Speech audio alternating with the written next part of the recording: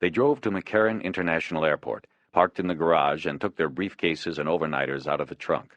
While Edgar waited outside, Bosch went into the terminal and rented a car at the Hertz counter. It was almost 4:30 by the time they got to the Metro building. As they walked through the detective bureau, Bosch saw Iverson sitting at his desk and talking to Baxter, who stood nearby. A thin smile played on Iverson's face, but Bosch ignored it and went straight to Felton's office. The police captain was behind his desk doing paperwork. Bosch knocked on the open door and then entered. "Bosch, where you been?" "Taking care of details." "This your prosecutor?" "No, this is my partner, Jerry Edgar. The prosecutor isn't coming out until the morning." Edgar and Felton shook hands, but Felton continued to look at Bosch. "Well, you can call him and tell him not to bother." Bosch looked at him a moment. He knew now why Iverson had smiled. Something was going on. "Captain, you're always full of surprises," he said. "What is it this time?" Felton leaned back in his chair. He had an unlit cigar, one end soggy with saliva, on the edge of the desk. He picked it up and clinched it between two fingers. He was playing it out, obviously trying to get a rise out of Bosch. But Bosch didn't bite, and the captain finally spoke. "Your boy, Goshen, is packing his bags." "He's waiving extradition?" "Yeah, he got smart." Bosch took the chair in front of the desk, and Edgar took one to the right. Felton continued. "Fired that mouthpiece Mickey Torino and got his own guy. Not that much of an improvement, but at least the new guy's got Lucky's best interest in mind." "And how did he get smart?" Bosch asked. "You tell him about the ballistics?" "Sure," I told him. Brought him over, told him the score. I also told him how we broke his alibi down to shit." Bosch looked at him but didn't ask the question. "Yeah, that's right, Bosch. We haven't been exactly sitting over here on our asses. We went to work on this guy, and we're helping to pound him into the ground for you. He said he never left his office Friday night until it was time to go home at 4. Well, we went over and checked that office out. There's a back door. He could have come in and gone out. Nobody saw him from the time Tony Aliso left until 4 when he came out to close the club. That gave him plenty of time to go out there, take down Tony, and hop the last flight back. And here's a kicker. Girl that works over there goes by the name of Modesty. She got into it with another dancer and went to the office to complain to Lucky. She said nobody answered when she knocked. So she tells Gussie she wants to see the boss, and he tells her the boss ain't in. That was about midnight." Felton nodded and winked. "Yeah? And what did Gussie say about that?" "He isn't saying shit. We don't expect him to. But if he wants to get on the stand and back up Lucky's alibi, you can tear him apart easy. He's got a record going back to the 7th grade. "All right. Never mind him. What about Goshen?" "Like I said, we brought him over this morning and told him what we got and that he was running out of time right quick. He had to make a decision, and he made it. He switched lawyers. That's about as clear a sign as you're going to get. He's ready to deal, you ask me. That means you'll get him and Joey Marks, a few of the other douchebags in town. We'll take the biggest bite out of the outfit in 10 years. Everybody's happy." Bosch stood up. Edgar followed suit. "This is the second time you've done this to me," Bosch said, his voice measured and controlled. "You're not going to get a third. Where is he?" "Hey, cool down, Bosch. We're all working for the same thing." "Is he here or not?" "He's in interview room 3. Last I checked, Weiss was in there with him, too. Alan Weiss. He's a new lawyer." "Has Goshen given you any statement?" "No, of course not. Weiss gave us the particulars. No negotiating until you get him to L.A. In other words, he'll waive and you take him home. Your people will have to work out the deal over there. We're out of it after today, excepting when you come back to pick up Joey Marks. We'll help with that. I've been waiting for that day for a long time." Bosch left the office without further word. He walked through the squad room without looking at Iverson and made his way to the rear hallway that led to the interview rooms. He lifted the flap that covered the door's small window and saw Goshen in blue jail overalls sitting at the small table, a much smaller man in a suit across from him. Bosch knocked on the glass, waited a beat, and opened the door. "Counselor, could we speak for a moment outside? Are you from L.A.? It's about time." "Let's talk outside." As the lawyer got up, Bosch looked past him at Goshen. The big man was handcuffed to the table. It had barely been 30 hours since Bosch had seen him last, but Luke Goshen was a different man. His shoulders seemed slumped, as if he was closing in on himself. His eyes had a hollow look, the kind of stare that comes from a night of looking at the future. He didn't look at Bosch. After Weiss stepped out, Bosch closed the door. Weiss was about Bosch's age. He was trim and deeply tanned. Bosch wasn't sure, but thought he wore a hairpiece. He wore glasses with thin gold frames. In the few seconds he had to size the lawyer up, Bosch decided that Goshen had probably done well for himself. After introductions, Weiss immediately got down to business. My client is willing to waive any challenge to extradition, but, detectives, you need to act quickly. Mr. Goshen does not feel comfortable or safe in Las Vegas, even in Metro lockup. My hope was that we would have been able to go before a judge today, but it's too late now. But at 9 a.m. tomorrow, I'll be in court. It's already arranged with Mr. Lipson, the local prosecutor. You'll be able to take him to the airport by 10. Slow down a second, Counselor, Edgar said. What's the hurry all of a sudden? Is it 'cause Luke in there heard about the ballistics we got, or because maybe Joey Marks has heard too and figures he better cut his losses? I guess maybe it's easier for Joey to put the hit out on him in Metro than all the way over in L.A., right? Bosch added. Weiss looked at them like they were some form of life he had not previously encountered. Mr. Goshen doesn't know anything about a hit, and I hope that statement is just part of the usual intimidation tactics you employ. What he does know is he is being set up to take the fall for a crime he did not commit, and he feels the best way to handle this is to cooperate fully in a new environment, someplace away from Las Vegas. Los Angeles is his only choice. Can we talk to him now? Weiss shook his head. Mr. Goshen won't be saying a word until he's in Los Angeles. My brother will take the case from there.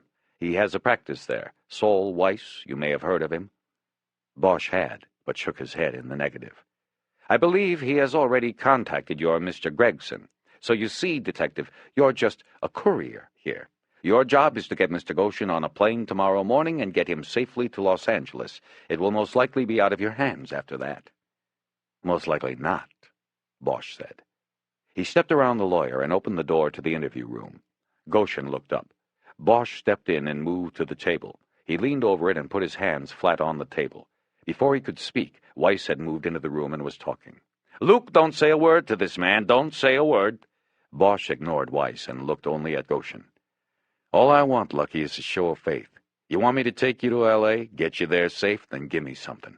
Just answer me one question. Where? He has to take you anyway, Luke. Don't fall for this. I can't represent you if you don't listen to me. Where's Layla? Bosch asked. I'm not leaving Vegas until I talk to her. If you want to get out of here in the morning, I've got to talk to her tonight. She's not at her place. I talked to her roommate Pandora last night, and she says Layla's been gone a couple of days. Where is she? Goshen looked from Bosch to Weiss. Don't say a word, Weiss said. Detective, if you step out, I'd like to confer with my client. I think, actually, that might be something I won't have a problem with him answering. Hope not. Bosch went back into the hallway with Edgar. He put a cigarette in his mouth but didn't light it. Why's Layla so important? Edgar asked. I don't like loose ends. I want to know how she fits. Bosch didn't tell him that he knew from the illegal tapes that Layla had called Aliso and asked, at Goshen's request, when he'd be coming out to Vegas. If they found her, he would have to draw it out of her during the interview without giving away that he already knew it. It's also a test, he did tell Edgar, to see how far we can get Goshen to go with us. The lawyer stepped out then and closed the door behind him. If you try that again, talking to him when I specifically said he would not respond, then we will have no relationship whatsoever. Bosch felt like asking what relationship they already had, but let it go. Is he going to tell us? No, I am. He said that when this person Layla first came to work at the club, he gave her a ride home a few nights. On one of those nights, she asked him to drop her at a different place because she was trying to avoid somebody she was dating at the time, and she thought he might be waiting at her apartment. Anyway, it was a house in North Las Vegas. She told him it was where she grew up. He doesn't have the exact address, but said the place was at the corner of Sycamore Street and Urbandale, the northeast corner. Try there, that's all he had. Bosch had his notebook out and wrote the street names down. Thank you, Counselor. While you have the notebook out, write down courtroom 10. That's where we will be tomorrow at 9. I trust you will make secure arrangements for my client's safe delivery? That's what a courier is for, right? I'm sorry, Detective. Things are said in the heat of the moment. No offense. None taken. Bosch went out to the squad room and used the phone at an empty desk to call Southwest and change the reservations on the return flight from 3 in the afternoon to a 10:30 morning flight. Bosch didn't look at Iverson, but could tell the detective was watching him from a desk 15 feet away. When he was done, Bosch stuck his head in Felton's office. The captain was on the phone. Bosch just mock-saluted him and was gone. Back in the rental car, Edgar and Bosch decided to go over to the jail and make arrangements for the custody transfer before trying to find Layla. The jail was next to the courthouse. A discharge sergeant named Hackett gave the detectives a rudimentary rundown on how and where Goshen would be delivered to them. Since it was after 5 and the shifts had changed, Bosch and Edgar would be dealing with a different sergeant in the morning. Still, it made Bosch feel more comfortable seeing the routine ahead of time. They would be able to put Goshen into their car in an enclosed and safe loading dock area. He felt reasonably sure that there wouldn't be trouble, at least not there. With directions from Hackett, they drove into a middle-class neighborhood in North Las Vegas and found the house where Goshen had once dropped Layla off. It was a small, bungalow-style house with aluminum awning over each window. There was a Mazda RX-7 parked in the carport. An older woman answered the door. She was mid-60s and well-preserved. Bosch thought he could see some of the photo of Layla in her face. Bosch held his badge up so she could see it. "Ma'am, my name is Harry Bosch, and this is Jerry Edgar. We're over from Los Angeles, and we're looking for a young woman we need to talk to. She's a dancer and goes by the name Layla. Is she here?" "She doesn't live here. I don't know what you're talking about." "I think you do, ma'am, and I'd appreciate it if you'd help us out." "I told you she's not here." "Well, we heard she's staying here with you. Is that right? Are you her mother? She tried to contact me. There's no reason for her to be afraid or to not want to talk to us." "I'll tell her that if I see her." "Can we come in?" Bosch put his hand on the door and firmly but slowly started to push it open before she could reply. "You can't just—" She didn't finish. She knew what she was going to say would be meaningless. In a perfect world, the cops couldn't just push their way in. She knew it wasn't a perfect world. Bosch looked around after he entered. The furnishings were old, having to last a few more years than they were intended to, and she probably thought they would have to when she bought them. It was the standard couch and matching chair setup. There were patterned throws on each, probably to cover the wear. There was an old TV, the kind with a dial to change the channels. There were gossip magazines spread on a coffee table. The place had the funky smell of old people. "You live here alone?" he asked. "Yes, I do," she said indignantly, as if his question was an insult. "When was the last time you saw Layla?" "Her name's not Layla." "That was my next question. What is her name?" "Her name's Gretchen Alexander." "And you are?" "Dorothy Alexander." "Where is she, Dorothy?" "I don't know, and I didn't ask." "When'd she leave?" "Yesterday morning." Bosch nodded to Edgar, and he took a step back, turned, and headed down a hallway leading to the rear of the house. "Where's he going?" the woman asked. "He's just going to take a look around, that's all," Bosch said. "Sit down here and talk to me, Dorothy. Faster we get this over with, the faster we're out of here." He pointed to the chair and remained standing until she finally sat. He then moved around the coffee table and sat on the couch. Its springs were shot. He sunk so low in it that he had to lean forward, and even then it felt like his knees were halfway up to his chest. He got out his notebook. "I don't like him messing around in my things," Dorothy said, looking back over her shoulder toward the hallway. "He'll be careful." Bosch took out his notebook. "You seemed to know we were coming. How did you know that?" "I know what she told me is all. She said the police might come. She didn't say anything about them coming all the way from Los Angeles." She said Angeles with a hard G. "And you know why we're here?" "Because of Tony. She said he went and got himself killed over there." "Where did Gretchen go, Dorothy?" "She did not tell me. You can ask me all the times you like, but my answer's always going to be the same. I don't know." "Is that her sports car in the carport?" Sure is. She bought it with her own money. Stripping? I always said money was the same whether it was made one way or the next. Edgar came in then and looked at Bosch. Harry nodded for him to report. Looks like she was here. There's a second bedroom, ashtray and the nightstand's full. There's a space on the rod in the closet where it looks like somebody had hung up some clothes. They're gone now. She left this. He held his hand out, and cradled in his palm was a small, oval picture frame with a photograph of Tony Aliso and Gretchen Alexander. They had their arms around each other and were smiling at the camera. Bosch nodded and looked back at Dorothy Alexander. If she left, why'd she leave her car here? Don't know. A taxi came for her. Did she fly? How could I know that if I don't know where she was going? Bosch pointed a finger at her like it was a gun. Good point. Did she say when she'd be back? No. How old is Gretchen? She'll be 23. How'd she take the news about Tony? Not well. She was in love, and now her heart's broken. I'm worried about her. You think she might do something to hurt herself? I don't know what she might do. Did she tell you she was in love, or did you just think that? I just didn't think it up. She told me. She confided in me, and it was the truth. She said they were going to get married. Did she know Tony Aliso was already married? Yes, she knew. But he told her, he said that it was over, and it was just a matter of time. Bosch nodded. He wondered if it was the truth. Not the truth that Gretchen may have believed, but the truth that Tony Aliso believed.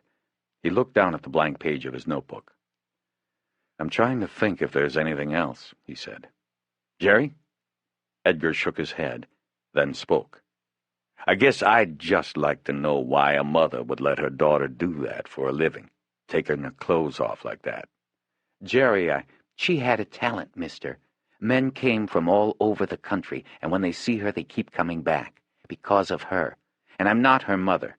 I might as well have been. Her own went and left her with me a long time ago. But she has a talent, and I'm not talking to you two anymore. Get out of my house. She stood up as if ready to physically enforce her edict if she needed to. Bosch decided to let her have her way and stood up, putting his notebook away. I'm sorry for the intrusion, he said, as he dug a business card out of his wallet. If you hear from her, would you give her this number? And tonight she can get me at the Mirage again. I'll tell her if I hear from her. She took the card and followed them to the door. On the front step, Bosch looked back at her and nodded. Thanks, Mrs. Alexander. For what? They were quiet for a while, driving back to the Strip. Eventually, Bosch asked Edgar what he thought of the interview. She's a crusty old bitch. I had to ask that question, just to see how she'd react. Other than that, I think this Layla or Gretchen is just a dead end. Just some stupid girl Tony was leading on. You know, it's usually the strippers that are working the angles, but this time I think it was Tony. Maybe.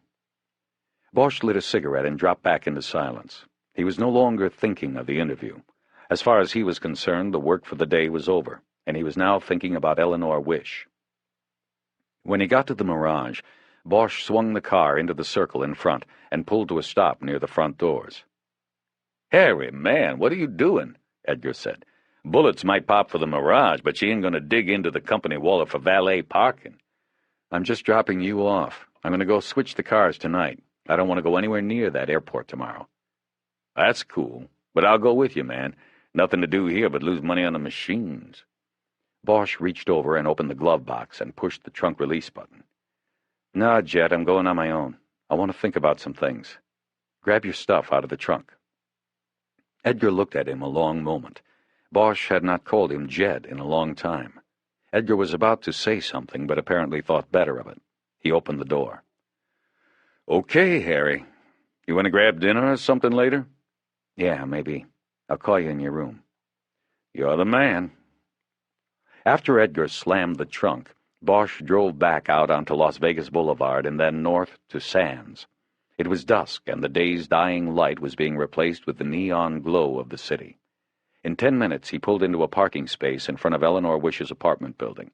He took a deep breath and got out of the car. He had to know. Why had she not answered his calls? Why had she not responded to his message? When he got to the door, He felt his guts seize as if gripped in a huge fist.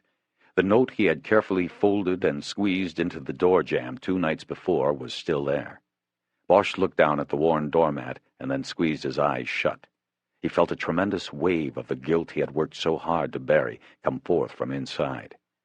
He had once made a phone call that got an innocent man killed. It had been a mistake, something he could not possibly have seen coming, but it happened just the same, and he had worked hard to put it not behind him, but at least in a place where he could live with it.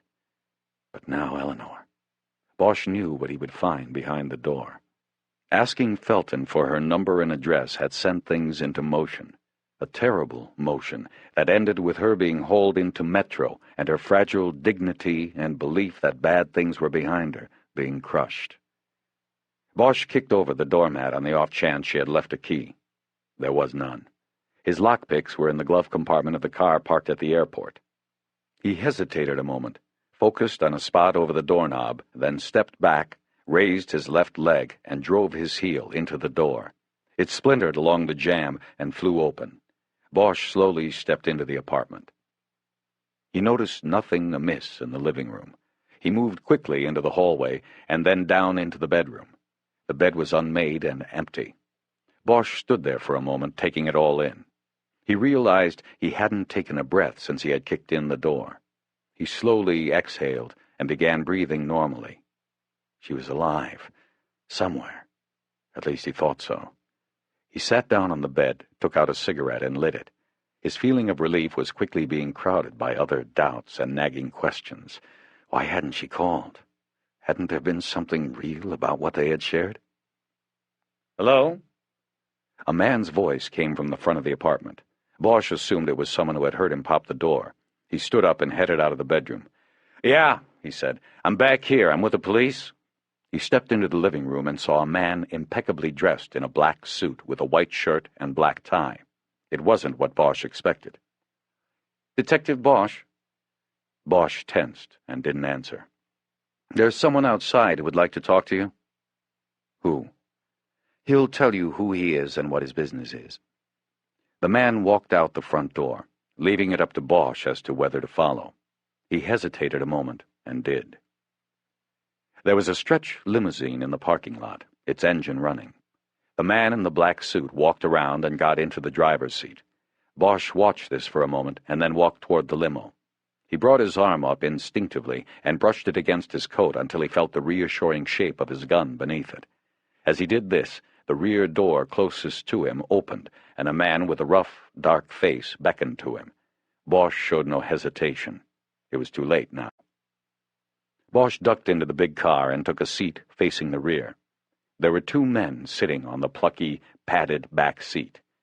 One was the rough-faced man who was casually dressed and slouching in his luxurious spot, and an older man in an expensive 3-piece suit, the tie pulled tight to his neck. Sitting between the 2 men on a padded armrest was a small black box with a green light glowing on it. Bosch had seen them before. It was a device that detected electronic radio waves emitted by eavesdropping devices. As long as that green light glowed, they could talk and be reasonably assured they wouldn't be overheard and recorded. "Detective Bosch," the rough-faced man said. "Joey Marks, I presume." "My name is Joseph Marcon." "What can I do for you, Mr. Markham?" "I thought we'd have a little conversation, that's all. You, me, and my attorney here." "Mr. Torino?" The other man nodded. "Heard you lost a client today." "That's what we want to talk to you about," Markham said. "We got a problem here. How did you know where I was?" "I've had some fellas watching it for me. We kind of figured you'd be back. Once you left that note, especially." They had obviously followed him, and he wondered when that had started. His mind then jumped to another conclusion, and he suddenly knew what the meeting was all about. "Where's Eleanor Wish?" "Eleanor Wish?" Marcone looked at Torino and then back at Bosch. "I don't know her, but I suppose she'll turn up." "What do you want, Marcone?" "I just wanted this chance to talk, that's all. Just a little calm conversation. We got a problem here, and maybe we can work it out. I want to work with you, Detective Bosch. Do you want to work with me? Like I said, what do you want? What I want is to straighten this out before it gets too far out of hand. You are going down the wrong road here, Detective. You are a good man. I had you checked out. You've got ethics, and I appreciate that. Whatever you do in life, you need a code of ethics. You have that. But you are on the wrong road here. Tony Aliso, I had nothing to do with that. Bosch smirked and shook his head. Look, Markham, I don't want your alibi. I'm sure it's airtight, but I could care less. You can still pull a trigger from 350 miles away. It's been done from farther away. Know what I mean? Detective Bosch, there is something wrong here. Whatever that rat bastard is telling you, it's a lie.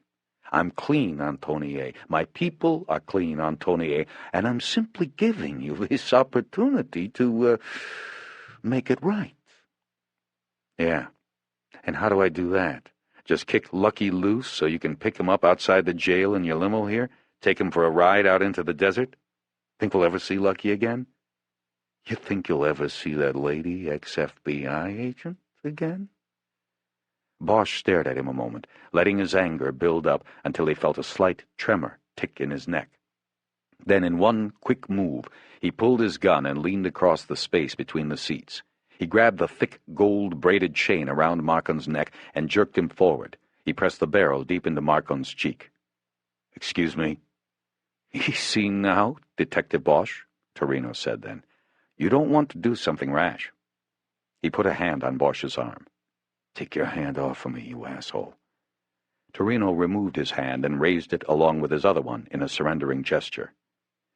"I just want to calm things down a little here, that's all." Bosch leaned back into his seat, but kept his gun in his hand. The muzzle had left a ring of skin indentation and gun oil on Markham's cheek. He wiped it away with his hand. "Where is she, Markham?" "I just heard she wanted to get away for a few days, Bosch. No need to overreact like that. We're friends here. She'll be back. In fact, now that I know you're so, attached to her, I'll personally guarantee she'll be back." In exchange for what? Hackett was still on duty at the Metro jail. Bosch told him he had to talk to Goshen for a couple of minutes in regard to a security issue. Hackett hemmed and hawed about it being against regulations to set up an after-hours visit, but Bosch knew it was done on occasion for the locals, against the rules or not. Eventually, Hackett gave way and took Bosch to a room lawyers used to interview clients and told him to wait. 10 minutes later, Hackett waltzed Goshen into the room and cuffed one wrist to the chair he was placed in. Hackett then folded his arms and stood behind the suspect. "Sergeant, I need to talk to him alone." "I can't do it. It's a security issue." "We're not going to talk anyway," Goshen interjected. "Sergeant," Bosch said, "what I tell this man, whether he chooses to talk to me or not, could put you in danger if it becomes known you have this knowledge. Know what I mean? Why add that potential danger to your list? 5 minutes. It's all I want." Hackett thought a moment, and without a word left them alone. "Pretty smooth, Bosch, but I'm not talking to you. Weiss said you might try a backdoor run. He said you'd want to try to get into the candy job before it's time. I'm not playing with you. Get me to L.A., sit me in front of the people who can deal, and then we'll deal. Everybody will get what they want then." "Shut up and listen, you stupid fuck. I don't give a shit about any deal anymore. The only deal I'm worried about now is whether to keep you alive or not." Bosch saw he had his attention now. He waited a few moments to turn the squeeze up, and then began. "Goshen, let me explain something to you. In all of Las Vegas, there is exactly one person I care about. One. You take her out of the picture, and the whole place could dry up and blow away, and I really wouldn't worry about it. But there's that one person I care about. And out of all the people in this place, she's the one that your employer decides to grab and hold against me." Goshen's eyes narrowed in concern. Bosch was talking about his people. Goshen knew exactly what was coming. "So the deal I'm talking about is this," Bosch said. "You for her. Joey Marks said if you never get to L.A., then my friend comes back, and vice versa. You understand what I'm telling you?" Goshen looked down at the table and slowly nodded. "Do you?" Bosch pulled his gun and pointed it 3 inches from the big man's face. Goshen went cross-eyed, looking at the barrel's black hole. "I could blow your shit away right here. Hackett would come in here and I'd tell him you made a move for my gun. He'd go along. He set the meeting up here. It's against the rules. He'd have to go along." Bosch withdrew the gun. "Or tomorrow. This is how it goes tomorrow. At the airport, we're waiting for our flight. There's a commotion over at the machines. Somebody's won a big fucking jackpot, and my partner and I make the mistake of looking over there. Meantime, somebody, maybe it's your pal, Gussie, puts a 6-inch stiletto in your neck. End of you, my friend comes home." "What do you want, Bosch?" Bosch leaned across to him. "I want you to give me the reason not to do it. I don't give a shit about you, Goshen, dead or alive, but I'm not going to let any harm befall her. I've made mistakes in my life, man. I once got somebody killed that shouldn't have been killed. You understand that? It's not going to happen again. This is redemption, Goshen, and if I have to give a piece of shit like you up to get it, I'll do it. There's only one alternative. You know Joey Marks. Where would he have her?" "Oh, Jesus, I don't know." Goshen rubbed a hand over his scalp. "Think, Goshen. He's done this kind of thing before. It's routine for you people. Where would he hold somebody he doesn't want anyone to find?" There's a couple of safe houses he uses. I think for this one he'd use the Samoans." "Who are they?" "These 2 big fuckers he uses, Samoans. They're brothers. Their names are too hard to say. We call them Tom and Jerry. They got one of the safe houses. Joey would use their place for this. The other place is mostly for counting cash, putting up people from Chicago."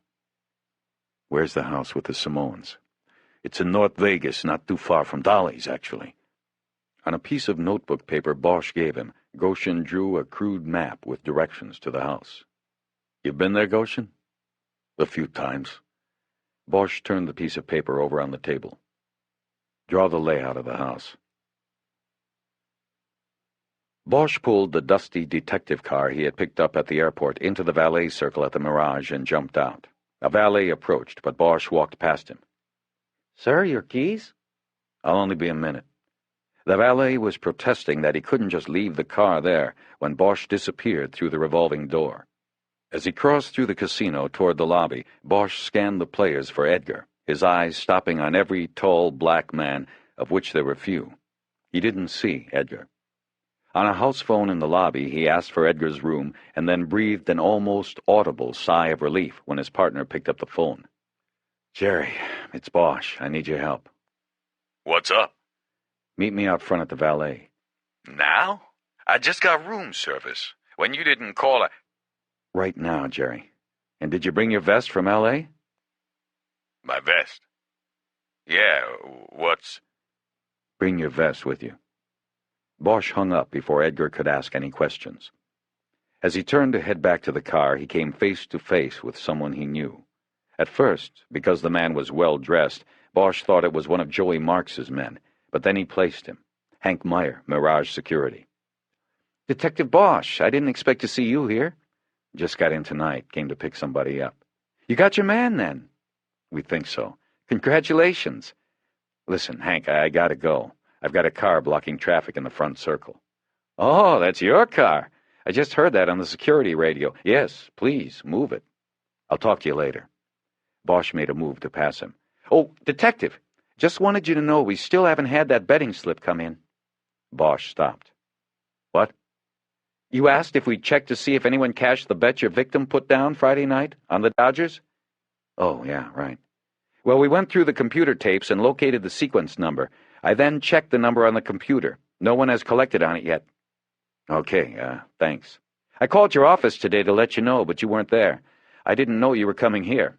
We'll keep an eye out for it. Thanks, Hank. I gotta go. Bosch started walking away, but Meyer kept talking. No problem. Thank you. We look forward to opportunities to cooperate with and hopefully help our law enforcement brethren. Meyer smiled broadly. Bosch looked back at him and felt like he had a weight tied to his leg. He couldn't get away from him. Bosch just nodded and kept going, trying to remember the last time he had heard the phrase, law enforcement brethren. He was almost across the lobby when he glanced back and saw that Meyer was still behind him. One more thing, Detective Bosch. Bosch stopped, but lost his patience. Hank, what? I've got to get out of here. It will take just a second. A favor. I assume your department will go to the press with this arrest. I'd appreciate it if you kept any mention of the Mirage out of it. Even our help, if you don't mind. No problem. I won't say a word. Talk to you later, Hank. Bosch turned and walked away. It was unlikely the Mirage would have been mentioned in any press release anyway, but he understood the concern. Guilt by association. Meyer was mixing public relations with casino security. Or maybe they were the same thing. Bosch got to the car just as Edgar came out, carrying his bulletproof vest in his hand. The valet looked at Bosch balefully. Bosch took out a 5 and handed it to him. It didn't do much to change his disposition. Then he and Edgar jumped in the car and took off. The safe house Goshen told Bosch about looked deserted when they drove by. Bosch pulled the car to a stop a half-block away. I still don't know about this, Harry, Edgar said. We should be calling in Metro. I told you we can't. Marks has to have somebody inside Metro, or else he wouldn't have known to snatch her in the first place. So we call Metro, he finds out, and she's dead or moved somewhere else before Metro even makes a move. So we go in and we call Metro afterward. If there is an afterward. Just what the hell are we going to do? Go in blasting? This is cowboy shit, Harry. No. All you're going to do is get behind the wheel, turn the car around, and be ready to drive. We might have to leave in a hurry. Bosch had hoped to use Edgar as a backup, but after telling him the situation on the way over, it was clear that Edgar wasn't going to be solid. Bosch went to Plan B, where Edgar was simply a wheelman. Bosch opened his door and looked back at Edgar before getting out. You're going to be here, right? I'll be here. Just don't get killed. I don't want to have to explain it. Yeah, I'll do my best. Let me borrow your cuffs, and pop the trunk. Bosch put Edgar's cuffs into his coat pocket and went to the trunk. At the trunk, he took out his vest and put it on over his shirt, and then put his coat back on to hide his holster. He pulled up the trunk liner and lifted up the spare tire. Below it was a Glock 17 pistol wrapped in an oily rag. Bosch popped the clip on it, checked the top bullet for corrosion, and then put the weapon back together. He put it in his belt. If there was going to be any shooting on this mission, he wasn't going to use his service gun. He came up alongside the driver's window, saluted Edgar, and headed down the street. The safe house was a small, concrete block and plaster affair that blended in with the neighborhood. After jumping a 3-foot fence, Bosch took the gun from his belt and held it at his side as he walked along the side of the house. He saw no light emitted from any of the front or side windows, but he could hear the muffled sound of television. She was here. He could feel it. He knew Goshen had told the truth. When he got to the rear corner, he saw there was a pool in the backyard as well as a covered porch. There was a concrete slab with a satellite dish anchored to it. The modern Mafia crash pad, Bosch thought. You never knew how long you'd have to hole up, so it was good to have 500 channels. The backyard was empty, but as Bosch turned the corner, he saw a lighted window. He crept down the back of the house until he was close. The blinds were drawn on the window, but by getting close and looking between the cracks, he could see them in there.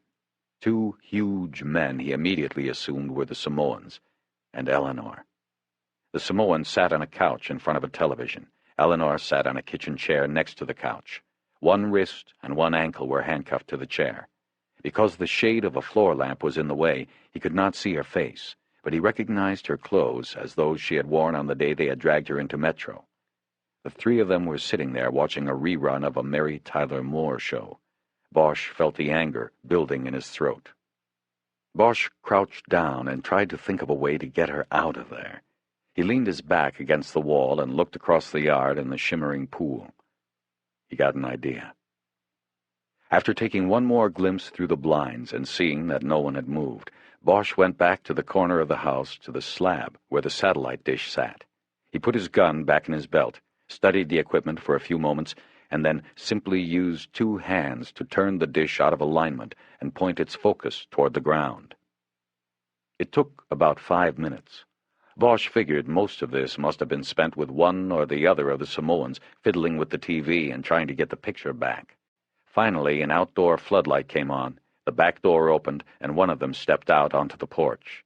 He wore a Hawaiian shirt as big as a tent and had long, dark hair that flowed over his shoulders.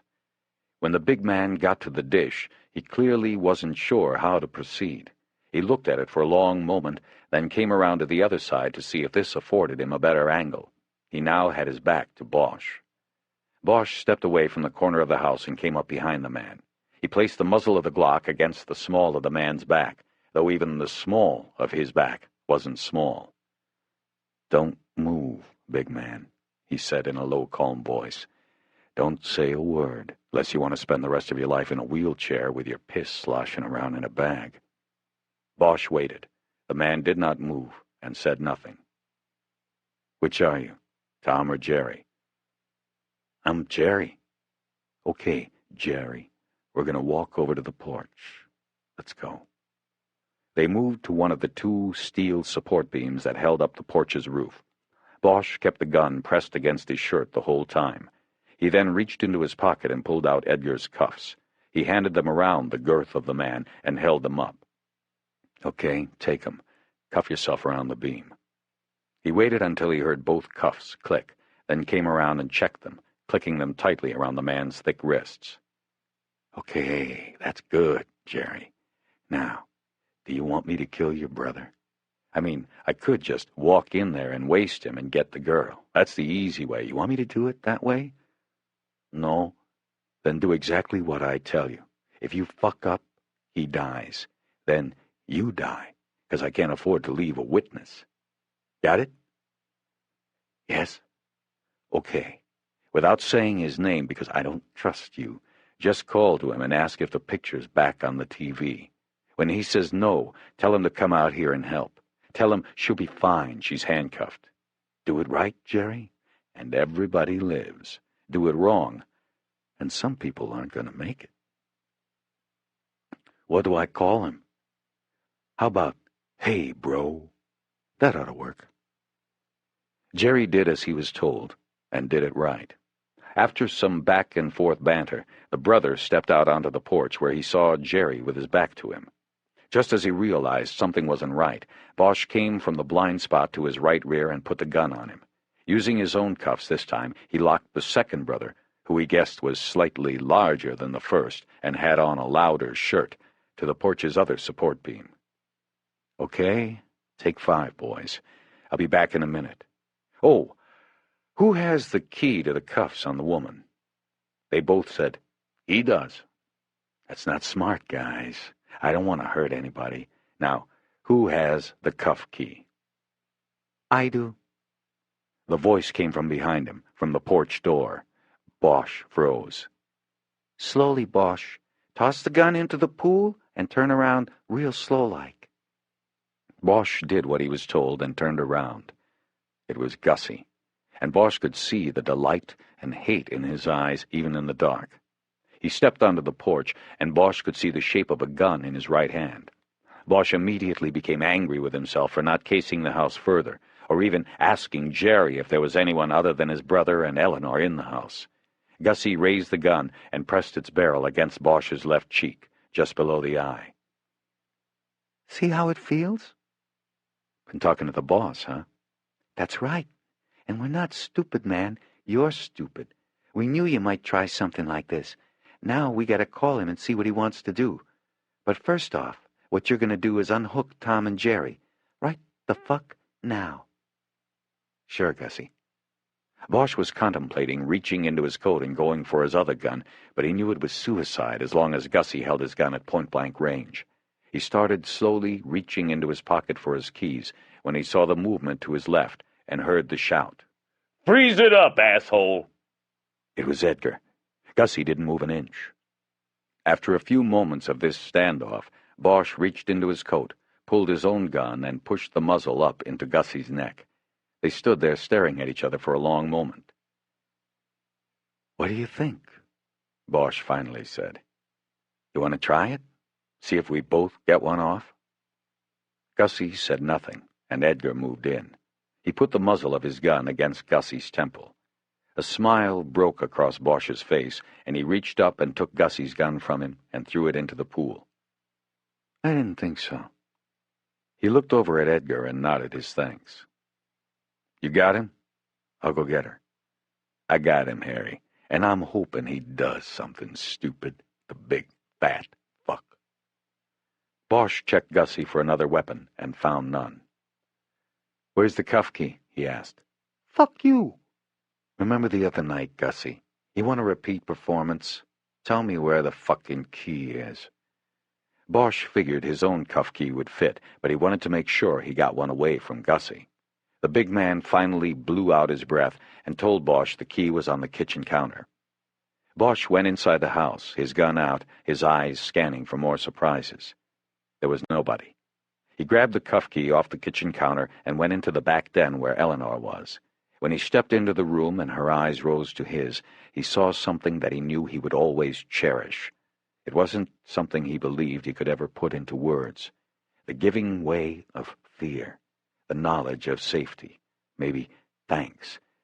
Maybe that was how people looked at heroes, he thought. He rushed to her and knelt in front of her chair so that he could unlock the cuffs. "You okay, Eleanor?" Yes, I'm fine. I knew, Harry. I knew you would come." He had the cuffs off, and he just looked up at her face. He nodded and pulled her into a quick hug. "We gotta go." They went out the back where the scene did not look as if it had changed at all. "Jerry, you got him? I'm going to find a phone and call Felton." "I got—" "No," Eleanor said. "Don't call them. I don't want that." Bosch looked at her. "Eleanor, what are you talking about? These guys, they abducted you. If we hadn't come here, there's a good chance they would have taken you out into the desert tomorrow and planted you. I don't want the cops. I don't want to go through all of that. I just want this to end." Bosch looked at her a long moment. "Jerry, you got him?" he asked. "I got him." Bosch went to Eleanor and grabbed her arm and led her back into the house. When they were in the alcove by the kitchen and far enough away that the men outside could not hear them, he stopped and looked at her. "Eleanor, what's going on?" "Nothing. I just don't want—" "Did they hurt you?" "No, Did they rape you? Tell me the truth."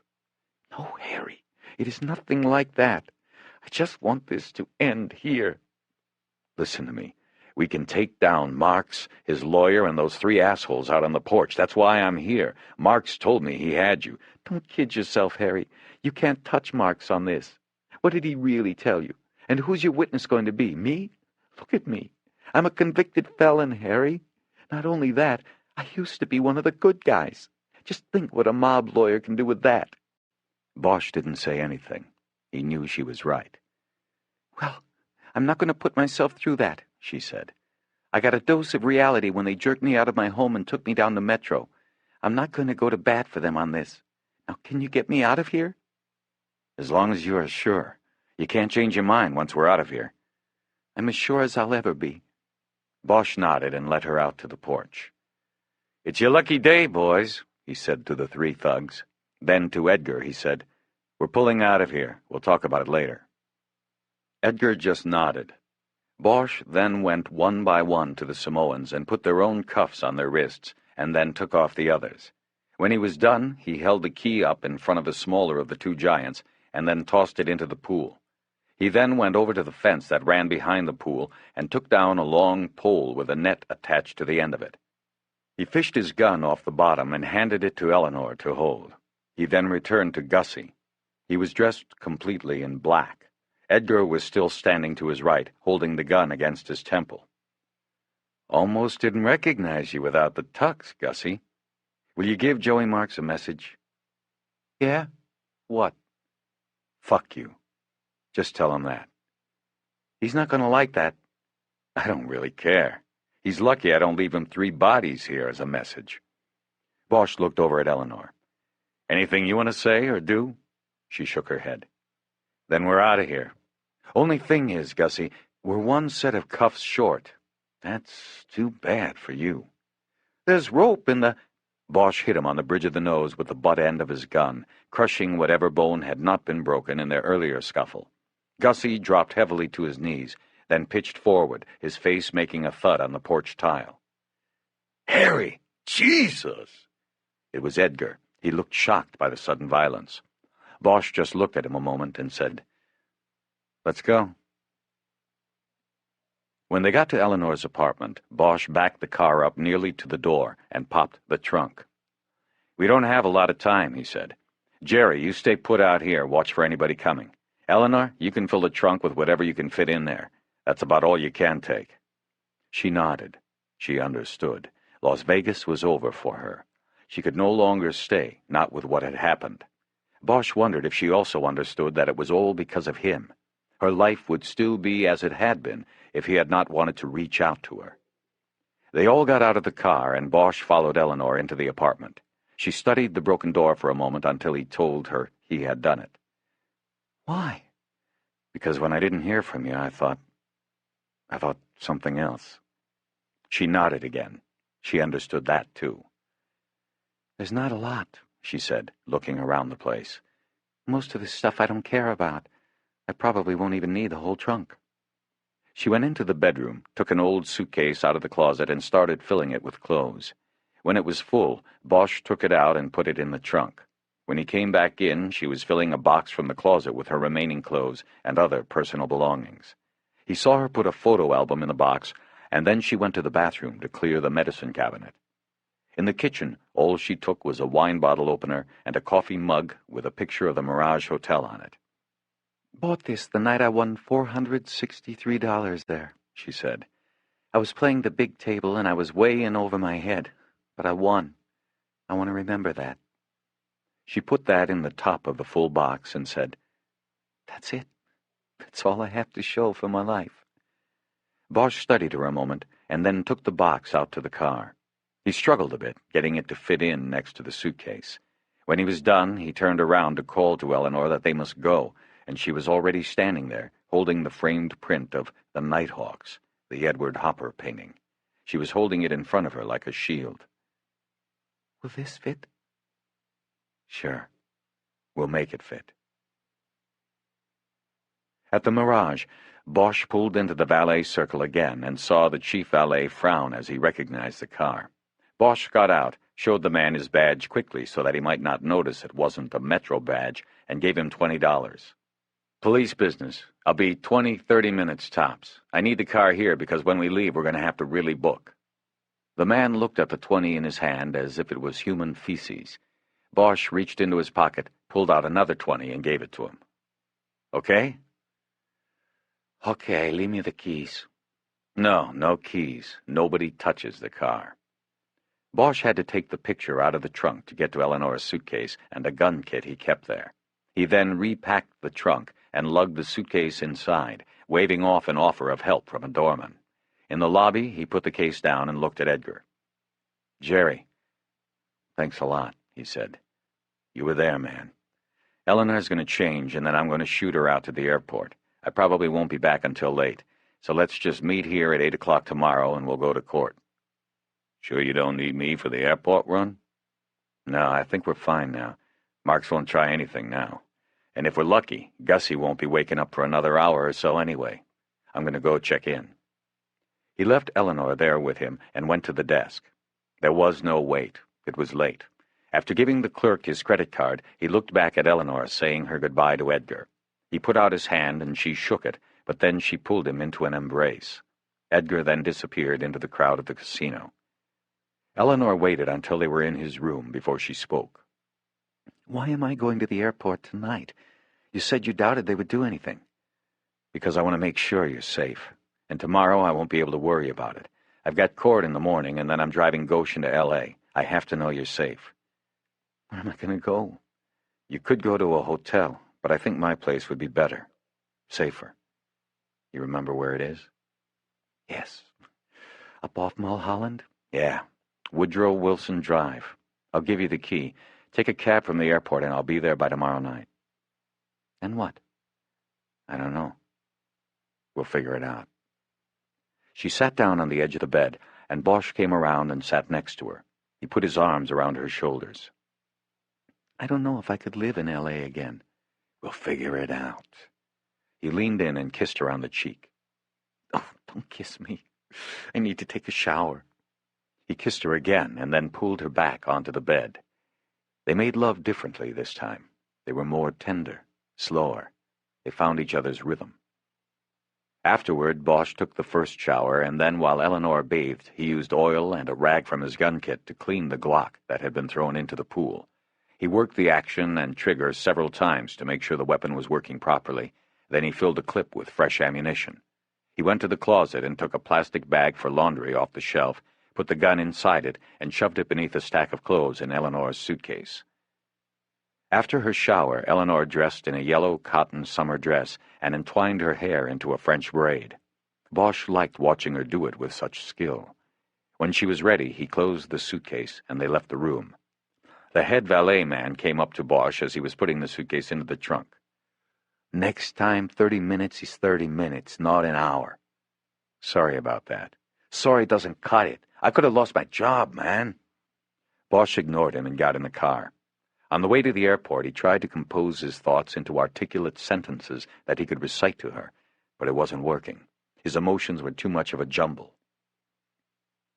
Eleanor, he finally said, everything that's happened, it's my fault, and I want to try to make it up to you.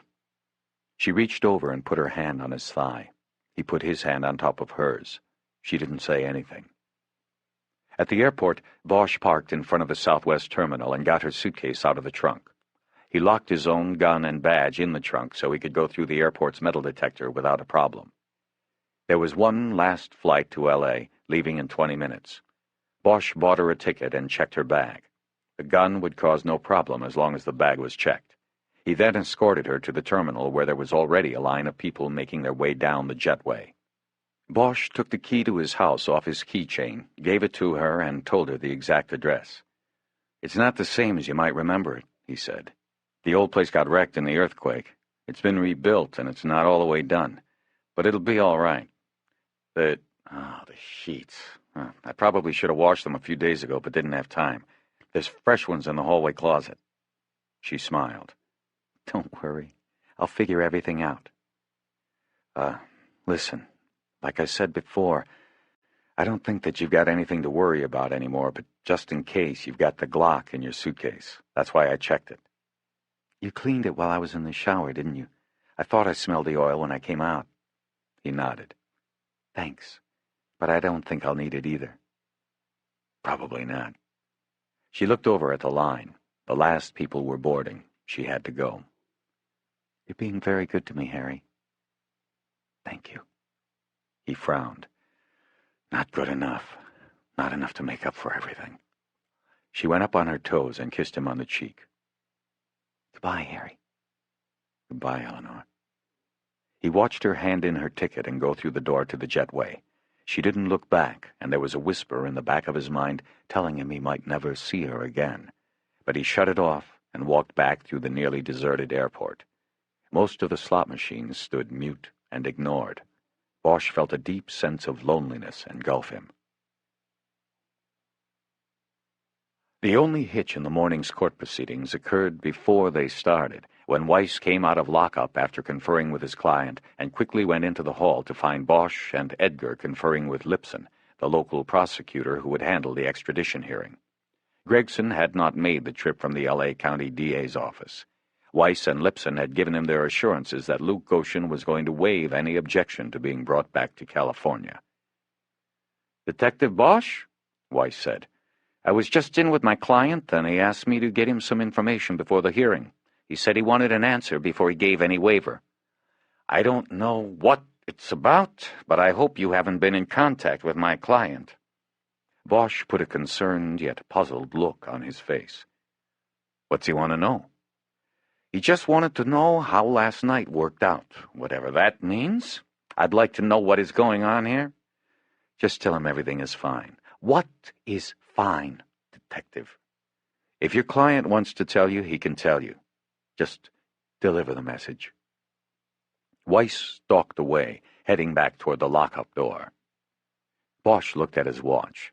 It was 5 till 9, and he figured the judge wouldn't come out to the bench at the crack of 9. None of them ever did. He reached into his pocket for his cigarettes.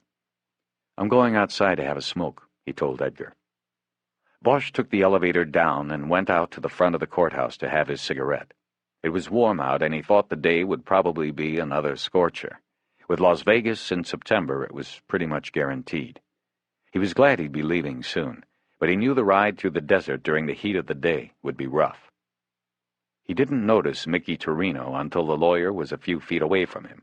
He, too, was smoking a cigarette before going in to handle the day's business of mob-related legal work. Bosch nodded his greeting, as did Torino.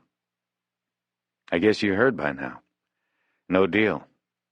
Torino looked around to see if they were being watched. "I don't know what you're talking about, Detective." "Yeah, I know. You guys never know anything." "I do know one thing, and that's that you are making a mistake on this one, in case you care about things like that." "I don't think so. At least not in the big picture. We might not have the real shooter, but we have the guy who set it up, and we're going to get the guy who ordered it. Who knows? Maybe we'll get the whole crew. Who are you going to work for then, Counselor? That is, if we don't get you, too." Torino smirked and shook his head as if he was dealing with a foolish child. "You don't know what you're dealing with here. It's not going to play. You'll be lucky if you get to keep Goshen. At best, you've got only him. That's all. You know, Lucky keeps making noises about being set up. He, of course, thinks it's us putting him in the frame, and I know that's bullshit. But I keep thinking, what if there is a frame? I mean, I have to admit that him keeping that gun is hard to figure, though I've seen even dumber moves in my time. But if there is a frame, and we didn't do it, who did? Why would Joey Marks frame his own guy when that guy's just going to roll over and put the finger back on Joey? Doesn't make sense, at least from Joey's point of view. But then I started thinking, what if you were Joey's right-hand man, say his lawyer, and you wanted to be the big shot, the one who makes the calls? See what I'm talking about here? This would be a nice little way of getting rid of your nearest competitor and Joey at the same time. How would that play, Counselor? If you ever repeat that bullshit story to anyone, you will be very, very sorry." Bosch took a step toward him so that their faces were only a foot apart. "If you ever threaten me again, you will be very, very sorry. If anything ever happens to Eleanor Wish again, I will hold you personally responsible, asshole. And sorry is not the right word for how you will be then." Torino stepped back, loser in the staring contest. Without another word, he walked away from Bosch and toward the courthouse doors. As he opened the heavy glass door, he looked back at Bosch, then disappeared inside. When Bosch got back to the 3rd floor, he met Edgar as he was coming quickly out of the courtroom, followed by Weiss and Lipson. Bosch looked at the hallway clock. It was 5 after 9. "Harry, where you been, smoking a whole pack?" Edgar asked. "What happened?" "It's over," he waved. "We've got to bring the car around and get over to the release desk. We'll have him in 15 minutes. "Detectives," Weiss said, "I want to know every detail of how my client will be moved and what security measures you're taking." Bosch put his arm on Weiss's shoulders and leaned into him in a confidential manner. They had stopped at the bank of elevators. "The very first security measure we are taking is that we aren't telling anyone how or when we're getting back to L.A. That includes you, Mr. Weiss. All you need to know is that he'll be in L.A. Municipal Court for arraignment tomorrow morning." "Wait a minute. You can't—" "Yes, we can, Mr. Weiss," Edgar said as an elevator opened. "Your client waived his opposition to extradition, and in 15 minutes he'll be in our custody. And we're not going to divulge any information about security here or there or on the way there. Now, if you'll excuse us." They left him there and loaded onto the elevator. As the doors closed, Weiss shouted something about them not being allowed to talk to his client until his Los Angeles counsel had met with him. A half hour later, the strip was in the rear-view mirror, and they were driving into the open desert. "Say goodbye, Lucky," Bosch said. "You won't be back." When Goshen didn't say anything, Bosch checked him in the mirror. The big man was sitting sullenly in the back with his arms cuffed to a heavy chain that went around his waist.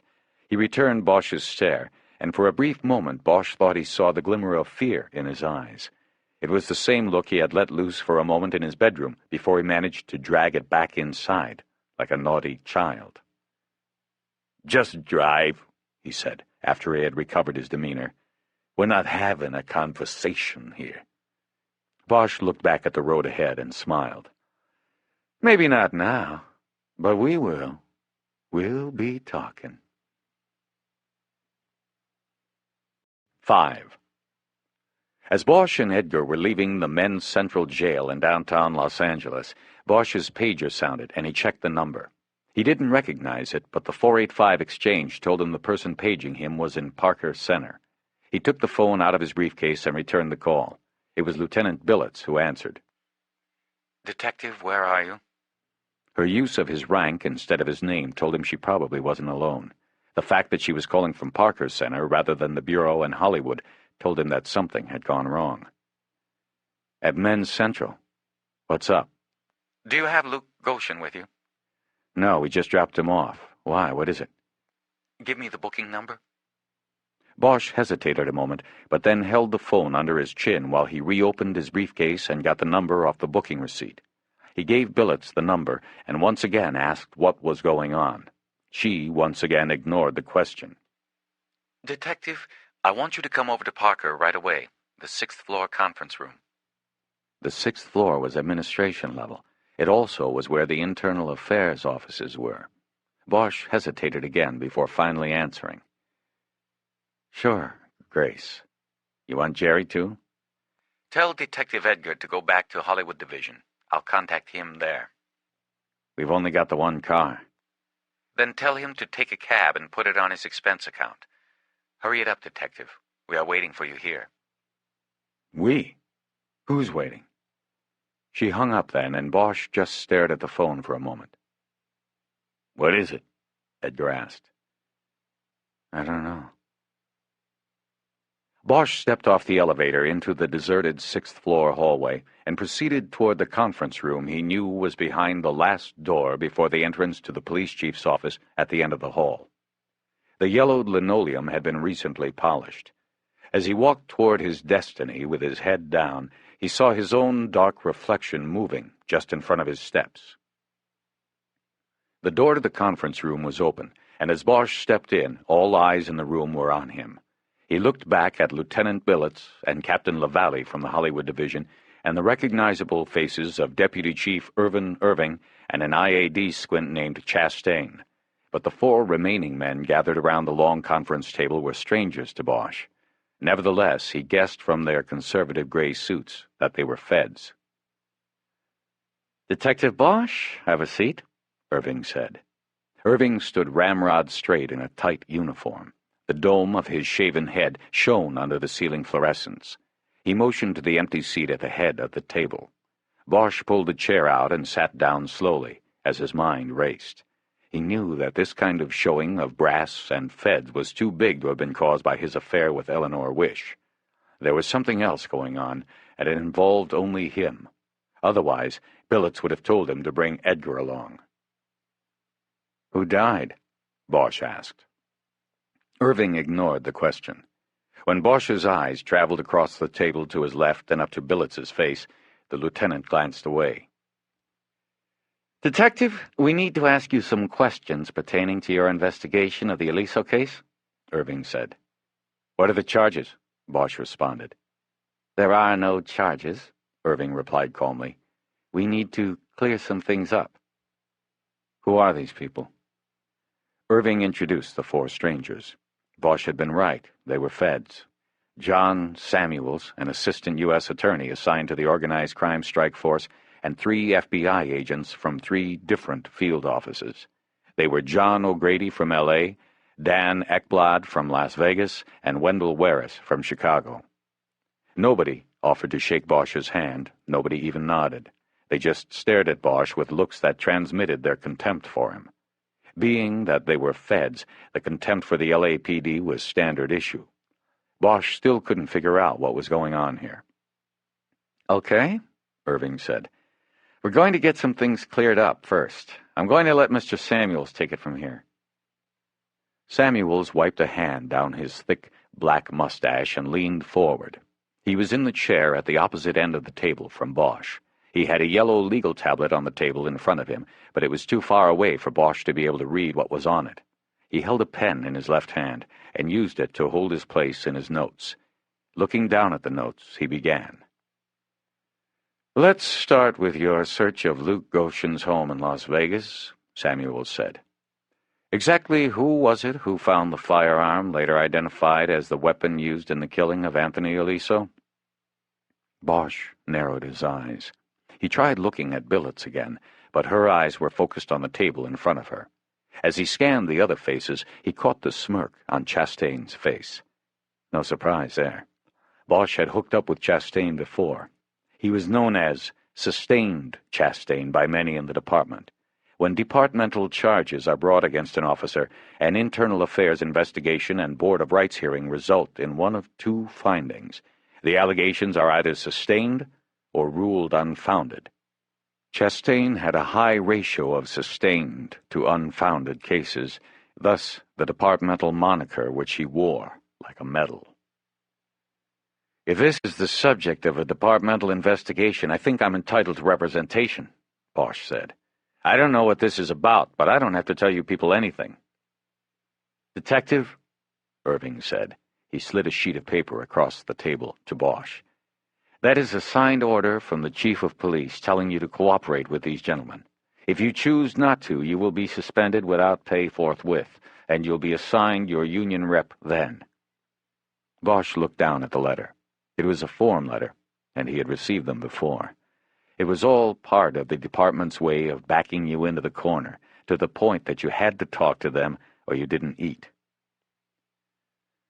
"I found the gun," Bosch said without looking up from the order. "It was in the master bathroom, wrapped in plastic and secreted between the toilet tank and the wall. Somebody said the mobsters in The Godfather did that. The movie? But I don't remember." "Were you alone when you supposedly found the weapon there?" "Supposedly? Are you saying it wasn't there?" "Just answer the question, please." Bosch shook his head in disgust. He didn't know what was going on, but it was looking worse than he had imagined. "I wasn't alone. The house was full of cops." "Were they in the master bathroom with you?" O'Grady asked. Bosch just looked at O'Grady. He was at least 10 years younger than Bosch, with the clean-cut looks the Bureau prized. "I thought Mr. Samuels was going to handle the questioning," Irving said. "I am," Samuels said. "Were any of these cops in that bathroom with you when you located this weapon?" "I was by myself. As soon as I saw it, I called the uniform in the bedroom in to take a look before I even touched it. If this is about his lawyer making some beef to you people about me planting the gun, it's bullshit. The gun was there. And besides, we've got enough on him without the gun. We've got motive, prints. Why would I plant a gun?" "To make it a slam dunk," O'Grady said. Bosch blew out his breath in disgust.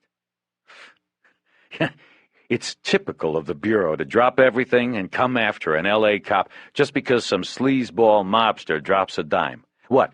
Are they giving annual bonuses now if you guys nail a cop? Double if it's an L.A. cop? Fuck you, O'Grady, okay?" "Yeah, fuck me. Just answer the questions." "Then ask them." Samuels nodded as if Bosch had scored a point and moved his pen a half-inch down his pad. "Do you know," he asked, "did any other police officer enter that bathroom before you entered it to search it and subsequently found the gun?" Bosch tried to remember, picturing the movements of the Metro cops in the room. He was sure no one had gone into the bathroom other than to take a quick look to make sure no one was in there hiding. "I don't know for sure about that," he said. "But I doubt it. If somebody did go in, there wasn't enough time to plant the gun. The gun was already there."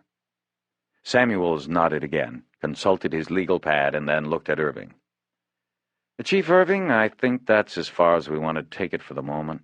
We certainly appreciate your cooperation in this matter, and I expect we'll be talking again soon. Samuels made a move to stand up. Wait a minute, Bosch said. That's it? You're just going to get up and leave? What the fuck is going on here? I deserve an explanation. Who made the complaint? His lawyer? Because I'm going to make a complaint right back at him. Your deputy chief can discuss this with you if he chooses to. No, Samuels. You tell me. You're asking the questions, now you answer a few. Samuels drummed his pen on his pad for a moment and looked at Irving. Irving opened his hands to show it was his choice. Samuels then leaned forward and looked balefully at Bosch. If you insist on an explanation, I'll give you one, he said. I'm limited, of course, in what I can say. Jesus, would you just tell me what the hell is going on? Samuels cleared his throat before going on. About 4 years ago, in a joint operation involving the FBI offices in Chicago, Las Vegas, and Los Angeles, the strike force instituted what we called Operation Telegraph. Personnel-wise, it was a small operation, but it had a large goal. Our goal was Joseph Marconi and the remaining tentacles of the mob's influence in Las Vegas. It took us more than 18 months, but we managed to get someone inside, an agent on the inside. And in the 2 years since that was accomplished, that agent was able to rise to a level of prominence in Joseph Marconi's organization, one in which he had the intended target's complete confidence. Conservatively, we were 4 to 5 months from closing the operation and going to a grand jury to seek indictments from more than a dozen high-ranking members of the Cosa Nostra in 3 cities, not to mention an assortment of burglars, casino cheats, bust-out artists, cops, judges, lawyers, and even a few Hollywood fringe players such as Anthony N. Aliso. This is not to mention that, largely through the efforts of this undercover agent and the wiretaps authorized with probable cause gathered through him, we now have a greater understanding of the sophistication and reach of organized crime entities such as Marconi's. Samuels was talking as if he was addressing a press conference. He let a moment pass as he caught his breath, but he never took his eyes off of Bosch. That undercover agent's name is Roy Lindell. Remember it, because he's going to be famous. No other agent was underground for so long and with such important results. You notice that I said was. He's no longer under, Detective Bosch, and for that we can thank you. The name Roy used undercover was Luke Goshen. Lucky Luke Goshen. So I want to thank you for fucking up the end of a wonderful and important case. Oh, we'll still get Marconi and all the others with what Roy's good work got us. But now it's all been marred by you. Bosch felt anger backing up in his throat, but tried to remain calm and managed to speak in an even voice. Your suggestion, then, is... No. Your accusation is that I planted that gun. Well, you are wrong about that. Dead wrong. I should be angry and offended, but given the situation, I understand how you made the mistake. But instead of pointing at me, maybe you folks ought to take a look at your man Goshen, or whatever the hell his name is. Maybe you should question whether you left him under too long because that gun wasn't planted. You... Don't you dare! O'Grady blurted out. Don't you dare say a word about him. You're nothing but a fucking rogue cop. We know about you, Bosch, all your baggage. This time you went too far. You planted evidence on the wrong man this time. I take it back, Bosch said, still calm. I am offended. I am angry.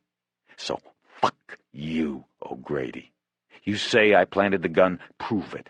But first, I guess you gotta prove that I was the one who put Tony Aliso in his trunk, because how in the hell else would I have the gun to plant? Easy. You could have found it there in the bushes off the goddamn fire road. We already know you searched it by yourself. Gentlemen, Irving interjected. We'll put you down for this, Bosch. Gentlemen! O'Grady closed his mouth, and everyone looked at Irving. This is getting out of hand.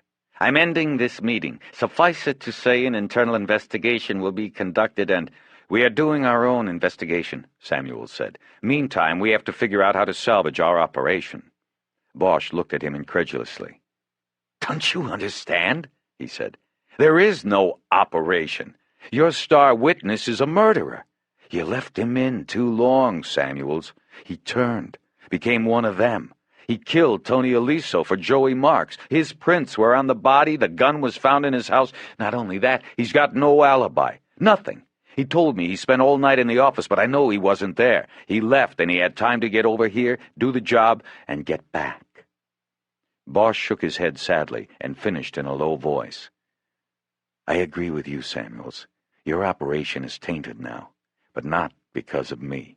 It was you who left the guy in the oven too long. He got cooked. You were his handler. You fucked up." This time Samuels shook his head and smiled sadly. That was when Bosch realized the other's shoe hadn't dropped. There was something else. Samuels angrily flipped up the top page of his pad and read a notation. "The autopsy concludes time of death was between 11 p.m. Friday and 2 a.m. Saturday. Is that correct, Detective Bosch? I don't know how you got the report, since I haven't seen it myself yet. Was the death between 11 and 2? Yes. Do you have those documents, Dan? Samuels asked Ekblad. Ekblad took several pages folded lengthwise from the inside of his jacket and handed them to Samuels. Samuels opened it and glanced at its contents, and then tossed it across the table to Bosch. Bosch picked it up, but didn't look at it. He kept his eyes on Samuels. What you have there are copies of a page from an investigative log, as well as an interview report prepared Tuesday morning by Agent Ekblad here. There are also 2 sworn affidavits from Agents Ekblad and Phil Colbert, who will be with us here shortly. What you'll find, if you look at those, is that on Friday night at midnight, Agent Ekblad was sitting behind the wheel of his bureau car in the back parking lot at Caesars, just off Industrial Road. His partner Colbert was there next to him, and in the back seat, Agent Roy Lindell. He waited a beat, and Bosch looked down at the papers in his hands. It was Roy's monthly meeting. He was being debriefed. He told Ekblad and Colbert that just that night he had put $480,000 cash from Marconi's various enterprises into Anthony Aliso's briefcase and sent him back to L.A. to have it put in the wash. He also, by the way, mentioned that Tony had been in the club drinking and got a little out of line with one of the girls.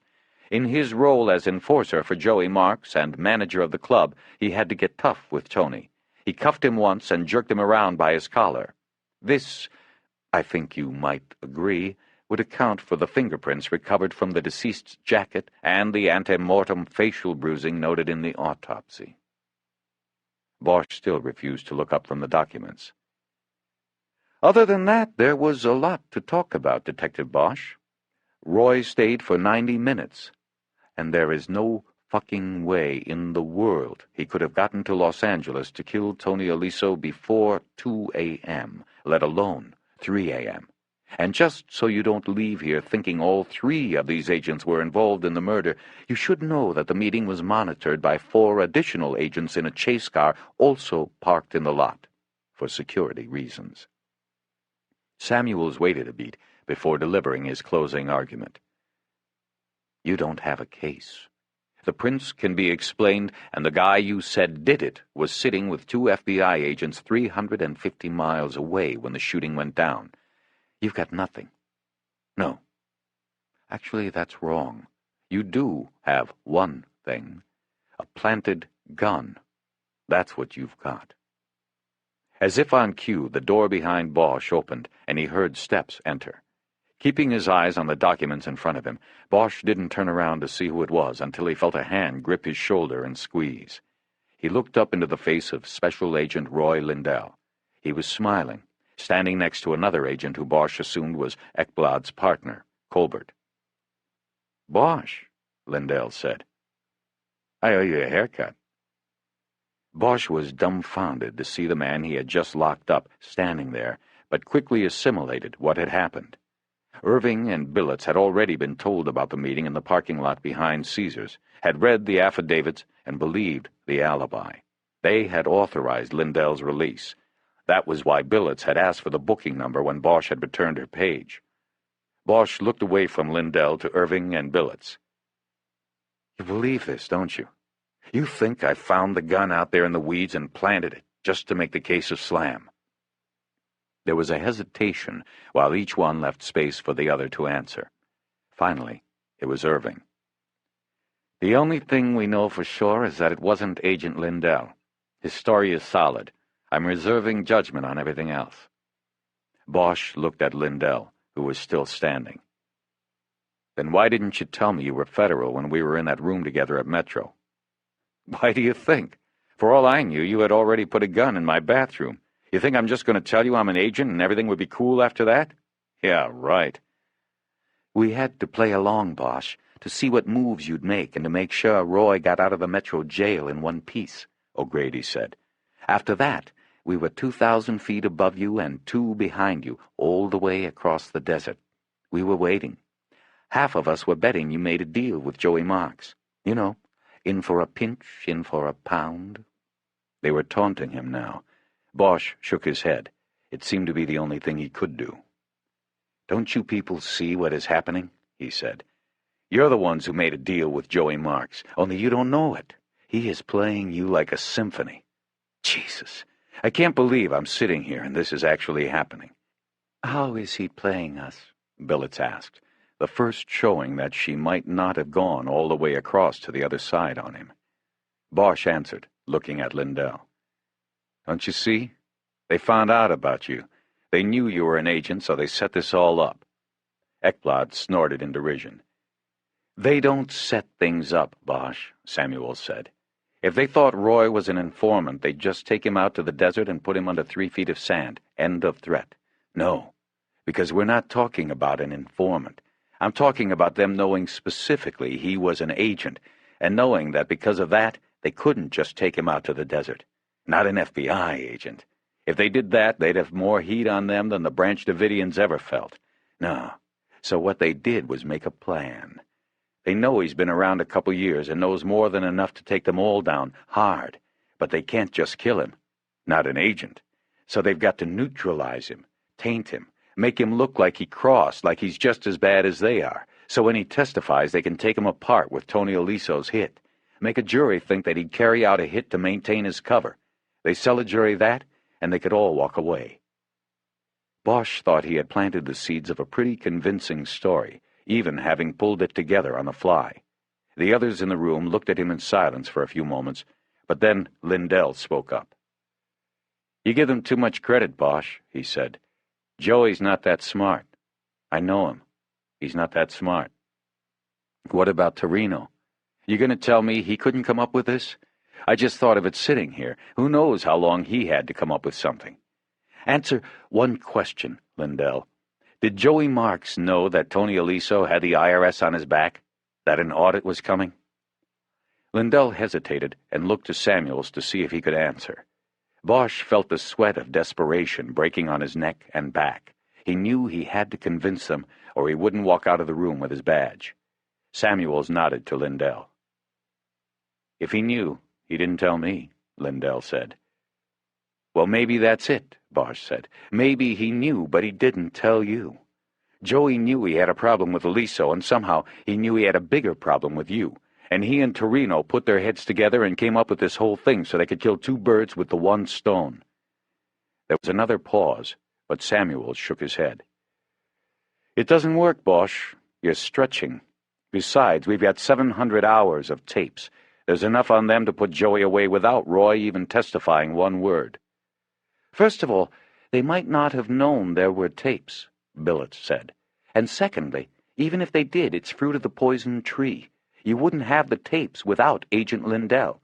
You want to introduce them in court, you have to introduce him. They destroy him, they destroy the tapes." Billets had clearly shifted to Bosch's side of the equation, and that gave him hope. It also made Samuel see that the meeting was over. He gathered up his pad and stood up. "Well," he said, "I can see we aren't going any further with this. Lieutenant, you're listening to a desperate man. We don't have to. Chief Irving, I don't envy you. You have a problem and you have to do something about it. You have the week. If on Monday I find out that Bosch is still carrying his badge, then I'm going to go to the sitting grand jury and get an indictment against him for evidence tampering and violating the civil rights of Roy Lindell. I will also ask our civil rights unit to look into every arrest this man has made in the last 5 years. A bad cop never plants evidence once, Chief. It's a habit. Samuels made his way around the table toward the door. The others got up and were following. Bosch wanted to jump up and throttle him, but he remained outwardly calm. His dark eyes followed Samuels as the federal attorney moved to the door. He never looked back at Bosch, but before stepping out he took one last shot at Irving. The last thing I want to have to do is air your dirty laundry, Chief. But if you don't take care of this, you'll leave me no choice. With that, the Federals filed out, and those remaining sat in silence for a long moment, listening to the sound of the steps tracking down the polished linoleum in the hallway. Bosch looked at Billets and nodded. Thanks, Lieutenant. For what? Sticking up for me at the end there. I just don't believe you'd do it, is all. I wouldn't plant evidence on my worst enemy. If I did that, I'd be lost. Chastain shifted in his seat while a small smile played on his face, but not small enough to pass Bosch's notice. Chastain, you and I have hooked up a couple times before, and you missed me both times, Bosch said. You don't want to strike out, do you? You better sit this one out. Look, boss, the chief asked me to sit in on this, and I did that. It's his call, but I think you and that story you just weaved out of thin air are full of shit. I agree with the feds on this one. If it was my choice, I wouldn't let you out of this room with a badge. But it's not your choice, is it? Irving said. When Bosch got to his house, he carried a bag of groceries to the door and knocked, but there was no answer. He kicked over the straw mat and found the key he had given Eleanor there. A feeling of sadness came over him as he bent to pick it up. She was not there. Upon entering, he was greeted by the strong smell of fresh paint, which he thought was odd, because it had now been 4 days since he had painted. He went directly into the kitchen and put away the groceries. When he was finished, he took a bottle of beer from the refrigerator and leaned against the counter, drinking it slowly, making it last. The smell of paint reminded him that he now would have plenty of time to finish all the work the house needed. He was strictly a 9-to-5er at the moment. He thought of Eleanor again and decided to look to see if there was a note from her, or whether her suitcase might be in the bedroom. But he went no further than the living room, where he stopped and looked at the wall he had left half-painted after getting the call to the crime scene on Sunday. The wall was now completely painted. Bosch stood there for a long moment, appraising the work as though it were a masterpiece in a museum. Finally, he stepped to the wall and lightly touched it. It was fresh, but dry. Painted just a few hours before, he guessed. Though no one was there to see it, a broad smile broke across his face. He felt a jolt of happiness break through the gray aura surrounding him. He didn't need to look for her suitcase in the bedroom. He took the painted wall as a sign, as her note. She'd be back. An hour later, he had unpacked his overnighter and the rest of her belongings from the car, showered and changed clothes, and was standing in the darkness on the rear deck. He held another bottle of beer and watched the ribbon of lights moving along the Hollywood freeway at the bottom of the hill. He had no idea how long she had stood in the frame of the sliding door to the deck and watched him, but when he turned around, she was just there. Eleanor. Harry, I thought you wouldn't be back until later. Neither did I. But I'm here. He smiled. He wanted to go to her and touch her, but a cautious voice told him to move slowly. Thanks for finishing. He gestured toward the living room with his bottle. No problem. I like to paint. It relaxes me. Yeah, me too. They looked at each other a moment. I saw the print, she said. It looks good there. Bosch had taken her print of Hopper's Nighthawks out of the trunk and hung it on the freshly painted wall. He knew that how she reacted to seeing it there would tell him a lot about where they were and where they might be headed. Good, he said, nodding and trying not to smile. What happened to the one I sent you? That had been a long time ago. Earthquake, he said. She nodded.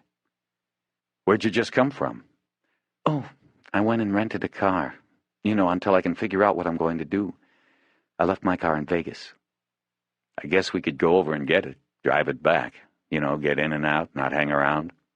She nodded. Oh, I got a bottle of red wine, too. You want something? Or another beer? I'll have what you're having. I'm going to have a glass of wine. You sure you want that? I'm sure. I'll open it. He followed her into the kitchen and opened the wine and took down 2 glasses from a cabinet and rinsed them. He hadn't had anyone who liked wine over in a long time. She poured, and they touched glasses before drinking. So how's the case going? She asked. I don't have a case anymore. She creased her brow and frowned. What happened? I thought you were bringing your suspect back. I did, but it's no longer my case. Not since my suspect turned out to be a bureau agent with an alibi. Oh, Harry. She looked down. Are you in trouble? Bosch put his glass on the counter and folded his arms. I'm on a desk for the time being. I've got the squints investigating me. They think, along with the bureau, that I planted evidence against the agent. The gun. I didn't. But I guess somebody did. When I figure out who, then I'll be okay. Harry, how did this... He shook his head, moved toward her, and put his mouth on hers. He gently took the glass out of her hand and put it on the counter behind her. After they made love, Bosch went into the kitchen to open a bottle of beer and make dinner. He peeled an onion and chopped it up along with the green pepper. He then cleared the cutting board into a frying pan and sautéed the mixture with butter, powdered garlic, and other seasonings. He then added 2 chicken breasts and cooked them until the meat was easy to shred and pull away from the bone with a fork. He added a can of Italian tomato sauce, a can of crushed tomatoes, and more seasonings. He finished by pouring a shot of red wine from Eleanor's bottle in. While it all simmered, he put a pot of water on to boil for rice. It was the best dinner he knew how to cook in a kitchen. He would have preferred grilling something on the deck, but the grill had been hauled away when the original house was demolished after the earthquake. While he had replaced the house, he had not yet gotten around to getting a new grill. He decided, as he mixed rice into the boiling water, that if Eleanor chose to stay for a while, he would get the grill. Smells good. He turned around, and she was standing in the doorway. She was dressed in blue jeans and a denim shirt. Her hair was damp from the shower. Bosch looked at her and felt the desire to make love to her again. I hope it tastes good, he said. This is a new kitchen, but I don't really know how to use it yet. Never did much cooking. She smiled. I can tell already it will be good. Tell you what, will you stir this every few minutes while I take a shower? Sure. I'll set the table. Okay. I was thinking we'd eat out on the deck. It doesn't smell like paint out there. Sorry. No, I mean, it will be nice out there. I'm not complaining about the paint. In fact, that was all a ruse, to leave the wall half-painted like that. I knew you wouldn't be able to resist. She smiled. A regular Tom Sawyer, detective 3rd grade. Maybe not for long. His comment ruined the moment, and she stopped smiling. He silently chastised himself on the way back to the bedroom. After his shower, Bosch put the last part of his recipe into the frying pan. He took a handful of frozen peas and mixed them into the simmering chicken and tomato stew. As he brought the food and wine out to the picnic table on the deck, he told Eleanor, who was standing at the railing, to have a seat. Sorry, he said as they settled in. I forgot about a salad. This is all I need. They started the meal in silence. He waited. I like it a lot, she finally said. What do you call this? I don't know. My mother just called it chicken special. I think that's what it was called in a restaurant where she first had it. A family recipe. The only one.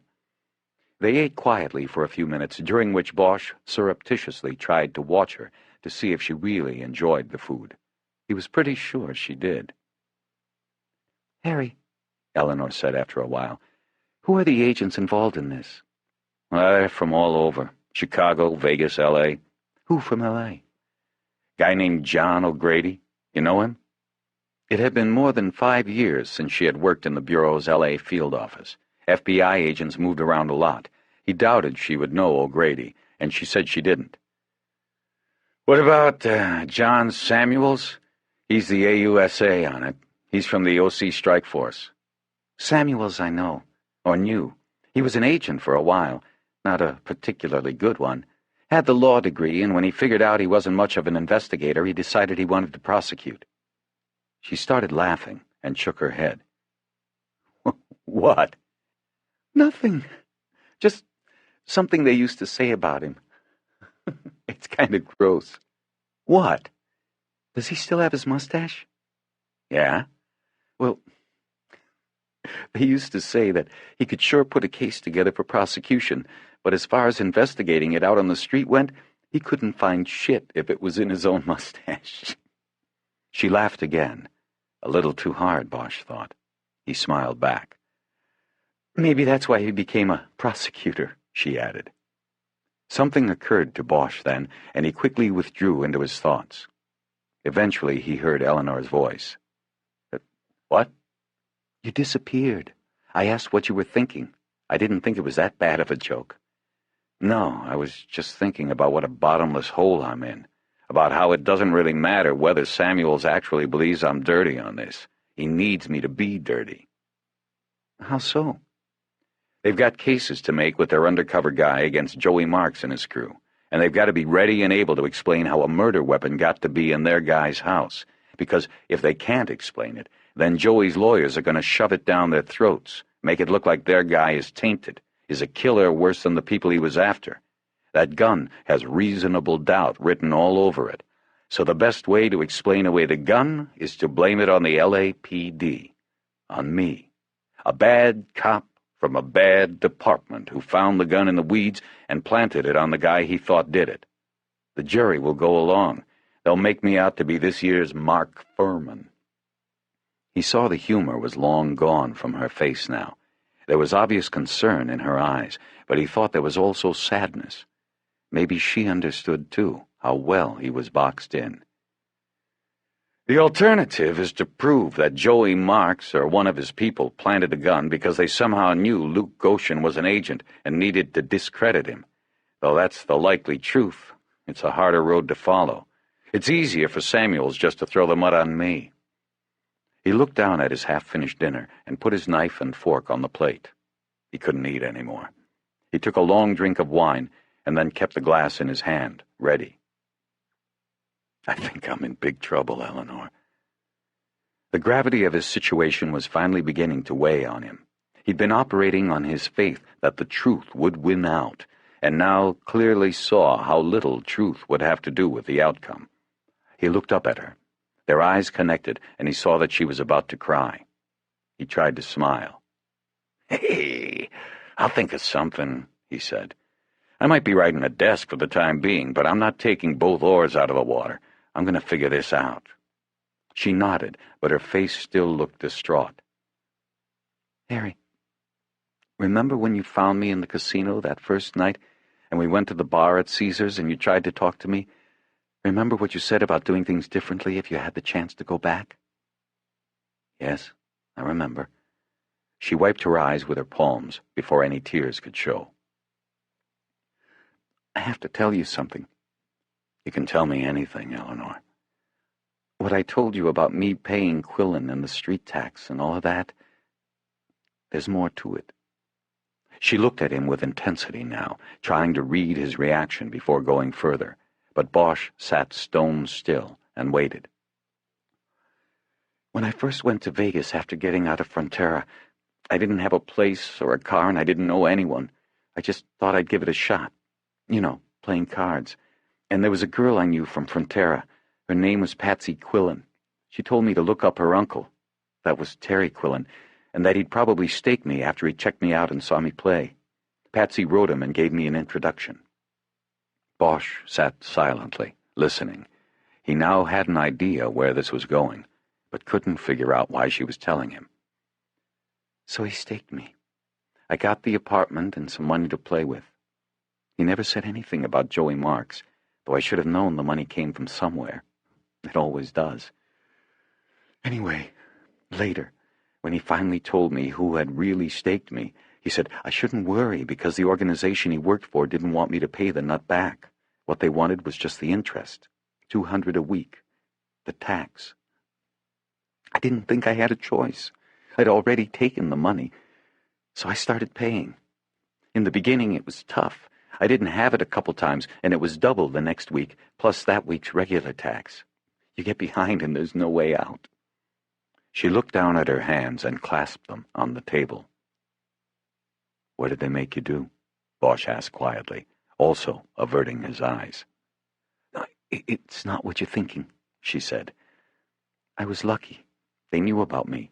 I mean, that I had been an agent.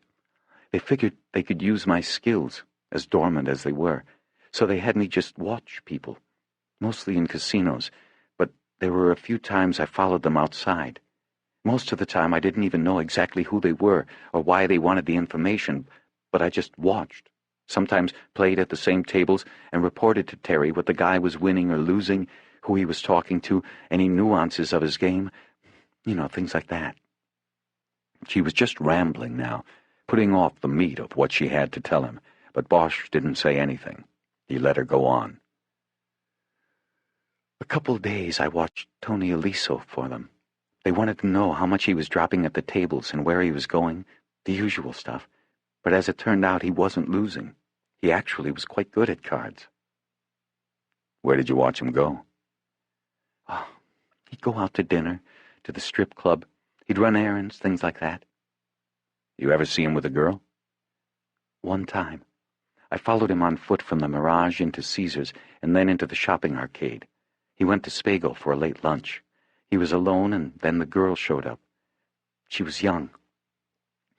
I thought at first it was like an escort thing, but then I could tell he knew her. After lunch, they went back to his hotel room for a while, and when they came out, they took his rental, and he took her to get a manicure and to buy cigarettes and to a bank while she opened an account. Just errands. Then they went to the strip club in North Vegas. When he left, he was alone. I figured then she was a dancer. Bosch nodded. Were you watching Tony last Friday night? Bosch asked. No. That was just coincidence that we ended up at the same table. It was because he was waiting to go to the high-stakes table. I actually hadn't done anything for them in a month or so, other than pay the weekly tax until... Terry... Her voice trailed off. They were finally at the point of no return. Until Terry what, Eleanor? She looked toward the fading horizon. The lights across the valley were coming on, and the sky was pink neon mixed with gray paint. Bosch kept his eyes on her. She spoke while still watching the end of the day. Quillen came to my apartment after you took me home from Metro.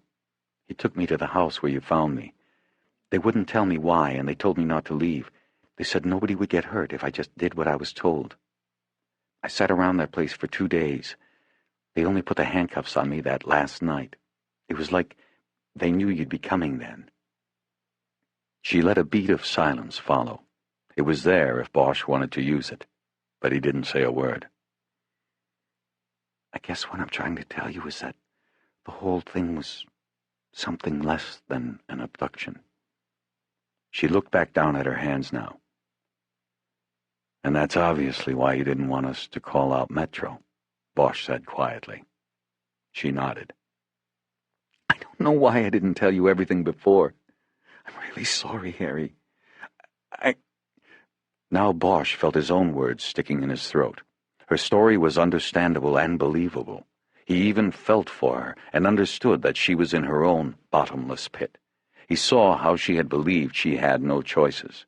What he couldn't see, and what hurt him, was why she couldn't tell him everything from the start. Why couldn't you tell me, Eleanor? He managed to get out. I mean, right away.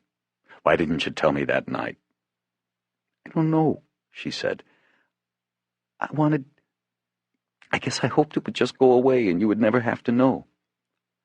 Then why are you telling me now? She looked right at him. Because I hated not telling you everything.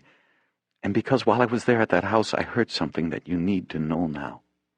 Bosch closed his eyes. I'm sorry, Harry. Very sorry. He nodded. He was too. He washed his hands over his face. He didn't want to hear this, but knew he had to. His mind raced, jumping between feelings of betrayal and confusion and sympathy. One moment his thoughts were of Eleanor, and the next they were on the case. They knew. Someone had told Joey Marks about Eleanor and him. He thought of Felton and Iverson, then Baxter and every cop he had seen at Metro. Someone had fed Marks the information, and they used Eleanor as bait for him. But why? Why the whole charade? He opened his eyes and looked at Eleanor with a blank stare. What was it that you heard, and that I need to know? It was the first night. I was kept in that back room where the TV was, where you came and got me. I was kept in there, and the Samoans were there in and out, but from time to time there were people in other parts of the house. I heard them talking. Gussie and Quillen? No, Quillen left. I know his voice, and it wasn't him, and I don't think it was Gussie. I think it was Joey Marks and somebody else, probably the lawyer, Torino. Whoever it was, I heard the one man call the other Joe at one point. That's how come I think it was Marks. Okay. Go on. What did they say? I couldn't hear all of it, but one man was telling the other, the one he called Joe, what he had learned about the police investigation, about the Metro side of things, I think. And I heard the one called Joe get very angry when he was told the gun had been found at Luke Goshen's house, and I remember his words very clearly. He was yelling. He said, "How the hell did they find the gun there when we didn't do the goddamned hit?" And then he said more things about the cops planning the gun, and he said, "You tell our guy that if this is some kind of shakedown, then he can fuck off. He can forget it." I didn't hear much after that. They lowered their voices, and the first guy was just trying to calm the other guy down. Bosch stared at her for a few moments, trying to analyze what she had overheard. You think it was a show? He asked. You know, put on for your benefit because they figured you'd turn around and tell me what you heard? I did at first, and that's another reason I didn't tell you this right away, she said. But now I'm not so sure. When they first took me, when Quillen was driving me out there and I was asking a lot of questions, he wouldn't answer them, but he did say one thing. All he would tell me was that they needed me for a day or two to run a test on somebody. He would explain no further. A test. That's all he said. A test. Bosch looked confused. Listen to me, Harry. I've done nothing but think about this since you got me out of there. She held up a finger. Let's start with what I overheard. Let's say it was Joey Marks and his lawyer, and let's say it wasn't a show, but what they said was true. They didn't put the hit on Tony Aliso, okay? Okay. Look at it from their perspective. They had nothing to do with this, but one of their in-close guys gets picked up for it. And from what they hear from their source in Metro, it's looking like a slam-bang case. I mean, the cops have fingerprints and the murder weapon found right there in Goshen's bathroom. Joey Marks has to be thinking either it's all been planted by the cops, or maybe Goshen went and did this on his own for some unknown reason. Either way, what do you think his immediate concern would be? Damage control. Right. He has to figure out what is going on with Goshen and what's the damage. But he can't, because Goshen has gone and gotten himself his own attorney. Torino has no access to him. So what Joey does instead is he and Torino set up a test to see if the reason Goshen's gotten his own attorney is because he's going to talk. Make a deal. Right. Now, let's say that from their source in Metro, they know that the lead cop on the case has a relationship with someone they know of and have their hooks in. Me. So they just take you to the safe house and wait, because they know that if I find out where the safe house is and show up to get you, or if I call up Metro and say I know where you are, then they know Goshen is the only one who could have told me. It means he's talking. That was the test Quillen was talking about. If I don't show, they're cool. It means Goshen is standing up. If I do show up, then they know they've got to get to Goshen in Metro right quick and put a hit on him. Right. Before he can talk. That's how I figured it, too. So that would mean that Aliso wasn't really a hit, at least by Marks and his people, and that they had no idea Goshen was an agent. She nodded. Bosch felt the surge of energy that comes with making a huge step through the murky darkness of an investigation. There was no trunk music, he said. What? The whole Las Vegas angle, Joey Marks, all of that, it was all a diversion. We went completely down the wrong path. It had to be engineered by someone very close to Tony, close enough to know what he was doing, to know about the money washing, and to know how to make his killing look mob-connected, to pin it on Goshen. She nodded. And that's why I had to tell you everything, even if it meant we... Bosch looked at her. She didn't finish the line, and neither did he. Bosch took a cigarette out of his pocket and put it in his mouth, but didn't light it. He leaned across the table and picked up her plate and his own. He spoke to her as he slid off the bench. I don't have any dessert either. That's okay. He took the plates into the kitchen and rinsed them and put them into the dishwasher. He had never used the new appliance before and spent some time leaning over it and trying to figure out how to operate it. Once he got it going, he started cleaning the frying pan and the pot in the sink. The simple work began to relax him. Eleanor came into the kitchen with her wine glass and watched him for a few moments before speaking. I'm sorry, Harry. It's okay. You were in a bad situation and you did what you had to do, Eleanor.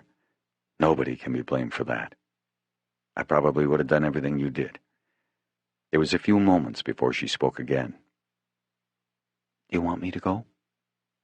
Bosch turned off the water and looked into the sink. He could make out his dark image reflected in the new stainless steel. No, he said. I don't think so. Bosch arrived at the station at 7 Friday morning with a box of glazed donuts from the Fairfax Farmers Market. He was the first one in. He opened the box and put it on the counter near the coffee machine.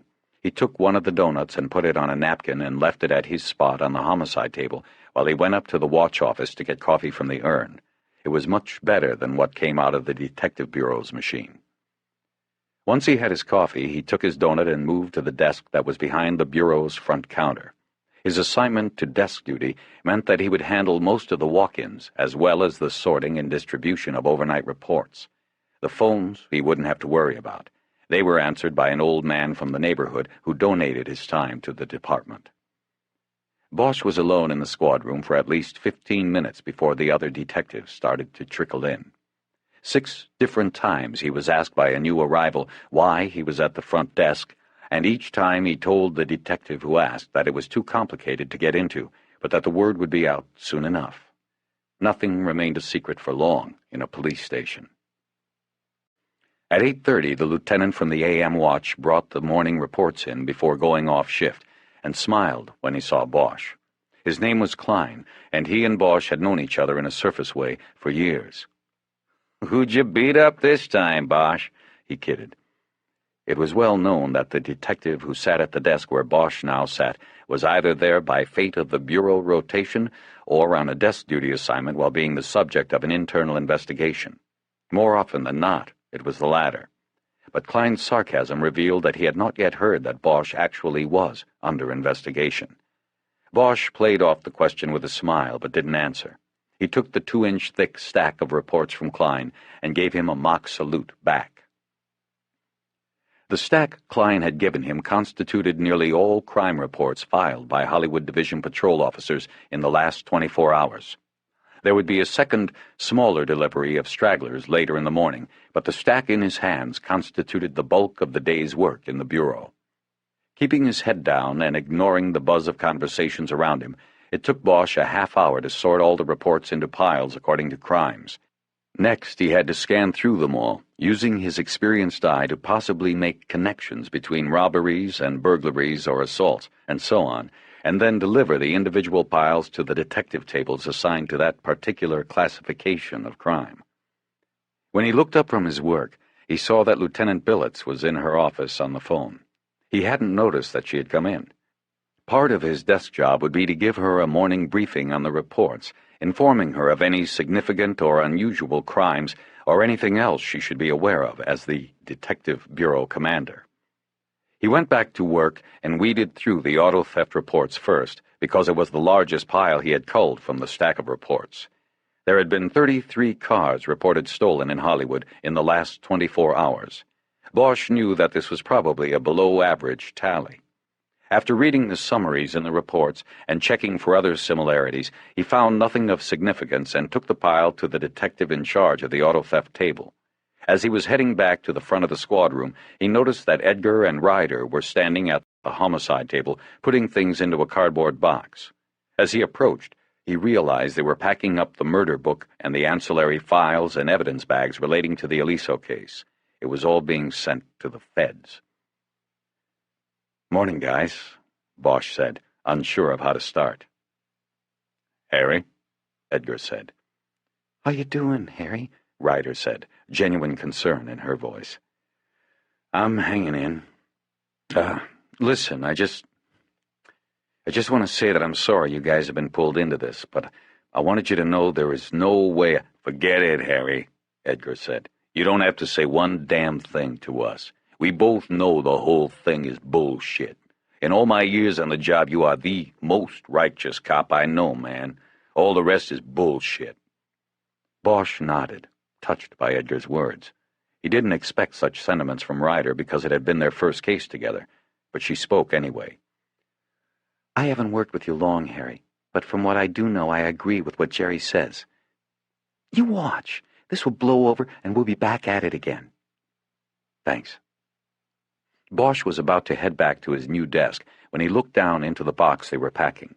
He reached in and pulled out the 2-inch thick murder book that Edgar had been charged with preparing and keeping up to date on the Aliso case. They were boxing up the case for the feds. "Are they coming here, or are you just sending it out?" "Supposed to have somebody come pick it up at 10, Edgar said. Bosch looked up at the clock on the wall. It was only 9. "Mind if I copy this? Just so we have something in case the whole thing drops into that black hole they keep over there at the Bureau." "Be my guest," Edgar said. "Did Salazar ever send over a protocol?" Bosch asked. "The autopsy?" Ryder asked. "No, not yet, unless it's in dispatch." Bosch didn't tell them that if it was in transit, then the feds had somehow intercepted it. He took the murder book to the copy machine, unhooked the 3 rings, and removed the stack of reports. He set the machine to copy both sides of the original documents and put the stack into the automatic feed tray.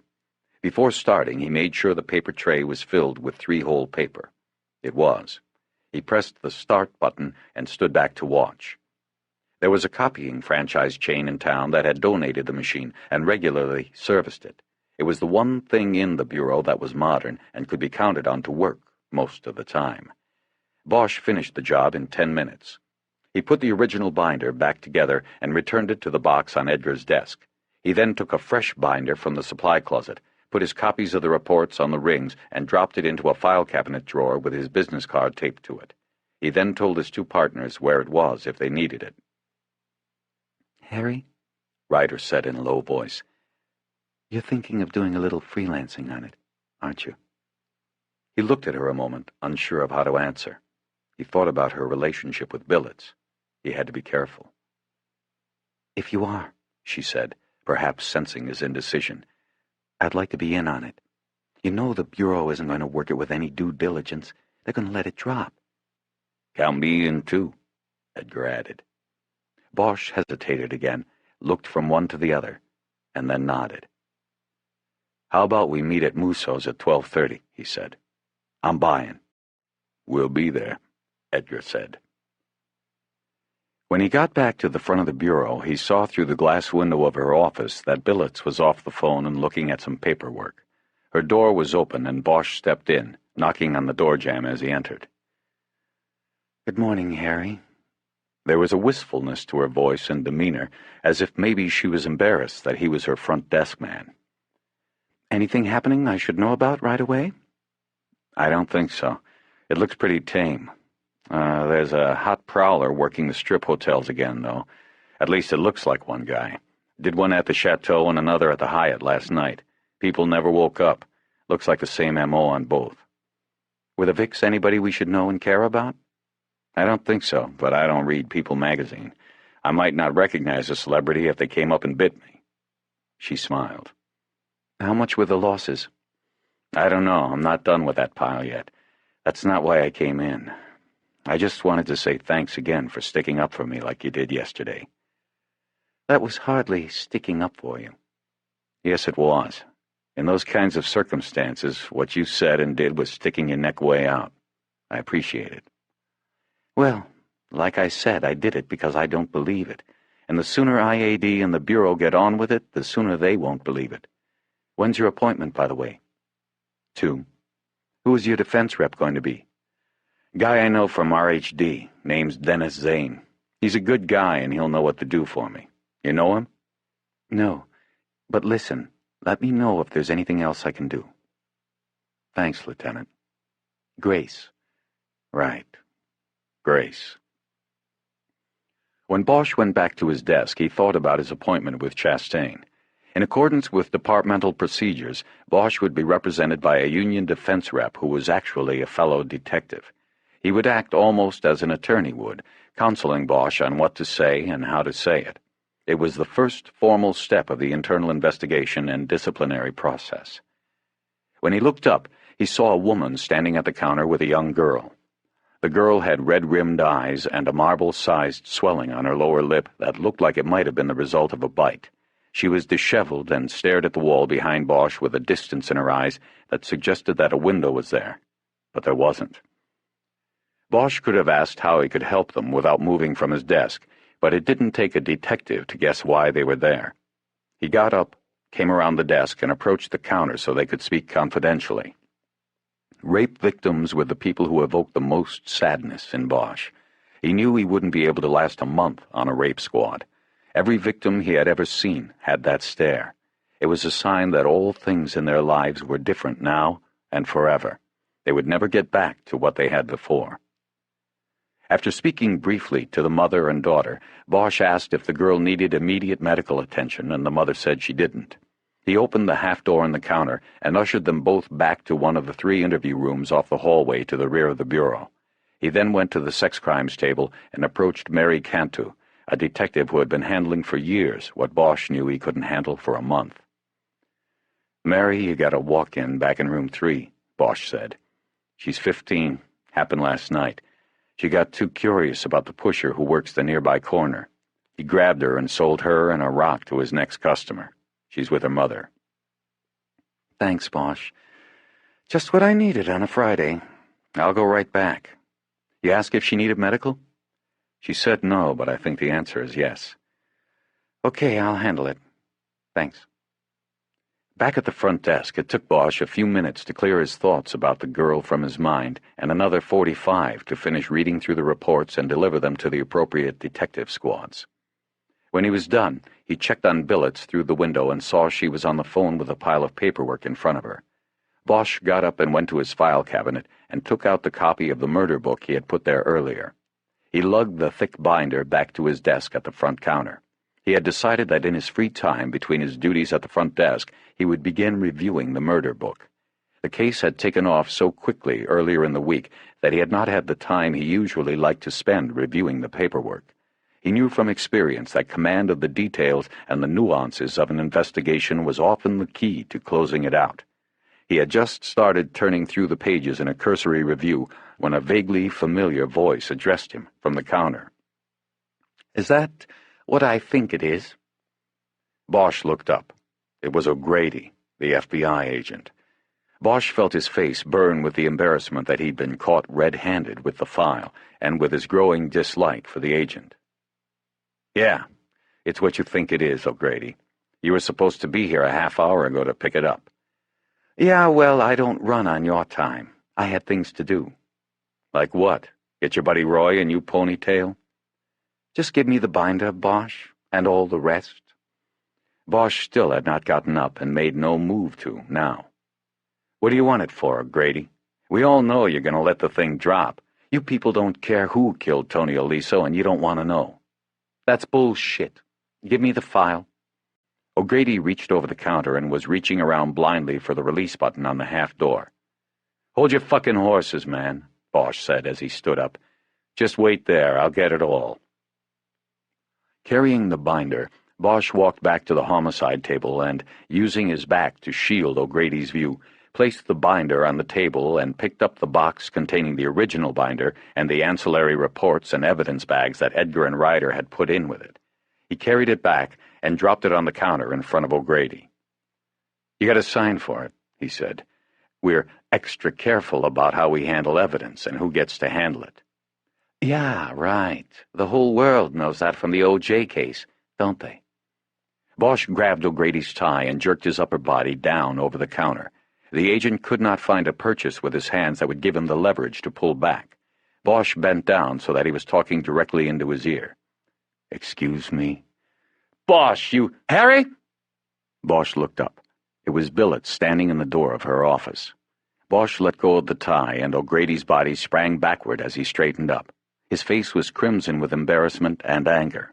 As he jerked his tie loose from around his neck, he yelled, "You're certifiable, you know that? You're a fucking asshole!" "I didn't know you agents used that kind of language," Bosch said. "Harry, just sit down," Billets commanded. "I'll take care of this." She had come up to the counter now. "He's got to sign the receipt." "I don't care. I'll handle it." Bosch went back to his desk and sat down. He stared dead-eyed at O'Grady, while Billets dug through the box until she found the inventory list and receipt Edgar had prepared. She showed O'Grady where to sign, and then told him to go. "You better watch him," he said to Billets as he picked the box up off the counter. "You better watch yourself, Agent O'Grady. If I hear anything else about this little disagreement here, I'll file a complaint against you for inciting it." "He's the one who—" "I don't care. Understand? I don't care. Now leave." "I'm leaving. But you watch your boy there. Keep him away from this." O'Grady pointed to the contents of the box. Billets didn't answer. O'Grady picked the box up and made a move to step away from the counter, but stopped and looked once more at Bosch. "Hey, Bosch, by the way, I got a message from Roy." "Agent O'Grady, would you please leave?" Billets said angrily. "What is it?" Bosch said. "He just wanted to ask, who's the meat now?" With that, he turned around and headed down the hall to the exit. Billets watched him until he was gone, and then turned around and looked at Bosch with anger in her eyes. "You just don't know how to help yourself, do you?" she said. "Why don't you grow up and quit these little pissing wars?" She didn't wait for his reply, because he didn't have one. She walked quickly back into her office and shut the door. She then closed the blinds over the interior window. Bosch leaned back with his hands laced behind his neck, looked up at the ceiling, and exhaled loudly. After the O'Grady incident, Bosch almost immediately became busy with a walk-in case involving an armed robbery.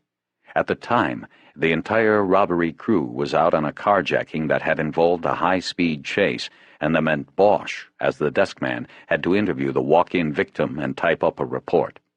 The victim was a young Mexican boy whose job it was to stand on the corner of Hollywood Boulevard at Sierra Bonita and sell maps to the homes of movie stars up in the hills. At 10 that morning, shortly after he had set up his plywood sign and began waving down cars, an old American-made sedan had pulled up with a man driving and a woman in the passenger seat. After asking how much the maps cost and whether he had sold very many of them, the woman pointed a gun at him and robbed him of $38. The boy came in to report the crime with his mother. As it turned out, he had only sold one map that day before the robbery, and nearly all of the money taken from him was his own.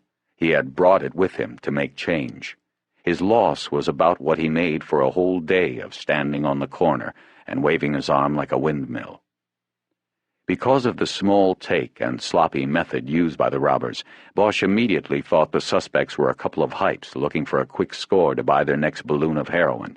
They had not even bothered to hide the car's license plate, which the boys spotted and memorized as they drove away.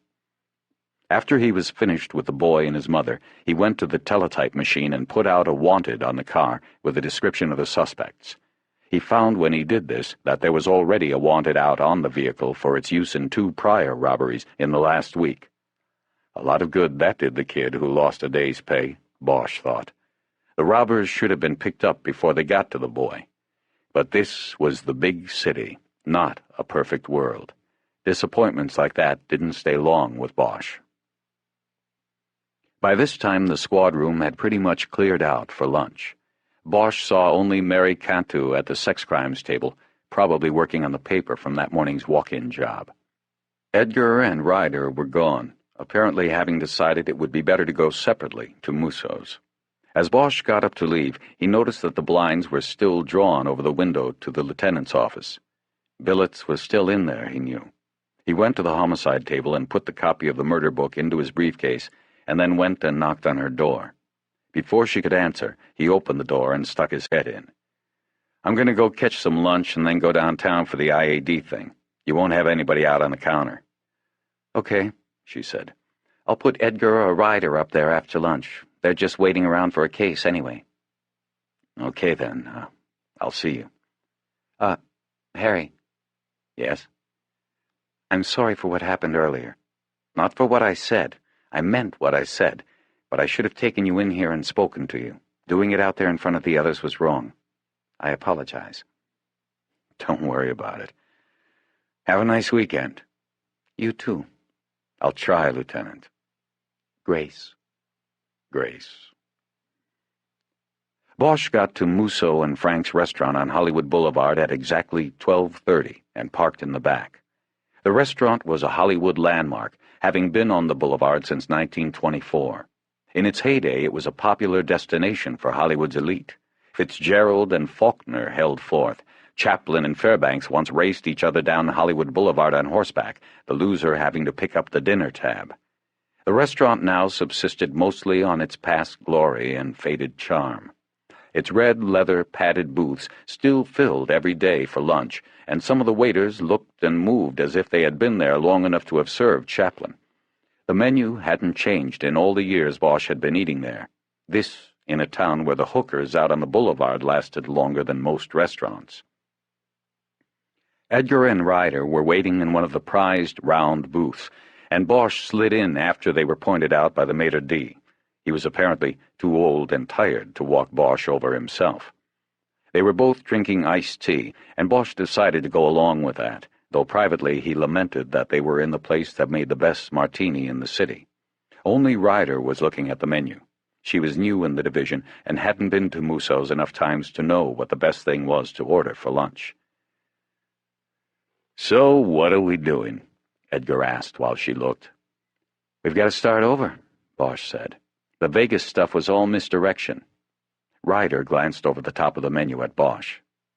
"Kiz, put that down," he said. "If you don't get the chicken pot pie, you're making a mistake." She hesitated, nodded, and put the menu aside. "What do you mean, misdirection?" she asked. "I mean, whoever killed Tony wanted us to go that way, and they planted the gun out there to make sure we stayed out there. But they screwed up. They didn't know the guy they planted the gun on was a Fed who would have a bunch of other Feds as an alibi. That was the screw-up. Now, once I learned that our suspect was an agent, I thought Joey Marks and his people must have figured out he was a Fed and set the whole thing up to taint him." "I still think that sounds good," Edgar said. "It does. Or it did, until last night," Bosch said as an ancient waiter in a red coat came to the table. "3 chicken pot pies," Bosch said. "Do you want something to drink?" the waiter asked. "Hell with it," Bosch decided. "Yeah, I'll have a martini, 3 olives. You can bring them some more iced tea." "That's it." The waiter nodded and slowly glided away without writing anything on his pad. "Last night," Bosch continued, "I learned from a source that Joey Marks did not know the man he thought was named Luke Goshen was a plant. He had no idea he was an informant, let alone an agent. In fact, once we picked Goshen up, Joey was engaged in a plan to try to find out whether Goshen was going to stand up or talk. This was because he had to decide whether to put a contract on him in the Metro jail." He waited a moment to let them think about this. "So you can see, with that information in the mix now, the second theory no longer works." "Well, who's the source?" Edgar asked. "I can't tell you that, guys, but it's solid. It's the truth." He watched their eyes float down to the table. He knew they trusted him, but they also knew how informants were often the most skilled liars in the game. It was a tough call to base everything from here on out. on an informant. Okay, Bosch said. The source was Eleanor Wish. Jerry, have you told Kiz about all of that? Edgar hesitated, then nodded.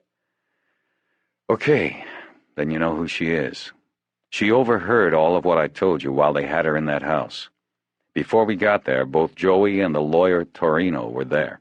She overheard them, and from what she heard, they didn't know about Goshen. See, that whole abduction was part of the test. They knew the only way I could find out where the safe house was would be to get it from Goshen. That was the test, to see if he was talking or not. They sat in silence for a few minutes while Edgar and Ryder digested this. Okay, Edgar finally said. I see what you're saying. But if Vegas was one big fucking red herring, how does the gun get over there in the agent's house? That's what we have to figure out. What if there was someone outside of Tony's mob connections, but close enough to him to know he was washing money and the reason why he made all the trips to Vegas? Someone who either had personal knowledge or maybe followed Tony to Vegas and watched how he worked, how he picked up the money from Goshen, everything. Someone who knew exactly how he did it, who knew Goshen could be set up to take the fall and that Tony'd be coming back on Friday with a lot of money in his briefcase. They would be able to set the whole thing up, as long as they could get into the agent's house to plant the gun, Edgar answered. Right, and getting into the house would be no problem. It's out in the middle of nowhere. He was away at the club for long stretches at a time. Anybody could get in, plant the gun, and get out. The question is, who? You're talking about either his wife or his girlfriend, Edgar said. Both could have had that kind of access. Bosch nodded. So, which one do we set up on? The three of us can't do both, not on a freelance like this. We don't need to, Bosch said. I think the choice is obvious. Which? Edgar said. The girlfriend? Bosch looked at Ryder, giving her the chance to answer. She saw his look, and then her eyes narrowed as she went to work. It can't be the girlfriend because she called Tony on Sunday morning, on the voicemail. Why would she call the guy if she knew he was dead? Bosch nodded. She was good. Could have been part of a setup, Edgar said. Another misdirection. Could be, but I doubt it, Bosch said. Plus, we know she worked Friday night. That would make it kind of tough for her to be over here whacking Tony. So then it's the wife, Edgar said. Veronica? Right, Bosch said. I think she was lying to us, acting like she didn't know anything about her husband's business when she knew everything. I think this whole thing was her plan. She wrote the letters to the IRS and to the OCID. She wanted to get something going against Tony. Then when he ended up dead, it would point toward a mob hit. Trunk music. Planting the gun on Goshen was just icing. If we found it, fine. If we didn't, then we'd be sniffing around Vegas until we shelved the case. You're saying she did all this on her own? Edgar asked. No, Bosch said. I'm just saying I think this was her plan. But she had to have had help, an accomplice. It took two to do the actual hit, and she sure didn't take the gun to Vegas. After the kill, she stays at the house and waits while the accomplice goes to Vegas and on Saturday or Sunday night plants the gun while Luke Goshen's at the club. But wait a minute, Ryder said. We're forgetting something.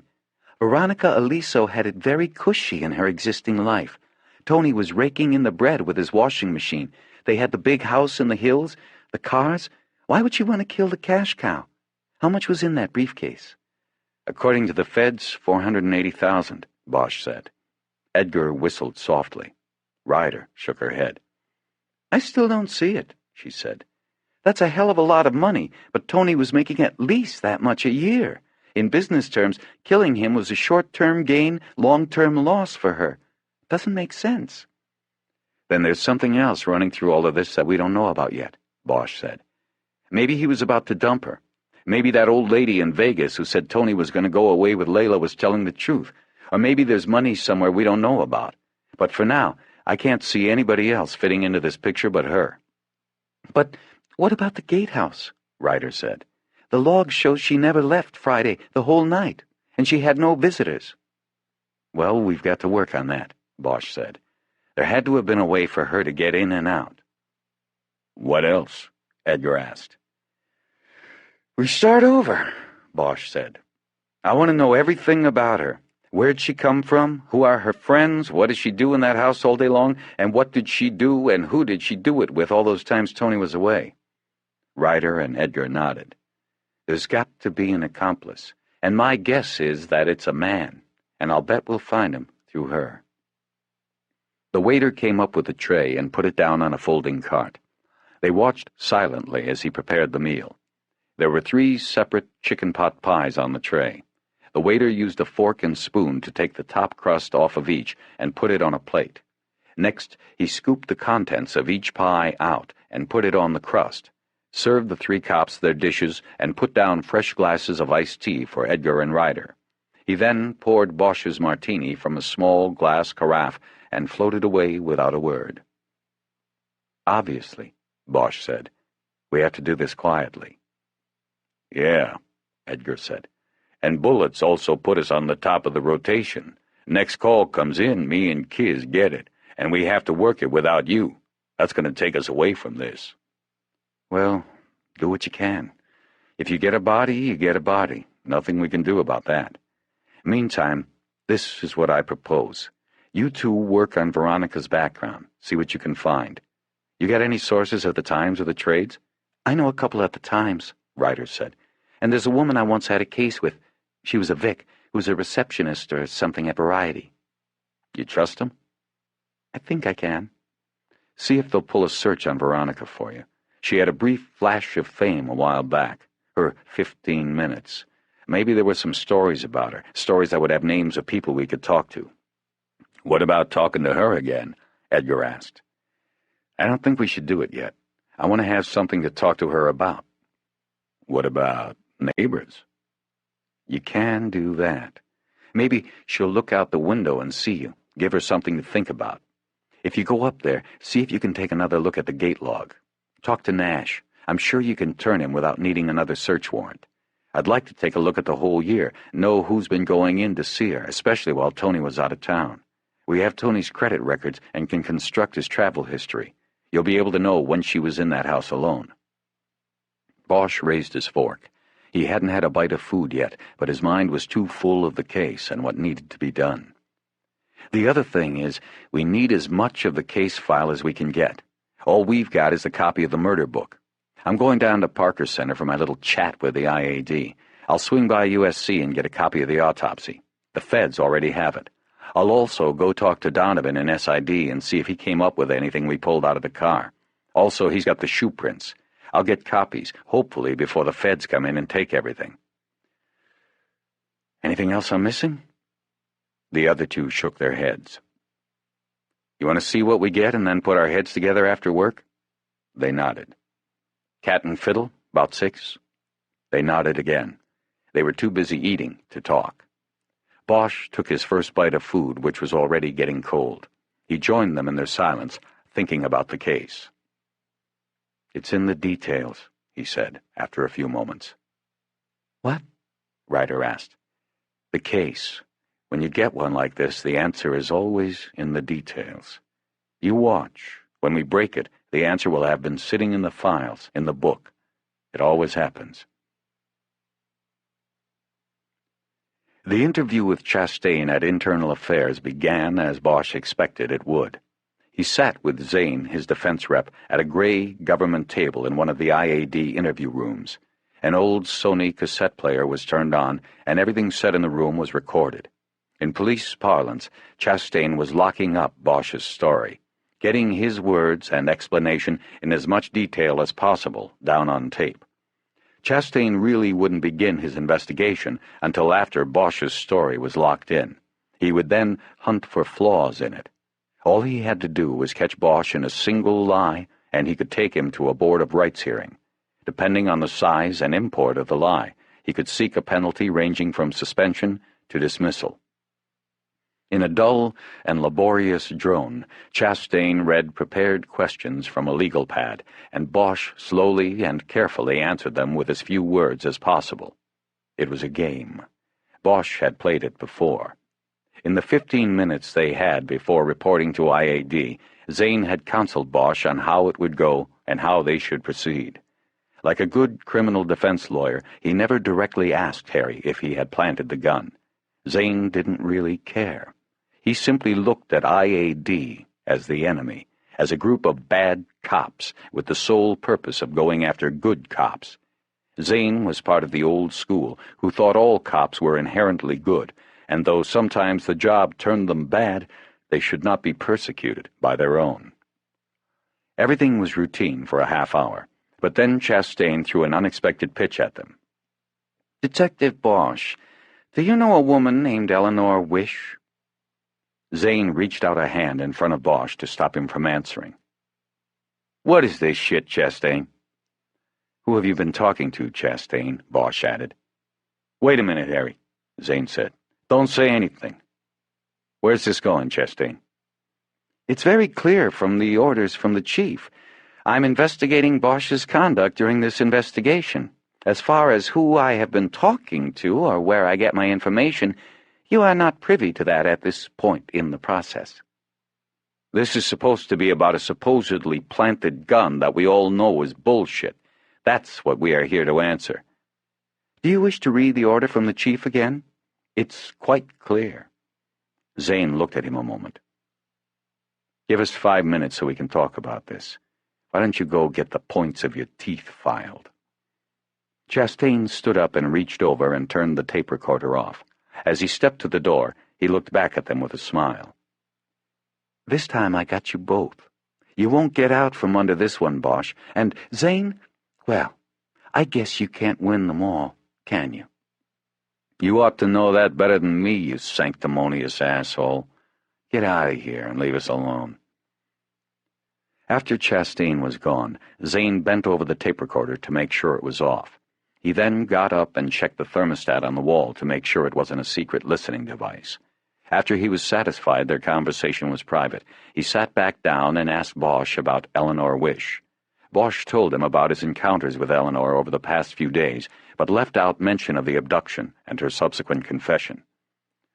"One of those cops over there in Metro must have told him he shacked up with her," Zane said. "That's all he's got. He's going for an associating beef. If you admit it here, then he's got you. But if that's all he gets, then it's a slap on the wrist at best, as long as he gets nothing else.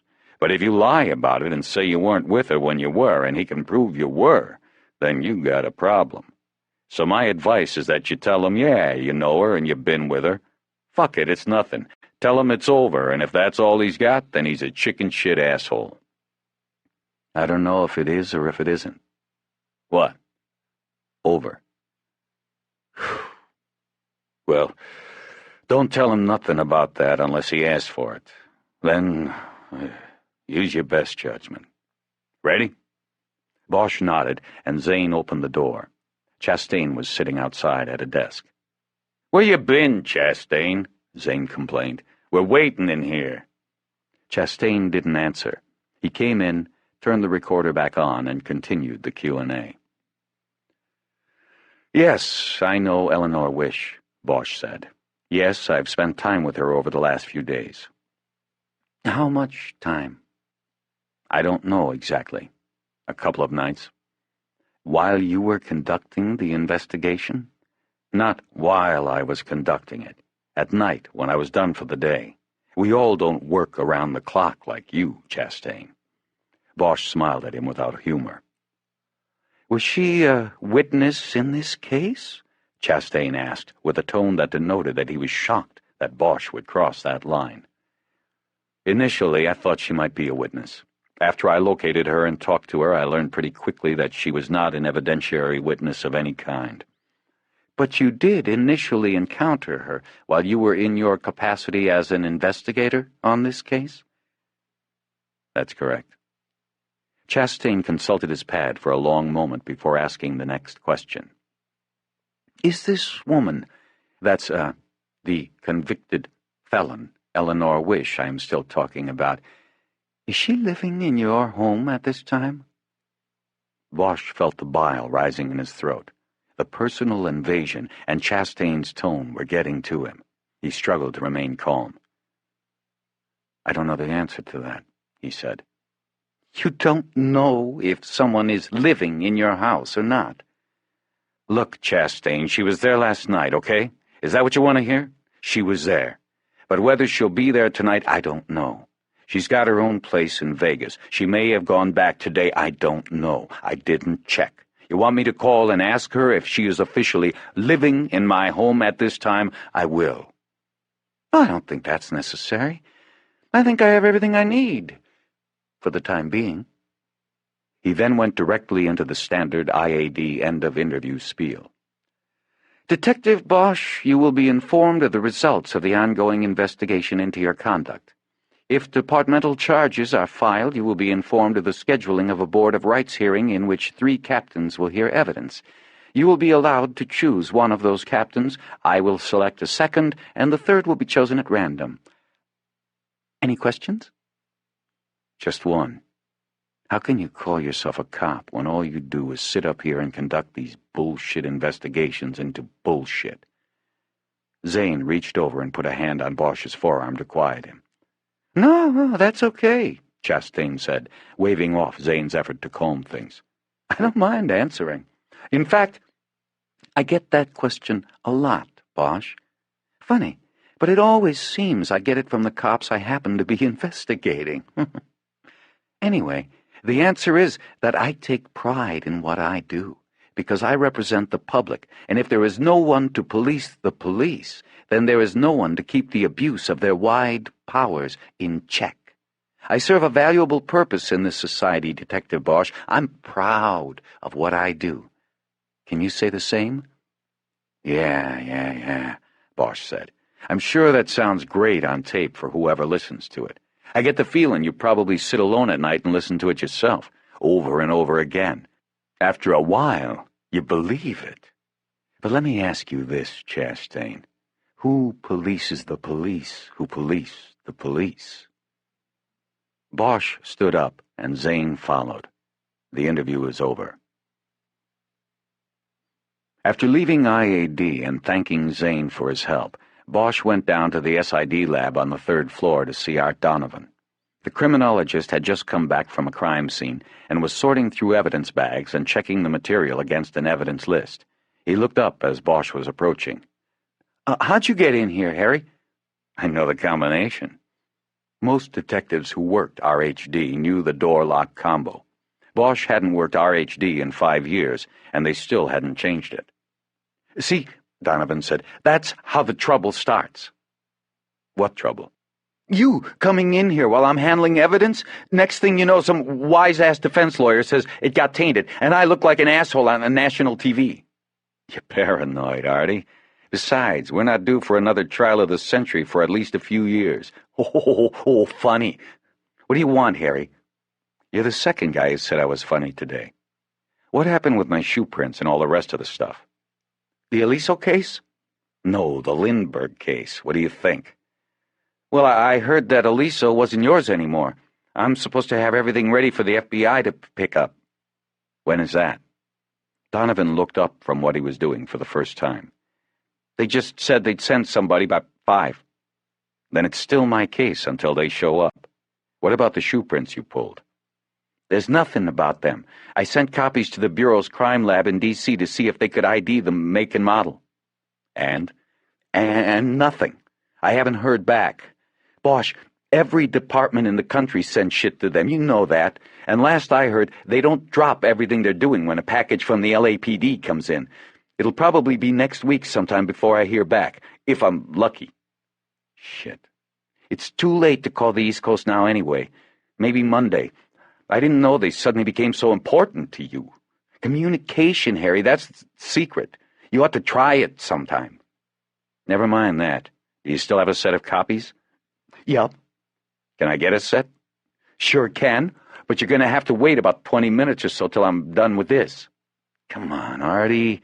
It's probably just sitting in a file cabinet or something. It'll take you 30 seconds. Would you leave me alone? Donovan said with exasperation. I'm serious, Harry. Yes, it's sitting in a file, and it would only take me half a minute to get it for you. But if I leave what I'm doing here, I could get crucified when I testify in this case.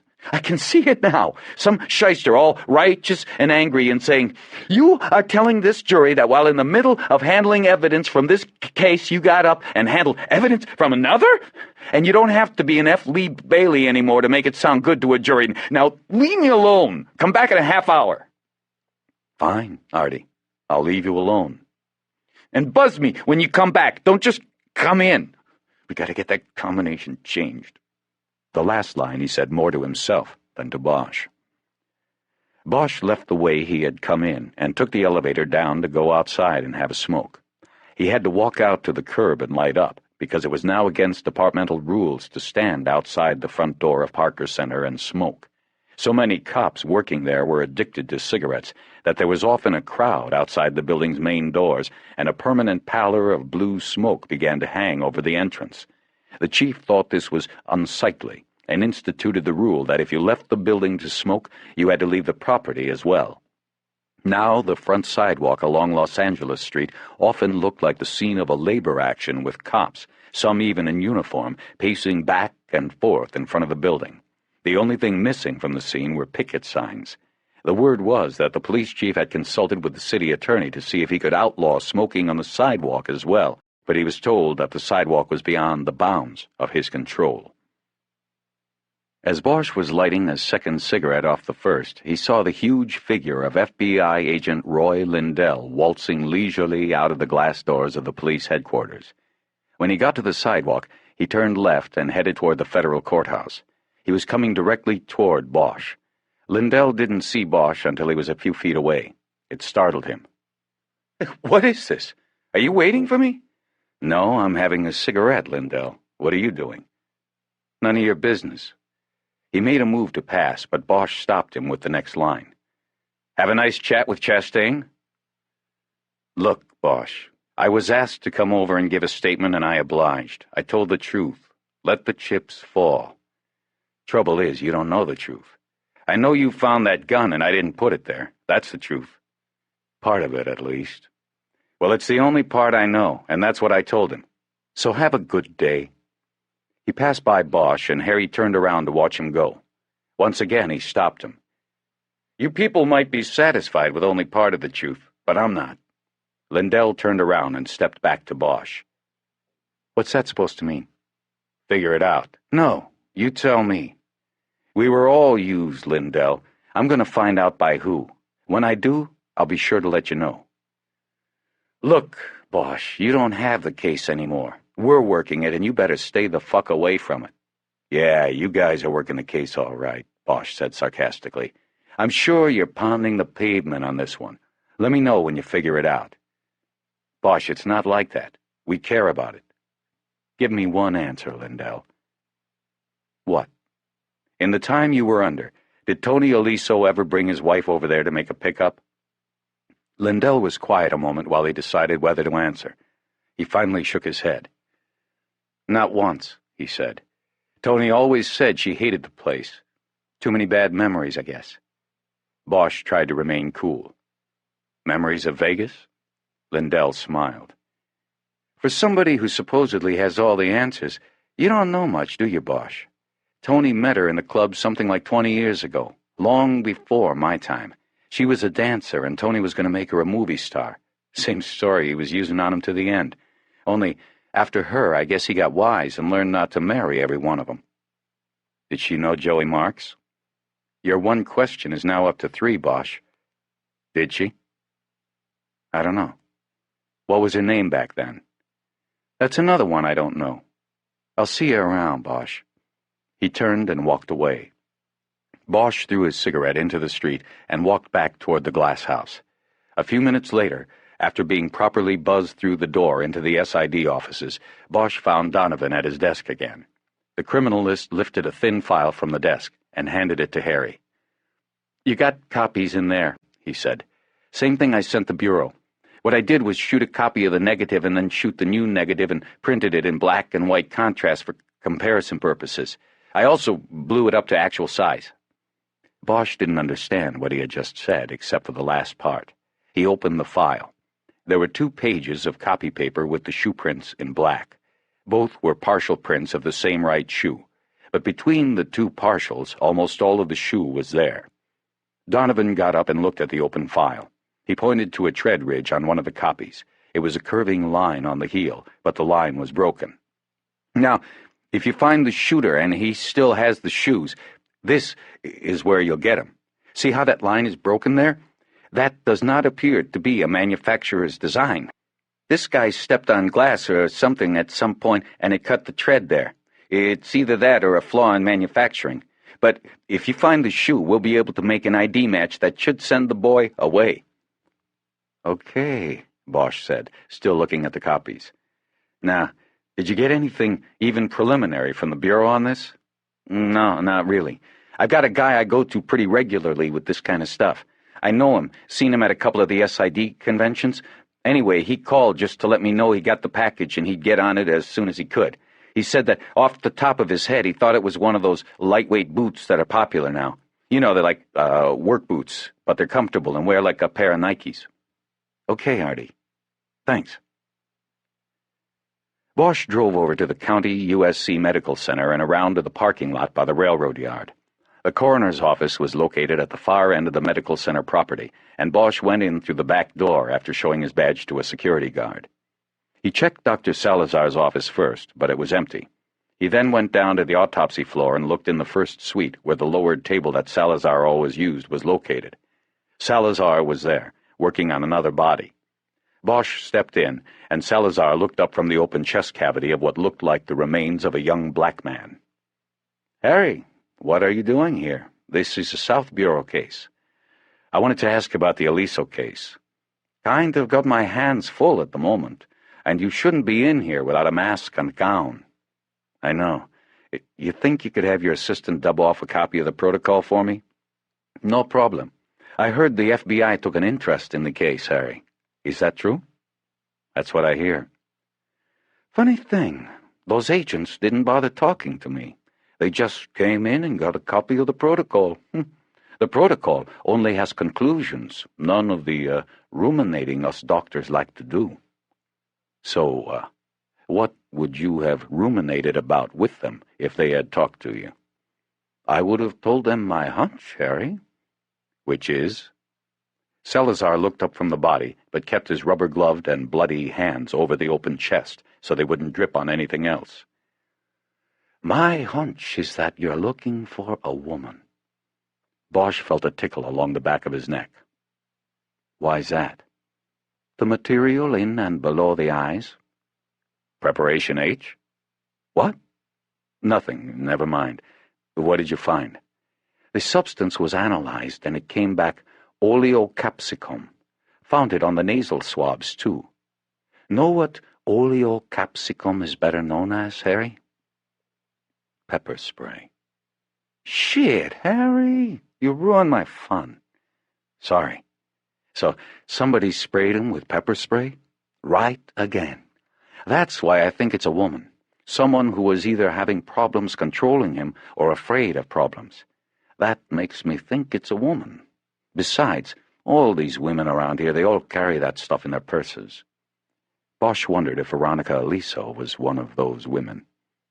"That's good, Sally. Anything else?" "No surprises. Tests came back clean." "No amyl nitrate?" "No, but that has a short retention. We don't find it that often." "Did you get anywhere with the slugs?" "Yeah, we did all right. Can you call your guy?" "Take me to the intercom." While Salazar held his hands up in front of himself so they wouldn't touch anything, Bosch pushed his wheelchair to the nearby counter, where there was a phone with an intercom attachment. He told Bosch which button to push, and then Salazar ordered someone to make a copy of the protocol immediately for Bosch. "Thanks," Bosch said. "No problem. Hope it helps. Remember, look for a woman who carries pepper spray in her purse. Not mace. Pepper spray." "Right." The end-of-the-week traffic was intense, and it took Bosch nearly an hour to get out of downtown and back to Hollywood. When he got to the Cat and Fiddle pub on Sunset, it was after 6, and as he walked through the gate he saw Edgar and Ryder already sitting at a table in the open-air courtyard. There was a pitcher of beer on their table, and they weren't alone. Sitting at the table with them was Grace Billets. The Cat and Fiddle was a popular drinking spot with the Hollywood cops because it was only a few blocks from the station on Wilcox. So Bosch didn't know as he approached the table whether Billets happened to be there by coincidence or because she knew of their freelance operation. "Howdy, folks," Bosch said as he sat down. There was one empty glass on the table, and he filled it from the pitcher. He then held the glass up to the others and toasted to the end of another week. "Harry," Ryder said, "the lieutenant knows what we've been doing. He's here to help." Bosch nodded and slowly looked at Billets. "I'm disappointed that you didn't come to me first," she said, "but I understand what you are doing. I agree that it might be in the Bureau's best interest to let this lie and not endanger their case. But a man was murdered. If they're not going to look for the killer, I don't see why we shouldn't." Bosch nodded. He was almost speechless. He'd never had a boss who wasn't a rigid, by-the-book man. Grace Billets was a major change. "Of course," she said, "we have to be very careful.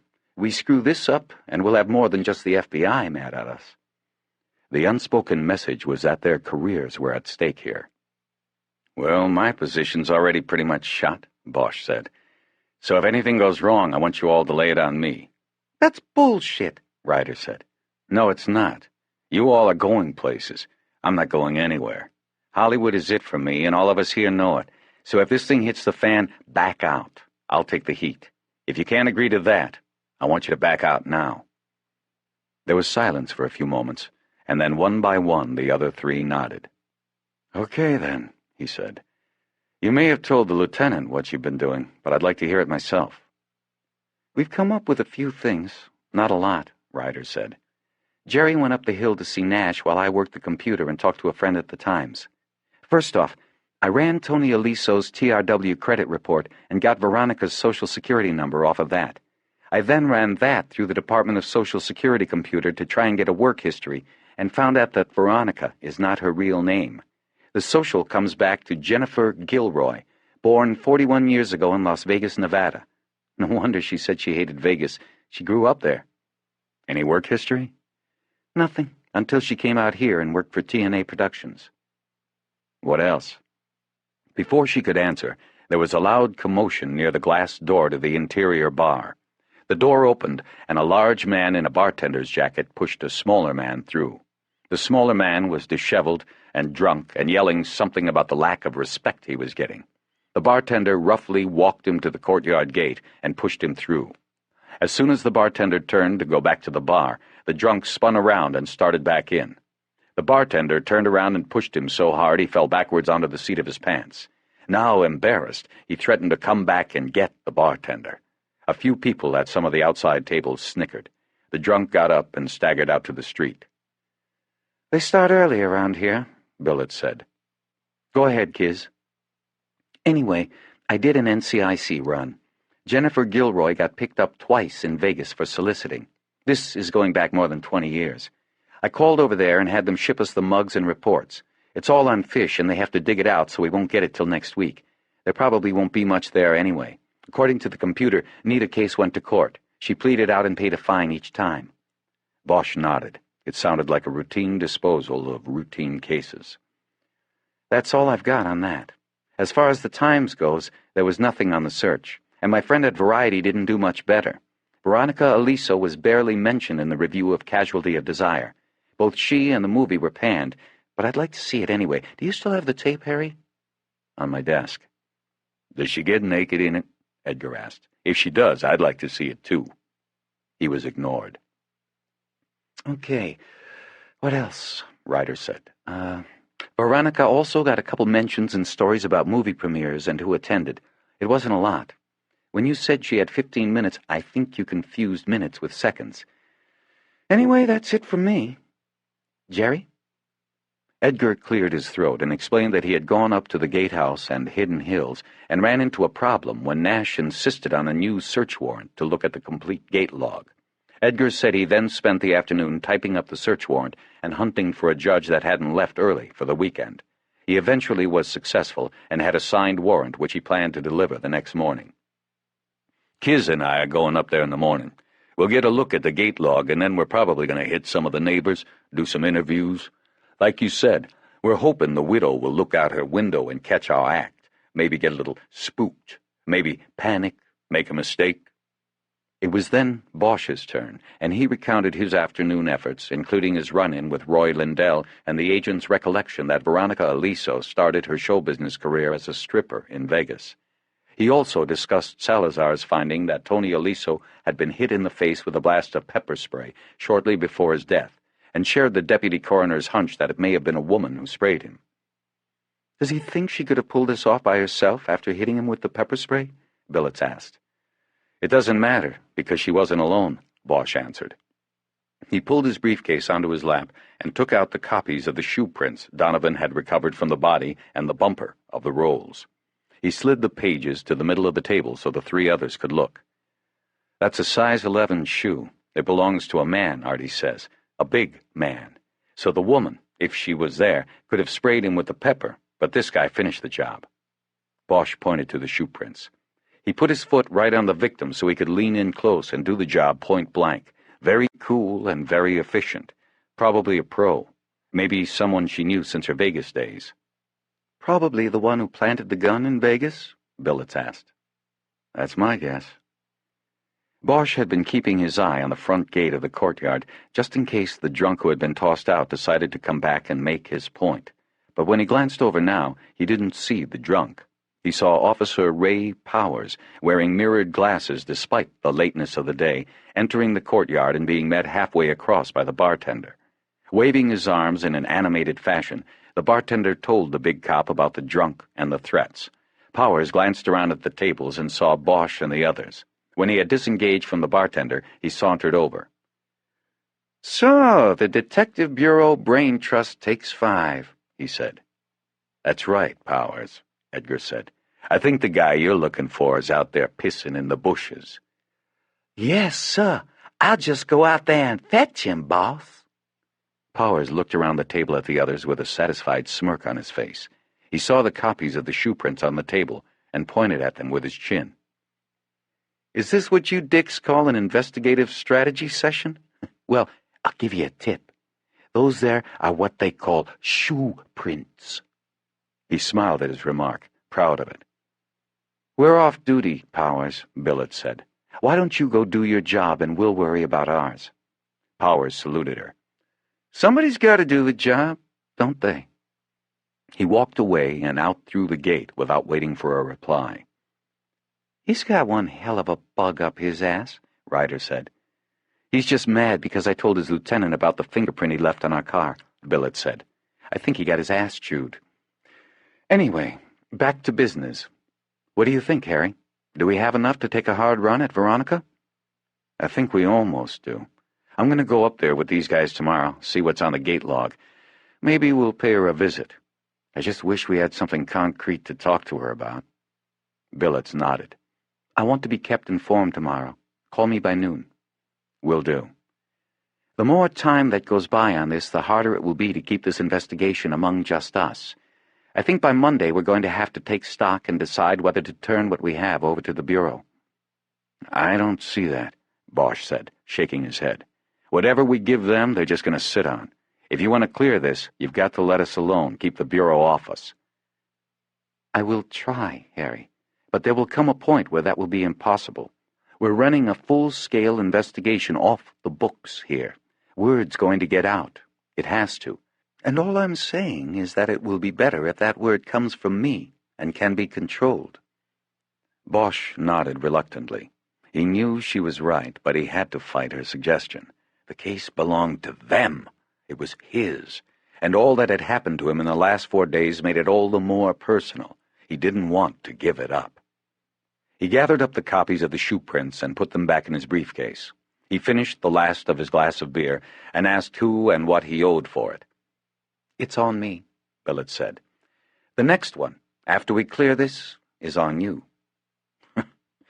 "It's a deal." When Bosch got to his house, he found the door locked, but the key he had given Eleanor Wish was under the front mat. The first thing he checked when he got inside was the Hopper print. It was still there on the wall, but she was gone. He made a quick scan of the rooms and found no note. He checked the closet and her clothes were gone. So was her suitcase. He sat on the bed and thought about her leaving. That morning they had left things open. He had risen early, and while she was still in bed, watching him get ready for the day, he'd asked her what she was going to do during the day. She had told him she didn't know. Now she was gone. He rubbed a hand over his face. He was already beginning to feel the loss of her, and he replayed in his mind their conversations of the night before. He had played it wrong, he decided. It had cost her something to tell him of her complicity, and he had only evaluated it in terms of what it meant to him and to his case, not to her, not to them. Bosch leaned back until he was lying across the bed. He spread his arms and stared up at the ceiling. He could feel the beer working inside of him, making him tired. "Okay," he said out loud. He wondered if she would call, or would another 5 years go by before he saw her again by happenstance. He thought about how much had happened to him in the past 5 years, and how long a wait that had been. His body ached. He closed his eyes. Okay. He fell asleep and dreamed about being alone in a desert with no roads and miles of open, desolate country ahead of him in every direction he looked. 6.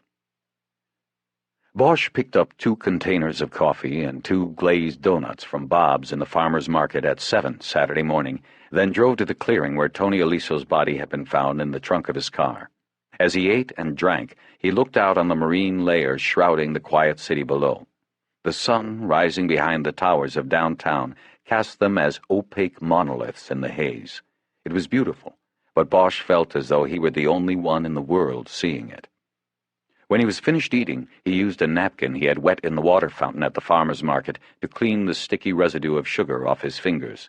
He then stuffed all the papers and the first empty coffee cup back into the donut bag and started the car. Bosch had fallen asleep early Friday evening and awakened in his clothes before sunrise. He felt the need to get out of the house and do something. He had always believed that you could make things happen in an investigation by staying busy and with hard work. He decided that he would use the morning to try to find the spot where Tony Aliso's Rolls-Royce was intercepted and pulled over by his killers. He decided that the abduction had to have taken place on Mulholland Drive near the entrance to Hidden Hills. He concluded this for a variety of reasons. First, the clearing where the car had been found was off of Mulholland. If the abduction had taken place near the airport, it was likely the car would have been dumped near the airport, not 15 miles away.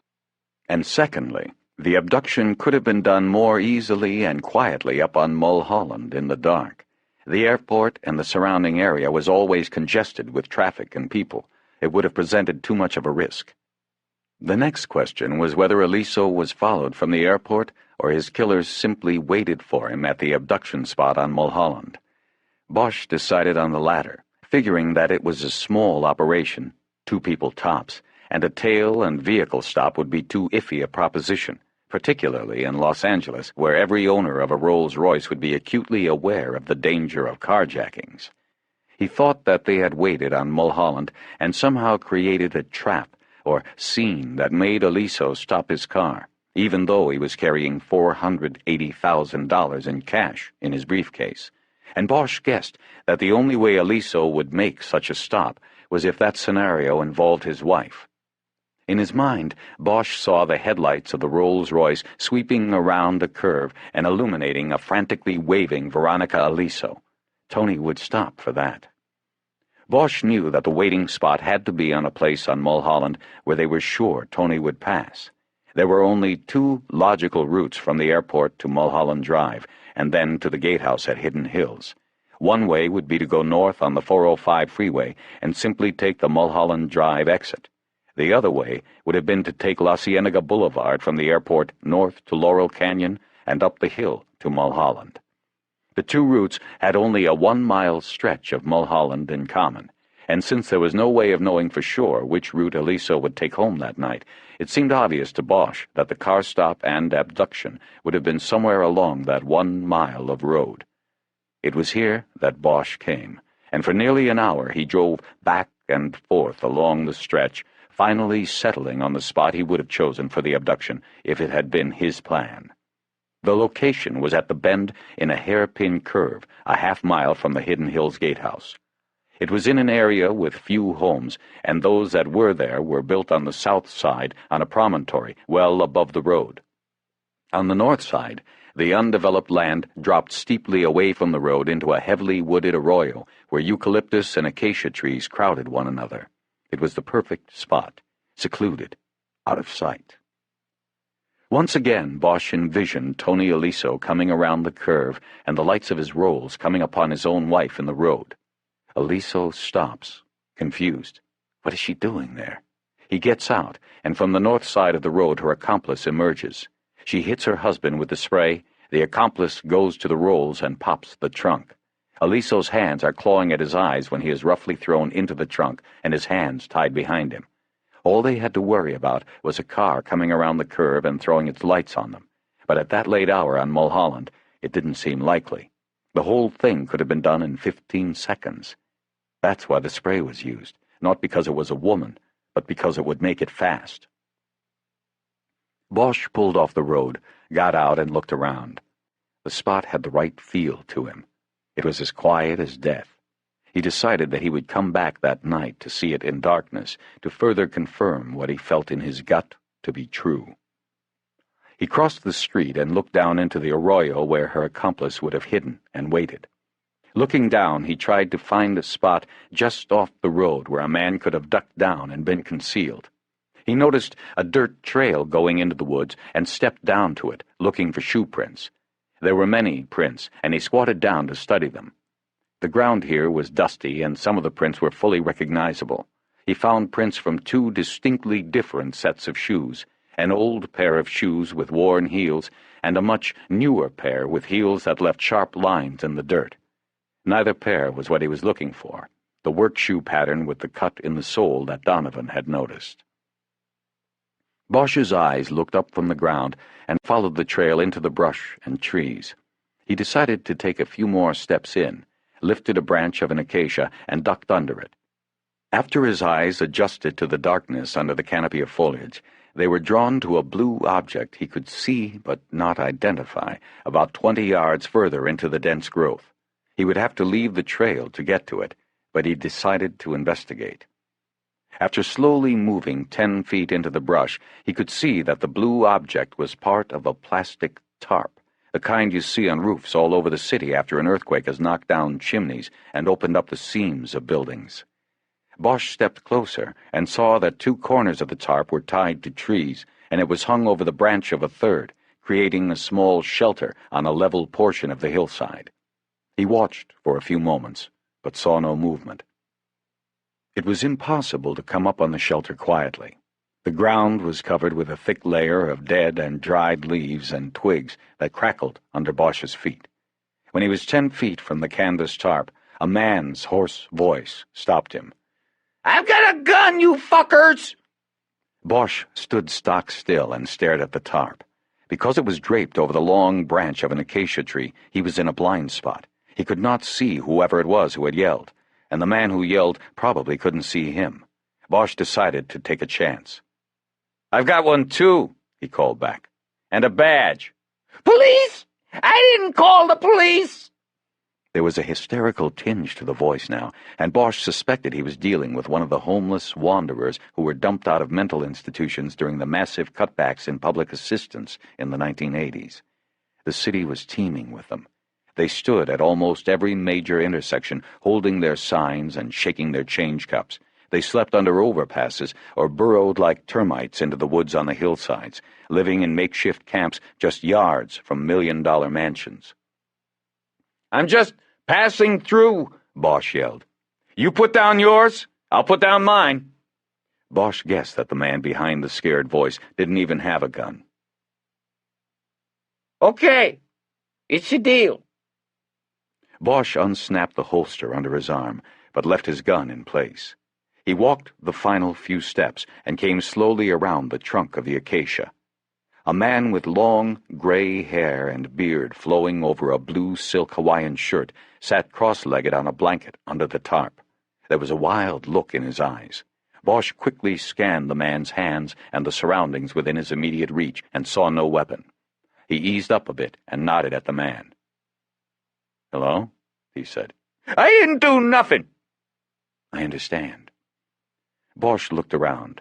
There were folded clothes and towels under the shelter of the tarp. There was a small folding card table with a frying pan on it, along with some candles and sterno cans, 2 forks and a spoon, but no knife. Bosch figured he had the knife under his shirt, or maybe hidden in the blanket. There was also a bottle of cologne on the table, and Bosch could tell that it had been liberally sprinkled about the shelter. Also, under the tarp, was an old tar bucket filled with crushed aluminum cans, a stack of newspapers, and a dog-eared paperback copy of Stranger in a Strange Land. He stepped to the edge of the man's clearing and squatted like a baseball catcher so they could face each other on the same level. He took a look around the outer edge of the clearing and saw that this was where the man discarded what he didn't need. There were bags of trash and remnants of clothing. By the base of another acacia, there was a brown and green suit bag. It was unzipped and lying open like a gutted fish. Bosch looked back at the man. He could see he wore 2 other Hawaiian shirts beneath the blue one on top, which had a pattern of hula girls on surfboards. His pants were dirty, but had a sharper crease in them than a homeless man's pants would usually have. His shoes were too well polished for a man of the woods. Bosch guessed that the pair he wore had made some of the prints up on the trail, the ones with the sharp-edged heels. "That's a nice shirt," Bosch said. "It's mine." "I know. I just said it was nice. What's your name?" "Name's George." "George what?" "George, whatever the hell you want it to be." "Okay, George, whatever the hell you want it to be. Why don't you tell me about that suit bag over there and those clothes you're wearing? The new shoes. Where did it all come from?" "It was delivered. It's mine now." "What do you mean by delivered?" "Delivered. That's what I mean, delivered. They gave it all to me." Bosch took out his cigarettes, took one, and offered the pack to the man. He waved them away. "Can't afford it. Take me half a day to find enough cans to buy a pack of smokes. I quit." Bosch nodded. "How long you been living up here, George?" "All my life." "When did they kick you out of Camarillo?" "Who told you that?" It had been an educated guess, Camarillo being the nearest state institution. "They did. How long ago was that?" "If they told you about me, then they would have told you that. I'm not stupid, you know." "You got me there, George. About the bag and the clothes? When was it all delivered?" "I don't know." Bosch got up and went over to the suit bag. There was an identification tag attached to the handle. He turned it over and read Anthony Aliso's name and address. He noticed the bag was laying on top of a cardboard box that was damaged from a tumble down the hill. Bosch tipped the box with his foot and read the markings on the side. Scotch Standard, High Speed, T90 VHS 96 count. He left the box and the suit bag there and went back to the man and squatted again. "How's last Friday night sound for the delivery?" Whatever you say is good." "It's not what I say, George. Now, if you want me to leave you alone and you want to stay here, you've got to help me. If you go into your nut bag, you're not helping me. When was it delivered?" George tucked his chin down on his chest like a boy who'd been chastised by a teacher. He brought a thumb and forefinger up and pressed them against his eyes. His voice came out as if it were being strangled with piano wire. "I don't know. He just came and dropped it off for me. That's all I know." "Who dropped it off?" George looked up, his eyes bright, and pointed upward with one of his dirty fingers. Bosch looked up and saw a patch of blue sky through the upper limbs of the trees. He blew out his breath in exasperation. This wasn't going anywhere. "So, little green men dropped it down from their spaceship. Is that right, George? Is that your story?" "I didn't say that. I don't know if they were green. I didn't see them." "But you saw the spaceship?" "Nope. I didn't say that neither. I didn't see their craft. Only the landing lights." Bosch looked at him a moment. "Perfect size," George said. "They got an invisible beam that measures you from up there. You don't even know it. Then they send down the clothes." "That's great." Bosch's knees were beginning to ache. He stood up, and they painfully cracked. "I'm getting too old for this shit, George." That's a policeman's line. I watched Kojak when I had the house. I know. Tell you what, I'm going to take this suit bag with me, if you don't mind, and the box of videotapes. Help yourself. I'm not going anywhere. And I don't have no video machine either. Bosch walked toward the box and bag, wondering why they had been discarded and not just left in the rolls. After a moment, he decided they must have been in the trunk. And in order to make room for Aliso in there, the killers had yanked them out and thrown them down the hill out of sight. They were in a hurry. It was the kind of decision made in haste. A mistake.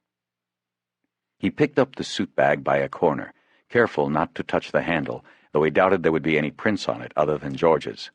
The box was light but bulky. He decided he'd have to make a second trip for it. He turned and looked at the homeless man. He decided not to ruin his day yet. "George, you can keep the clothes for now." Okay. Thanks. "You're welcome." As he climbed back up the hill to the road, Bosch was thinking about how he should declare the area a crime scene and call out SID to process everything. But he couldn't do that, not without announcing he had been continuing an investigation he had been ordered away from. It didn't bother him, however, because by the time he got up to the road, he knew he had a new direction. A plan was coming together. Quickly. Bosch was jazzed. When he stepped onto level ground, he punched his fist in the air and walked quickly to his car. Bosch worked out the details in his head while he was driving to Hidden Hills. The plan. He had been like a cork floating in a great wide ocean, that was the case, bouncing with the currents, not in control of anything. But now he had an idea, a plan that would hopefully draw Veronica Aliso into the box. Nash was in the gatehouse when Bosch pulled up. He stepped out and leaned down on Bosch's door. "Morning, Detective Bosch." "How's it going, Captain Nash?" "It's going. I gotta say, your people are creating a bit of a stir already this morning." "Yeah, well, that can happen. What are you going to do?" "Go with the flow, I guess." "You going in to catch up with them, or you heading to Mrs. Aliso's?" "I'm going to see the lady." "Good. Maybe that'll get her off my back. I got a call, you know." "Why's she on your back?" "She's just been calling up wondering why you people have been talking to the neighbors all morning." "What did you tell her?" "I told her they got a job to do, and a murder investigation requires them to talk to a lot of people." "That's good. I'll see you." Nash waved him off and opened the gate. Bosch drove to the Aliso house, but before he got there, he saw Edgar walking from the front door of the home next door to his car. Bosch stopped and waved him over.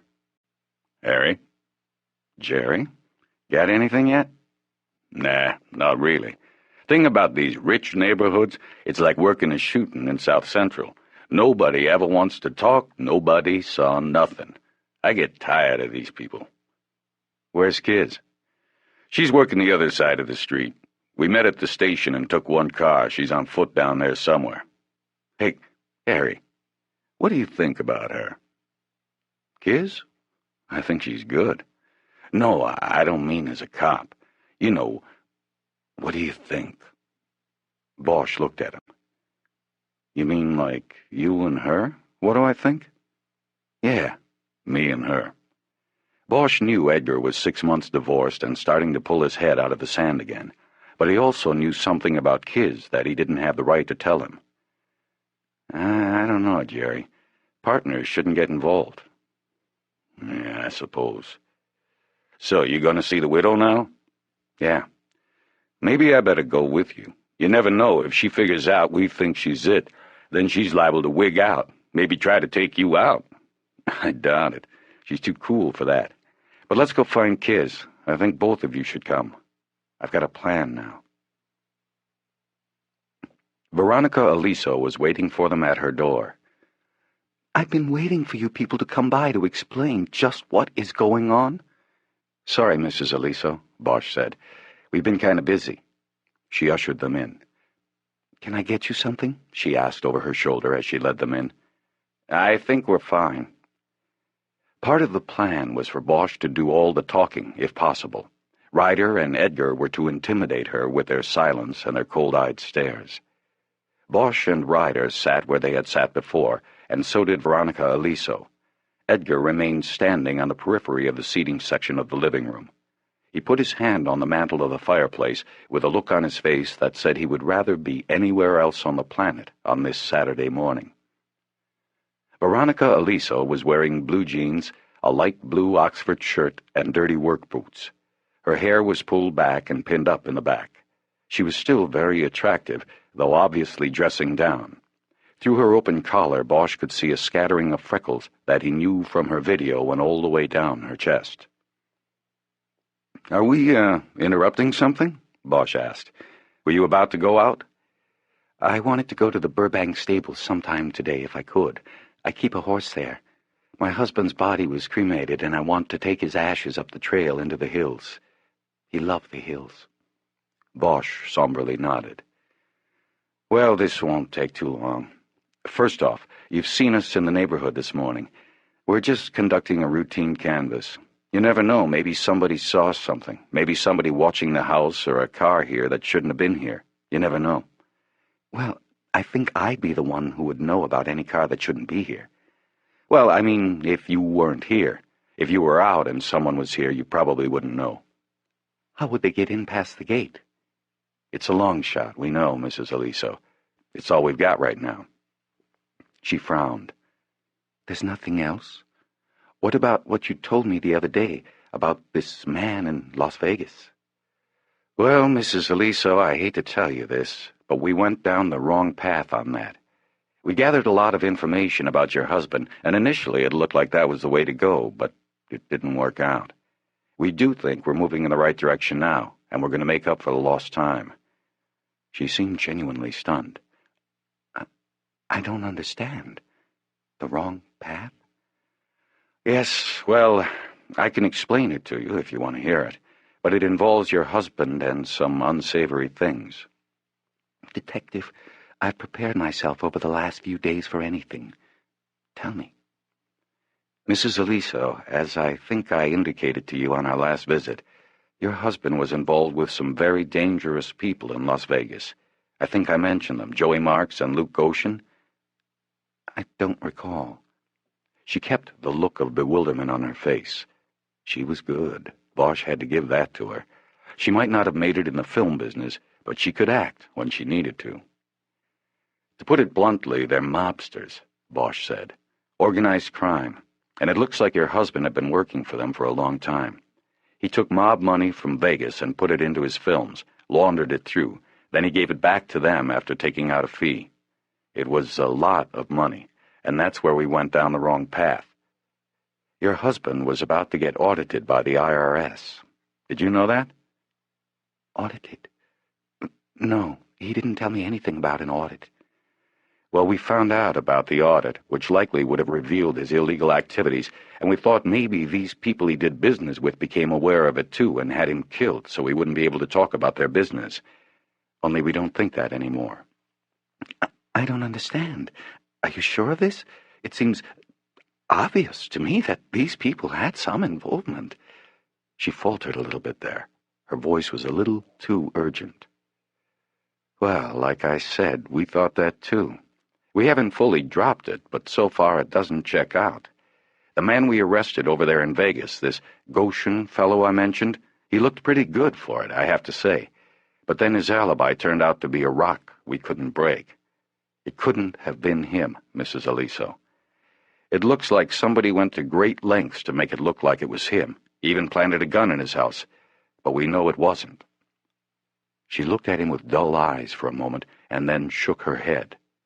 Then she made her first real mistake. She should have said that if it wasn't Goshen, then it was probably the other one Bosch had mentioned, or some other mobster associate. But she said nothing, and that instinctively told Bosch that she knew of the setup on Goshen. She now knew the plan hadn't worked, and her mind was probably scrambling. So then, what will you do? She finally asked. Oh, we already had to let him go. No, I mean about the investigation. What's next? Well, we're sort of starting from scratch. looking at it like maybe it was a planned robbery. You said his watch wasn't taken. Right, it wasn't. But the Las Vegas angle wasn't a total waste. We found out that your husband was carrying a lot of money with him when he landed here that night. He was taking it back here to run through his company, to clean it up. It was a lot of money. Nearly $1 million. He was carrying it for... $1 million? That was his second mistake. To Bosch, her emphasis on million and shock betrayed her knowledge that there was far less than that in Tony Aliso's briefcase. Bosch watched as her eyes stared blankly, and all her movement was interior. He guessed and hoped she was now wondering where the rest of the money was. "Yes," he said. "See, the man who gave your husband the money, the one we first thought was a suspect, is an FBI agent who infiltrated the organization your husband worked for. That is why his alibi is so solid. Anyway, he told us that your husband was carrying $1 million. It was all in cash, and there was so much that he couldn't fit it all into his briefcase. He had to put about half of it in his suit bag." He paused for a few moments. He could tell the story was playing in her internal theater. Her eyes had that faraway look in them. He remembered that look from her movie, but this time it was for real. He hadn't even finished the interview, but she was already making plans. He could see it. "Was the money marked by the FBI?" she asked. "I mean, could they trace it that way?" No. Unfortunately, their agent did not have it long enough to do that. There was too much of it, frankly. But the transaction did take place in an office with a hidden video camera. There is no doubt Tony left there with $1 million. Bosch paused to open his briefcase and quickly consult a page from a file. Actually, it was $1,076,000, all in cash. Veronica's eyes went down to the floor as she nodded. Bosch studied her, but his concentration was interrupted when he thought he heard a sound from somewhere in the house. It suddenly occurred to him that maybe there was someone else there. They had never asked. "Did you hear that?" Bosch asked. "What?" "I thought I heard something. Are you alone in the house?" "Yes." "I thought I heard a bump or something." "You want me to look around?" Edgar offered. "Oh, no," Veronica said quickly. It was probably just the cat." Bosch didn't remember seeing any sign of a cat when he had been in the house before. He glanced at Kiz and saw her almost imperceptibly turn her head to signal she didn't remember a cat either.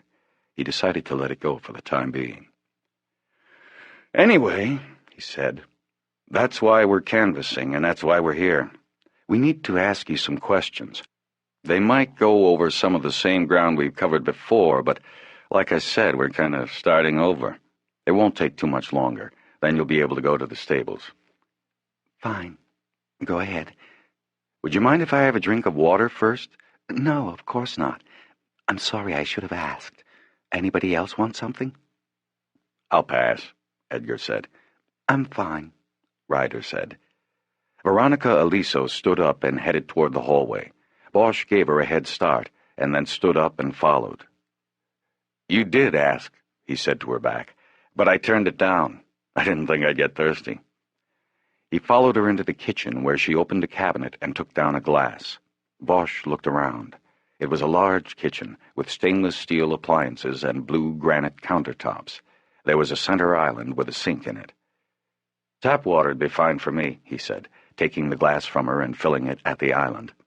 He turned and leaned against the counter and drank from it. He then poured the rest out and put the glass on the counter. "That's all you want?" "Yes, just needed something to wash the dust down, I guess." He smiled, and she didn't. "Well then, should we go back to the living room?" she asked. "That'd be fine." He followed her out of the kitchen, and just before he entered the hallway, he turned back, and his eyes swept across the gray-tiled floor. He didn't see what he thought should be there. Bosch spent the next 15 minutes asking mostly questions that had been asked 5 days earlier, and that had little bearing on the case now. He was going through the motions, the finishing touches. The trap was baited, and this was his way of quietly stepping back from it. Finally, when he thought he had said and asked enough, Bosch closed the notebook in which he had been scribbling notes he'd never look at again, and stood up. He thanked her for her time, and Veronica Aliso walked the three detectives to the door. Bosch was the last one out, and as he stepped over the threshold, she spoke to him. He somehow knew that she would.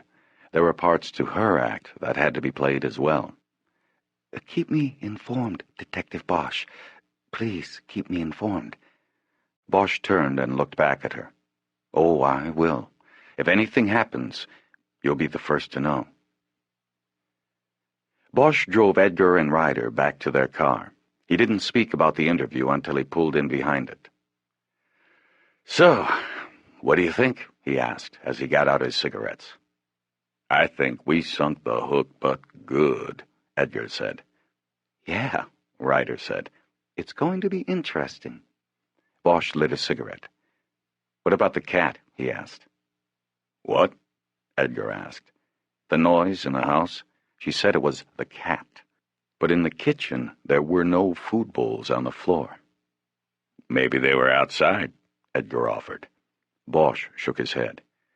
"I think people who keep cats inside feed them inside," he said. "In the hills, you're supposed to keep them in. Coyotes. Anyway, I don't like cats. I get allergic to them. I can usually tell when somebody has a cat. I don't think she has a cat. Kiz, you didn't see a cat in there, did you?" "I spent all Tuesday morning in there, and I never saw a cat." "You think maybe it was the guy then?" Edgar asked. "Whoever she worked this with?" "Maybe. I think somebody was in there. Maybe her lawyer." "Nah, lawyers don't hide like that. They come out and confront." "True. Should we watch the place, see who comes out?" Edgar asked. Bosch thought a moment. "No," Bosch said. "They spot us, and they'll know the money thing is just bait. Better we let it go. Better just to get out of here, go get set up. We gotta get ready." 7. During his time in Vietnam, Bosch's primary assignment was to fight the war in the tunnel networks that ranged beneath the villages in the Cu Chi province, to go into the darkness they called the Black Echo, and to come back alive. But the tunnel work was done quickly, and between those missions he spent days in the bush, fighting and waiting under the jungle canopy. One time he and a handful of others got cut off from their unit, and Bosch spent a night sitting in the elephant grass, his back pressed against the back of an Alabama boy named Donnell Frederick, listening as a company of VC fighters moved through. They sat there and waited for Charlie to stumble onto them. There was nothing else they could do, and there were too many of them to fight. So they waited, and the minutes went by like hours. They all made it through, though Donnell was later killed in a foxhole by a direct mortar hit. Friendly fire. Bosch always thought that night in the elephant grass was the closest he'd ever come to experiencing a miracle. Bosch remembered that night sometimes when he was alone on a stakeout or in a tight spot. He thought about it now as he sat cross-legged against the base of a eucalyptus tree 10 yards from the tarp the homeless man George had erected. Over his clothes he wore a green plastic poncho he always kept in the trunk of his work car. The candy bars he had with him were Hershey's chocolate with almonds, the same kind he took with him into the bush so long ago. And like that night in the tall grass, he had not moved for what seemed like hours. It was dark, with only a glimmer of moonlight making it down through the overhead canopy, and he was waiting. He wanted a cigarette, but couldn't afford to open a flame in the blackness. Every now and then he thought he could hear Edgar make a move or readjust himself 20 yards to his right, but he couldn't be sure that it was him and not a deer or maybe a coyote passing through. George had told him there were coyotes. When he had put the old man into the back of Kiz's car for the ride to the hotel they were putting him up in, he had warned Bosch. But Bosch wasn't afraid of coyotes. The old man had not gone easily. He was sure they were there to take him back to Camarillo, and the truth was he should have been going back there, but the institution wouldn't have him. Not without a government-punched ticket. Instead, he was going to be treated to a couple of nights at the Mark Twain Hotel in Hollywood. It wasn't a bad place. Bosch had lived there for more than a year while his house was being rebuilt. The worst room there beat a tarp in the woods hands down, but Bosch knew George might not see it that way. By 11:30, the traffic up on Mulholland had thinned down to a car every 5 minutes or so. Bosch couldn't see them because of the incline and the thickness of the brush, but he could hear them and see the lights wash through the foliage above him as the cars made the curve. He was alert now because a car had slowly gone by twice in the last 15 minutes, once each way. Bosch had sensed that it was the same car because the engine was over-throttled to compensate for a skip in the engine stroke. And now it was back for a third time. Bosch listened intently as he heard the familiar engine, and this time there was the added sound of tires turning on gravel. The car was pulling off the road. In a few moments the engine stopped, and the following silence was punctuated only by the sound of a car door being opened and then closed. Bosch slowly got up on his haunches, as painful as it was on his knees, and got ready. He looked into the darkness to his right, toward Edgar's position, and saw nothing. He then looked up the incline toward the edge, and waited. In a few moments he could see the beam of a flashlight cut through the brush. The light was pointed downward and was moving in a back-and-forth sweeping pattern as its holder slowly descended the hill toward the tarp. Under his poncho, Bosch held his gun in one hand and a flashlight in the other, his thumb paused on the switch and ready to turn it on. The movement of the light stopped. Bosch guessed that its holder had found the spot where the suit bag should have been. After a moment of seeming hesitation, the beam was lifted and it swept through the woods, flicking across Bosch for a fraction of a second. But it didn't come back to him. Instead, it held on the blue tarp, as Bosch guessed it probably would.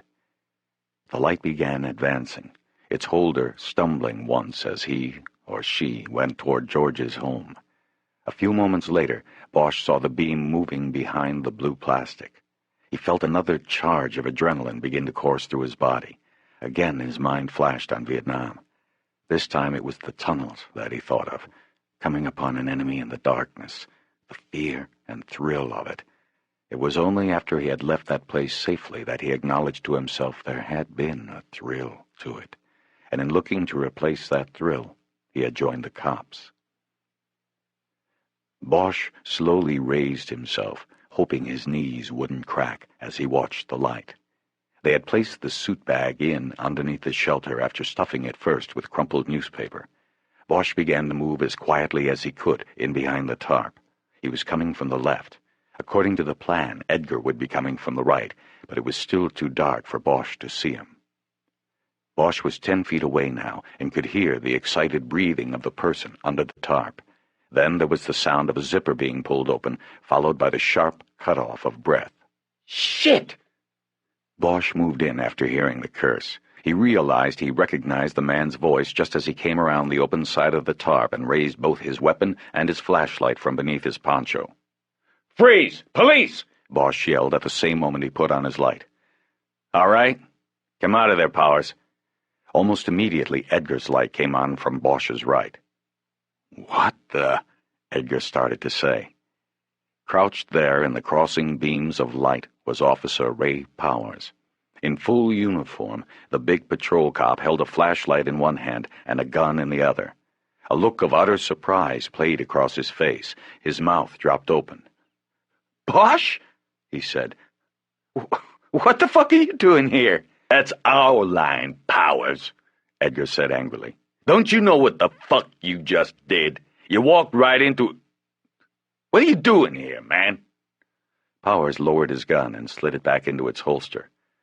There was a report. Somebody must have seen you guys sneaking in here. They said they saw 2 men sneaking around."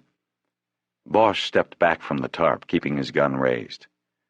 "Come out of there, Powers," he said. Powers did as he was commanded. Bosch put the beam from his light right in the man's face. "What about this report? Who called it in?" "Just some guy driving by up on the road. Must have seen you going in here. Can you get the light out of my face?" Bosch didn't move the focus of the light an inch. "Then what?" he asked. "Who'd he call?" Bosch knew that after Ryder had dropped them off, her job was to park on a nearby street and keep her scanner on. If there had been such a radio call, she would have heard it and called off the patrol response, telling the dispatcher it was a surveillance operation. "He didn't call it in. I was cruising by and he waved me down." "You mean he claimed he just saw two guys going into the woods?" No, he waved me down earlier. I just didn't get a chance to check it out until now." Bosch and Edgar had gone into the woods at 2:30. It was full daylight then, and Powers wasn't even on duty yet, and the only car that had been in the area at the time was Ryder's. Bosch knew Powers was lying, and it was all beginning to fall into place. His finding the body, his fingerprint on the trunk, the pepper spray on the victim, the reason the bindings were taken off the wrists. It was already there, in the details. "How much earlier?" Bosch asked. "I was right after I came on duty. I can't remember the time." "Daylight?" "Yeah, daylight. Can you put the fucking light down?" Bosch ignored him again. "What was the citizen's name?" "I didn't get it. Just some guy in a Jag. He waved me down at Laurel Canyon in Mulholland, told me what he saw, and I said I'd check it when I got the chance. So I was checking it out and saw the bag here. I figured it belonged to the guy in the trunk. I saw the bulletin you people put out about the car and the luggage, so I knew you were looking for it. Hey, sorry I blew it, but you people should have let the watch commander know what you were doing." "Jesus, Bosch, I'm going blind here." "Yeah, it's blown all right," Bosch said, finally lowering the light. He lowered his gun to his side also, but didn't put it away. He kept it ready, there under the poncho. "Might as well pack it in now. Powers, go on up the hill to your car. Jerry, grab the bag." Bosch climbed up the hill behind Powers, careful to keep the light up and back on the patrol cop. He knew that if they had cuffed Powers down by the tarp, they'd never get him up the hill because of the steep terrain and because Powers might fight them, so he had to scam him. He let him think he was clear. At the top of the hill, Bosch waited until Edgar came up behind them before making a move. "Know what I don't get, Powers?" he said. "What, Bosch?" "I don't get why you waited until dark to check out a complaint you got during the day. You're told that two suspicious-looking characters went into the woods, and you decide to wait until it's late and it's dark to check it out by yourself. I told you, I didn't have the time."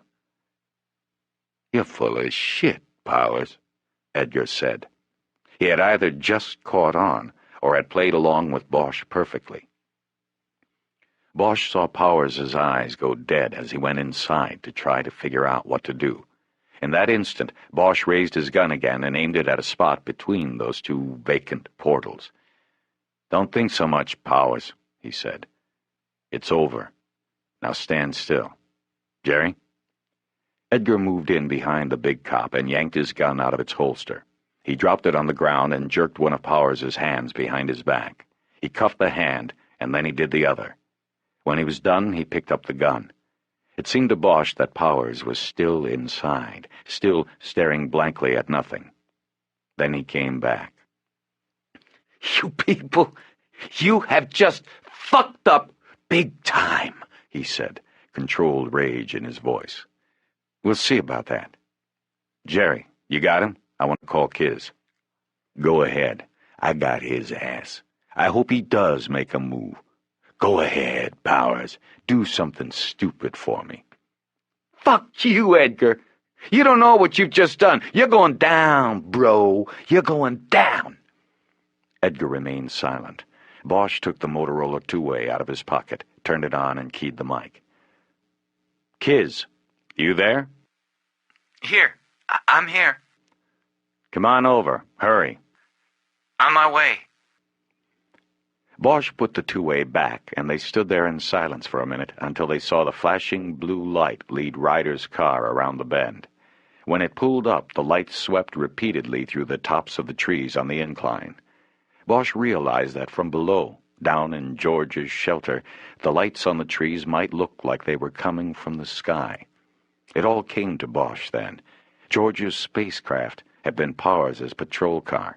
The abduction had been a traffic stop, the perfect way to get a man carrying nearly $500,000 in cash to stop. Powers had simply waited for Aliso's white Rolls, probably at Mulholland and Laurel Canyon, then followed and put the lights on when they approached the secluded curve. Tony probably thought he had been speeding. He pulled over. Ryder pulled off the road behind the patrol car. Bosch came over and opened the back door and looked in at her. "Harry, what is it?" she asked. Powers. Powers, is it? "Oh, my God." Yeah. I want you and Jerry to take him in. I'll follow with his car. He walked back over to Edgar and Powers. Okay, let's go.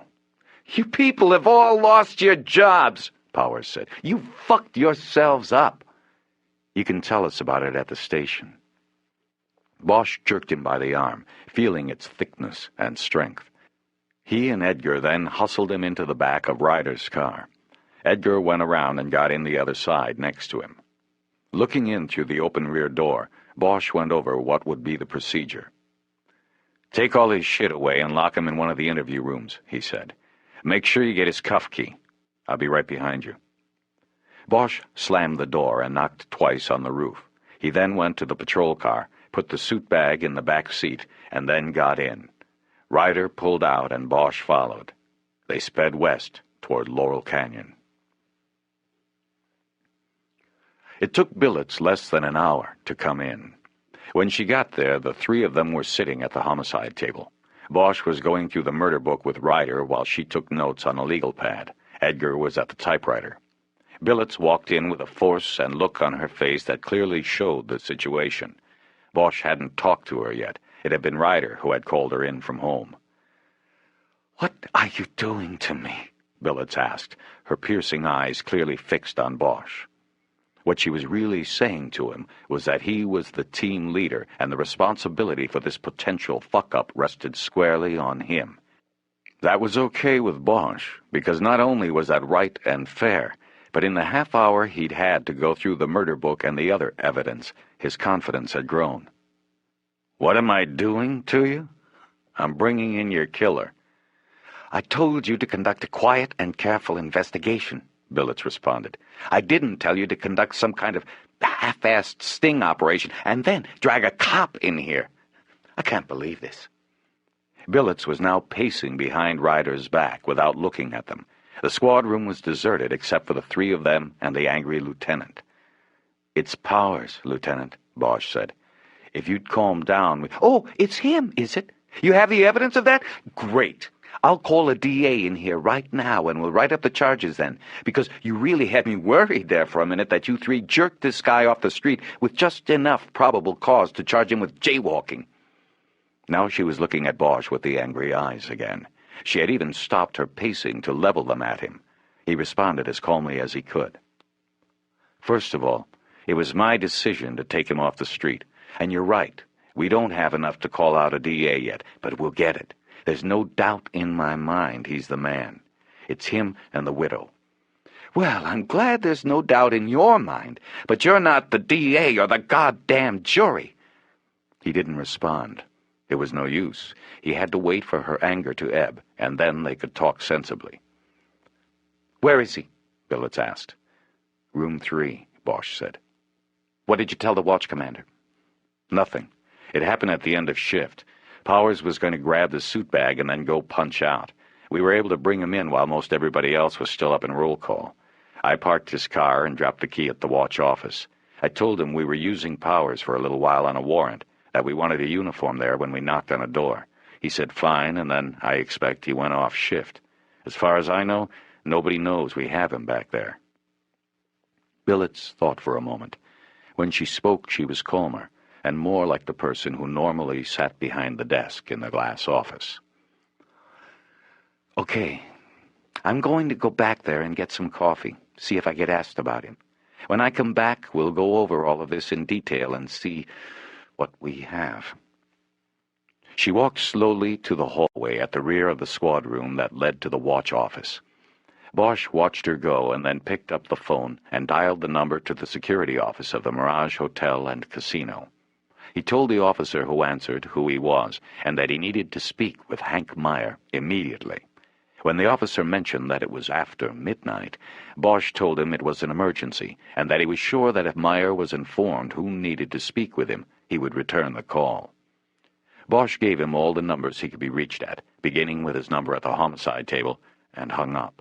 He went back to his work with the murder book. "Did you say he's in 3? Bosch looked up. Billets was back, a cup of steaming coffee in her hand. He nodded. "I want to have a look," she said.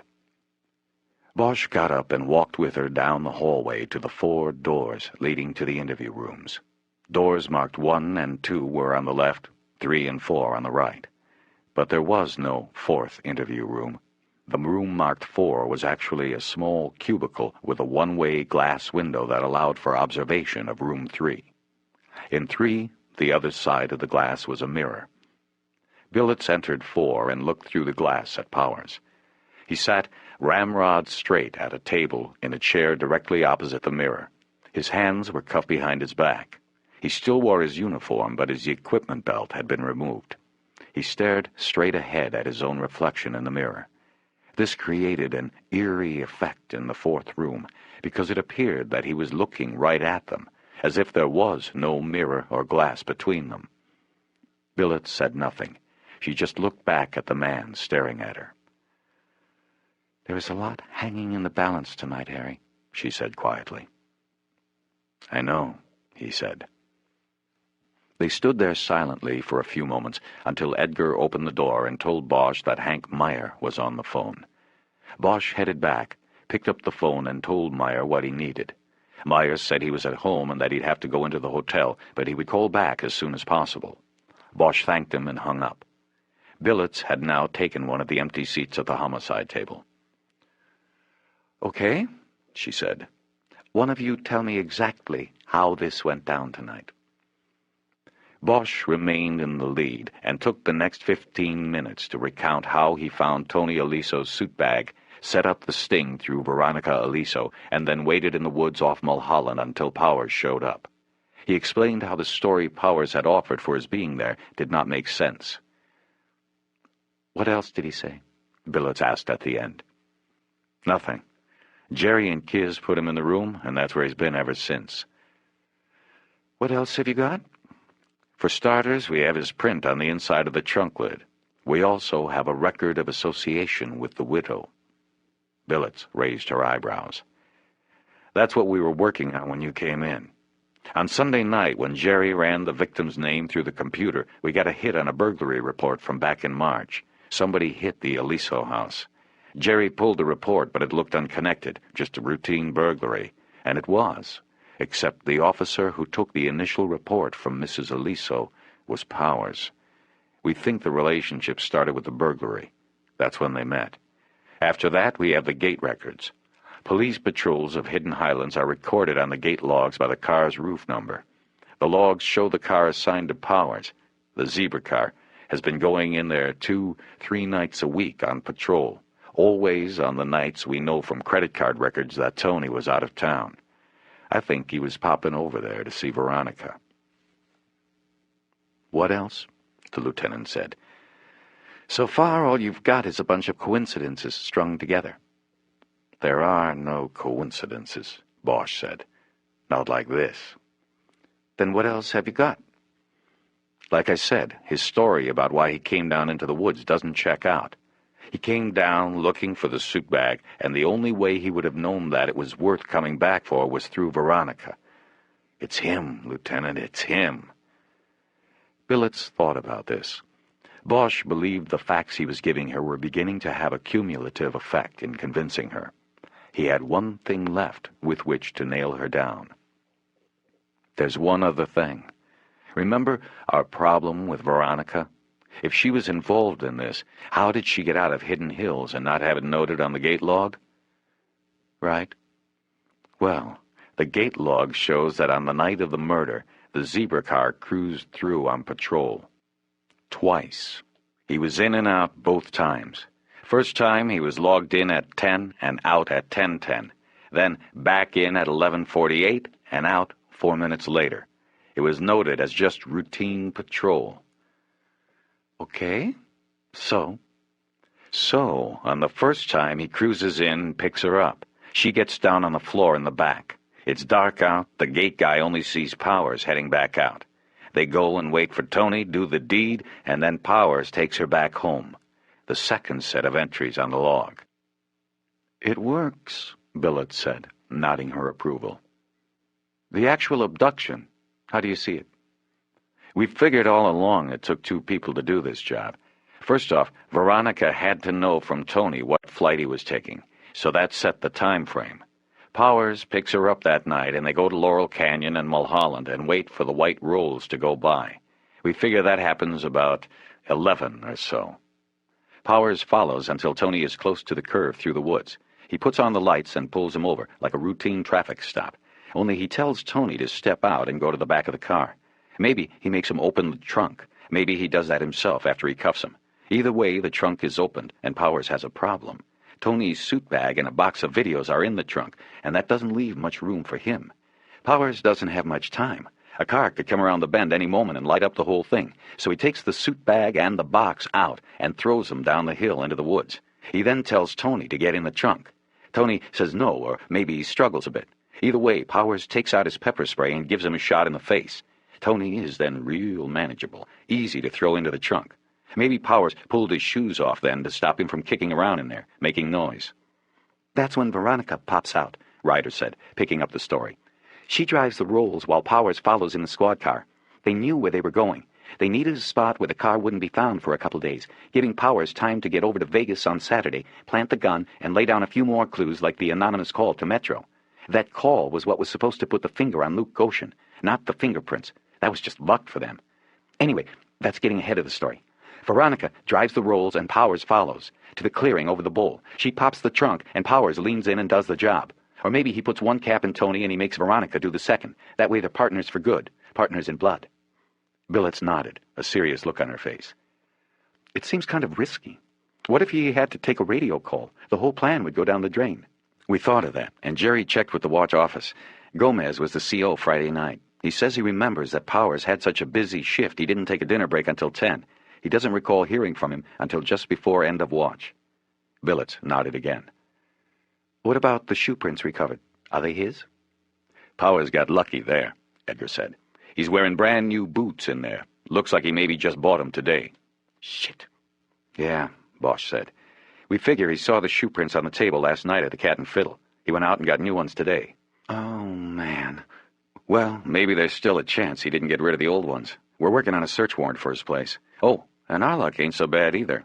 Jerry, tell her about the spray. Edgar leaned forward on the table. I went back to the supply post, took a look at the sheet. On Sunday, Powers signed out an OC cartridge. Only I then went and looked at the 51 list in the Watchloo's office. No use of force reported by Powers in this deployment period. So, Billets said, he somehow used his pepper spray because he had to get a refill cartridge, but he never reported using the spray to his watch commander. Right. Billets thought about things for a few moments before speaking again. Okay, she said. What you've come up with quickly is all good stuff, but it's not good enough. It's a circumstantial case, and most of this can be explained away. Even if you could prove he and the widow have been meeting, it doesn't prove murder. The fingerprint on the trunk can be explained by sloppy work at the crime scene. Who knows? Maybe that's all it really was. I doubt it, Bosch said. Well, your doubts aren't good enough. Where do we go from here? We still have some things in the fire. Jerry's going for a warrant based on what we've got so far. If we get inside Powers' house, maybe we find the shoes, maybe we find something else. We'll see. I also have an angle in Vegas working. We figure that for them to have pulled this off, Powers had to have followed Tony over there once or twice. To know about Goshen and pick him to hang it all on. If we're lucky, Powers would have wanted to stay right on Tony. That would mean staying at the Mirage. You can't stay there without a trail. You can pay cash, but you got to give a legit credit card imprint to cover room charges, phone calls, things like that. In other words, you can't register under any name you don't have on a credit card. I've got a guy checking. Okay, it's a start, Billets said. She nodded her head, cupped a hand over her mouth, and lapsed into a contemplative silence for a long moment. What it all comes down to is that we need to break him, don't we? She finally asked. Bosch nodded. Probably, unless we get lucky with the warrant. You're not going to break him.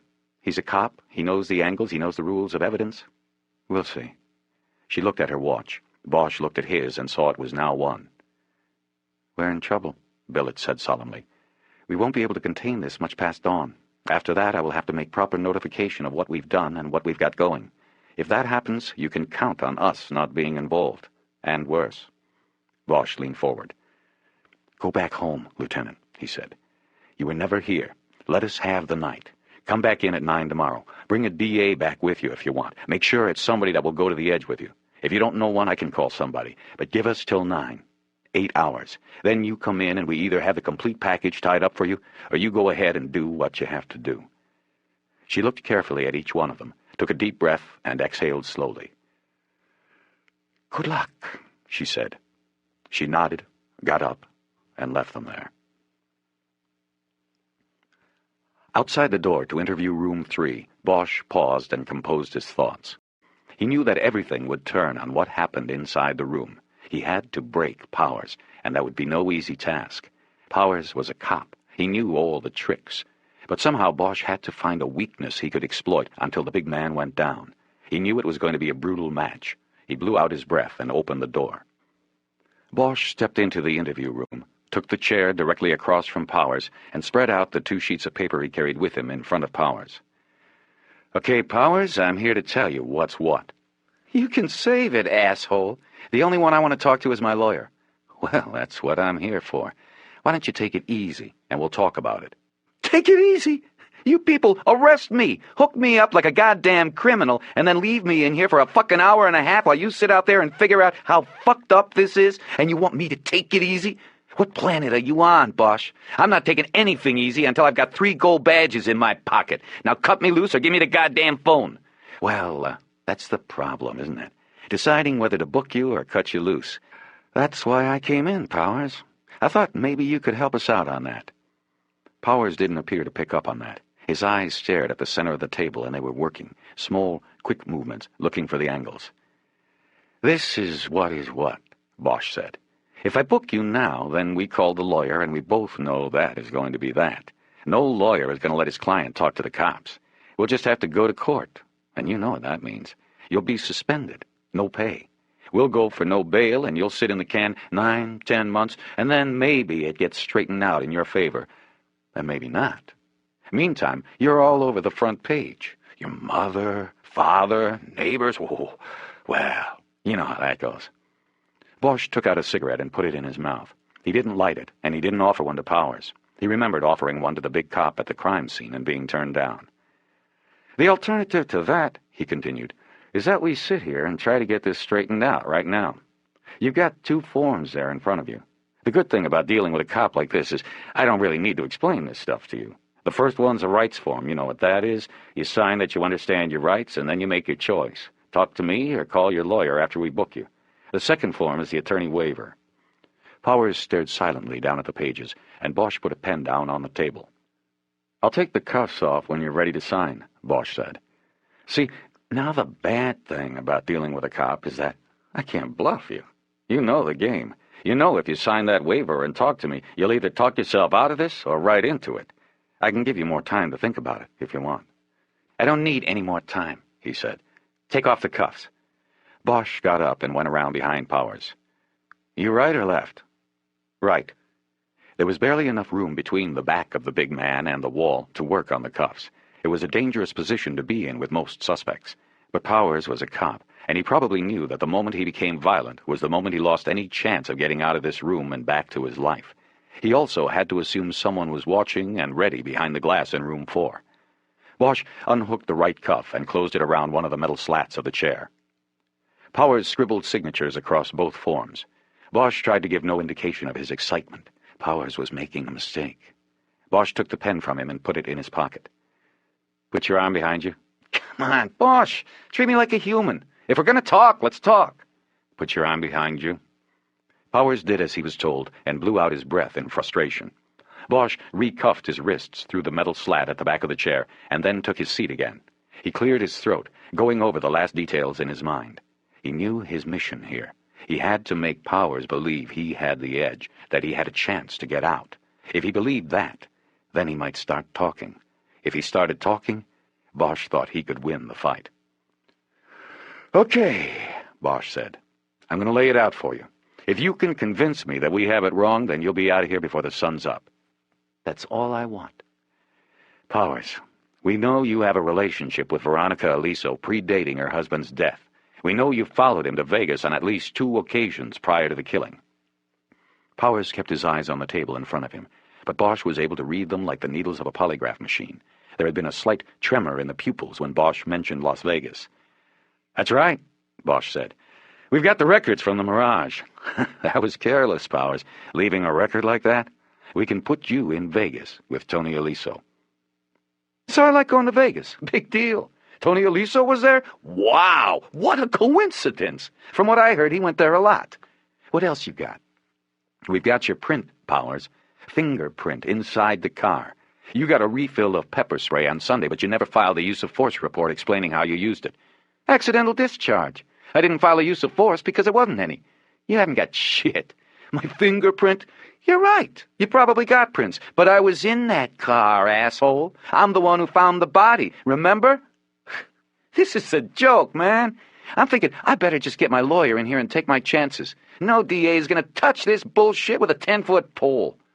Bosch ignored the baiting and went on.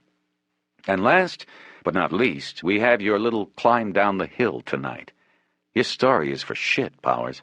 You went down there to look for Aliso's suit bag because you knew it was there and you thought it had something you and the widow overlooked before.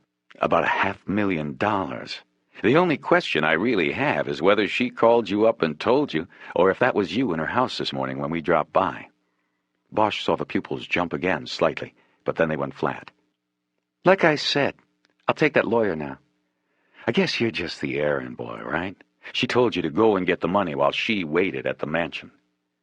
Powers started laughing in a fake way. "I like that, Bosch. Errand boy. Too bad I barely know the woman. But it's a good try. Good try.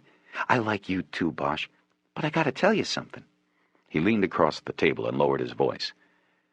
"I ever run across you again on the outside, you know, when it's just me and you, head to head, I'm going to seriously fuck you up." He straightened up again and nodded. Bosch smiled. "You know, I don't think I was sure until now. But now I'm sure. You did it, Powers. You're the man. And there is never going to be an outside for you. Never. So tell me, whose idea was it? Was she the first one to bring it up? Or was that you?" Powers stared sullenly down at the table and shook his head. "Let me see if I can figure it out," Bosch said. "I guess you went up there to that big house and saw all that they had. The money. Maybe heard about Tony and his Rolls, and it just went on from there. Yeah, I'm betting it was your idea, Powers. But I think she knew you would come up with it. See, she's a smart woman. She knew you would come up with it, and she waited. And you know what? We've got nothing on her. Nothing. She played you perfect, man, right down the line. She's going to do the walk, and you," he pointed at his chest, "are going to do the time. Is that how you want it?" Powers leaned back, a bemused smile on his face. "You don't get it, do you?" Powers said. "You're the errand boy here. But look at yourself. You got nothing to deliver. Look at what you've got. You can't tie me to Aliso. I found the body, man. I opened the car. If you found a print, then that's when I left it. All the rest is a bunch of bullshit adding up to nothing. You go in to see a prosecutor with that, they're going to laugh your ass out onto Temple Street. So go give me that phone, errand boy, and let's get it on. Just go give me the phone." "Not yet, Powers," Bosch said. "Not just yet." Bosch sat at his spot at the homicide table with his head down on his folded arms. An empty coffee cup was near his elbow. A cigarette he had perched on the edge of the table had burned down to the butt, leaving one more scar on the old wood. Bosch was alone. It was almost 6, and there was just the hint of dawn's light coming through the windows that ran high along the east wall of the room. He'd gone at it for more than 4 hours with Powers, and had gained no ground. He hadn't even made a dent in Powers' cool demeanor. The first rounds had assuredly gone to the big patrol cop. Bosch wasn't asleep, though. He was simply resting and waiting, and his thoughts remained focused on Powers. Bosch had no doubts. He was sure that he had the right man sitting handcuffed in the interview room. What minimal evidence they had certainly pointed to Powers, But it was more than the evidence that convinced him. It was experience and gut instinct. Bosch believed an innocent man would have been scared, not smug as Powers had been. An innocent man would not have taunted Bosch, and so what still remained now was to take away that smugness and break him. Bosch was tired, but still felt up to the task. The only thing that worried him was time. Time was against him. Bosch raised his head and looked at his watch. Billets would be back in 3 hours. He picked up the empty cup, used his palm to push the dead cigarette and its ashes into it, and dropped it into the trash can under the table. He stood up, lit another cigarette, and took a walk down the aisle between the crime tables. He tried to clear his mind, to get ready for the next round. He thought about paging Edgar to see if he and Ryder had found anything yet, anything at all that could help, but decided against it. They knew that time was important. They would have either called or come back if they had something. As he stood at the far end of the squad room, and these thoughts traveled through his mind, his eyes fell on the sex crimes table, and he realized after a moment that he was looking at a Polaroid photo of a girl who had come into the station with her mother on Friday to report that she had been raped. The photo was on the top of a stack of Polaroids that were paper-clipped to the outside of the case envelope. Detective Mary Cantu had left it on the top of her pile for Monday. Without thinking about it, Bosch pulled the stack of photos from beneath the clip and began to look through them. The girl had been badly mistreated, and the bruises documented on her body by Cantu's camera were a depressing testament to all that was wrong with the city. Bosch always found it easier to deal with victims who were no longer living. The live ones haunted him because they could never be consoled. Not fully. They were forever left with the question, why? Sometimes Bosch thought of his city as some kind of a vast drain that pulled all bad things toward it, to a spot where they swirled around in a deep concentration. It was a place where it seemed the good people often were outnumbered by the bad. The creeps and schemers, the rapists and killers. It was a place that could easily produce someone like Powers. Too easily. Bosch put the photos back under the clip, embarrassed by his thoughtless voyeurism of the girl's pain. He went back to the homicide table, picked up the phone, and dialed his home number. It had been nearly 24 hours since he had been to his house, and his hope was that Eleanor Wish would answer. He had left the key under the mat, or there might be a message from her. After 3 rings, the line was picked up, and he heard his own voice on tape tell himself to leave a message. He punched in his code to check for messages, and the machine told him he had none. He stood there a long moment, thinking about her, the phone still at his ear, when suddenly he heard her voice. Harry? Is that you? Eleanor? I'm here, Harry. Why didn't you answer? I didn't think it would be for me. When did you get there? Last night. I've been waiting for you. Thanks for leaving the key. You're welcome. Eleanor, where'd you go? There was a beat of silence before she answered. I went back to Vegas.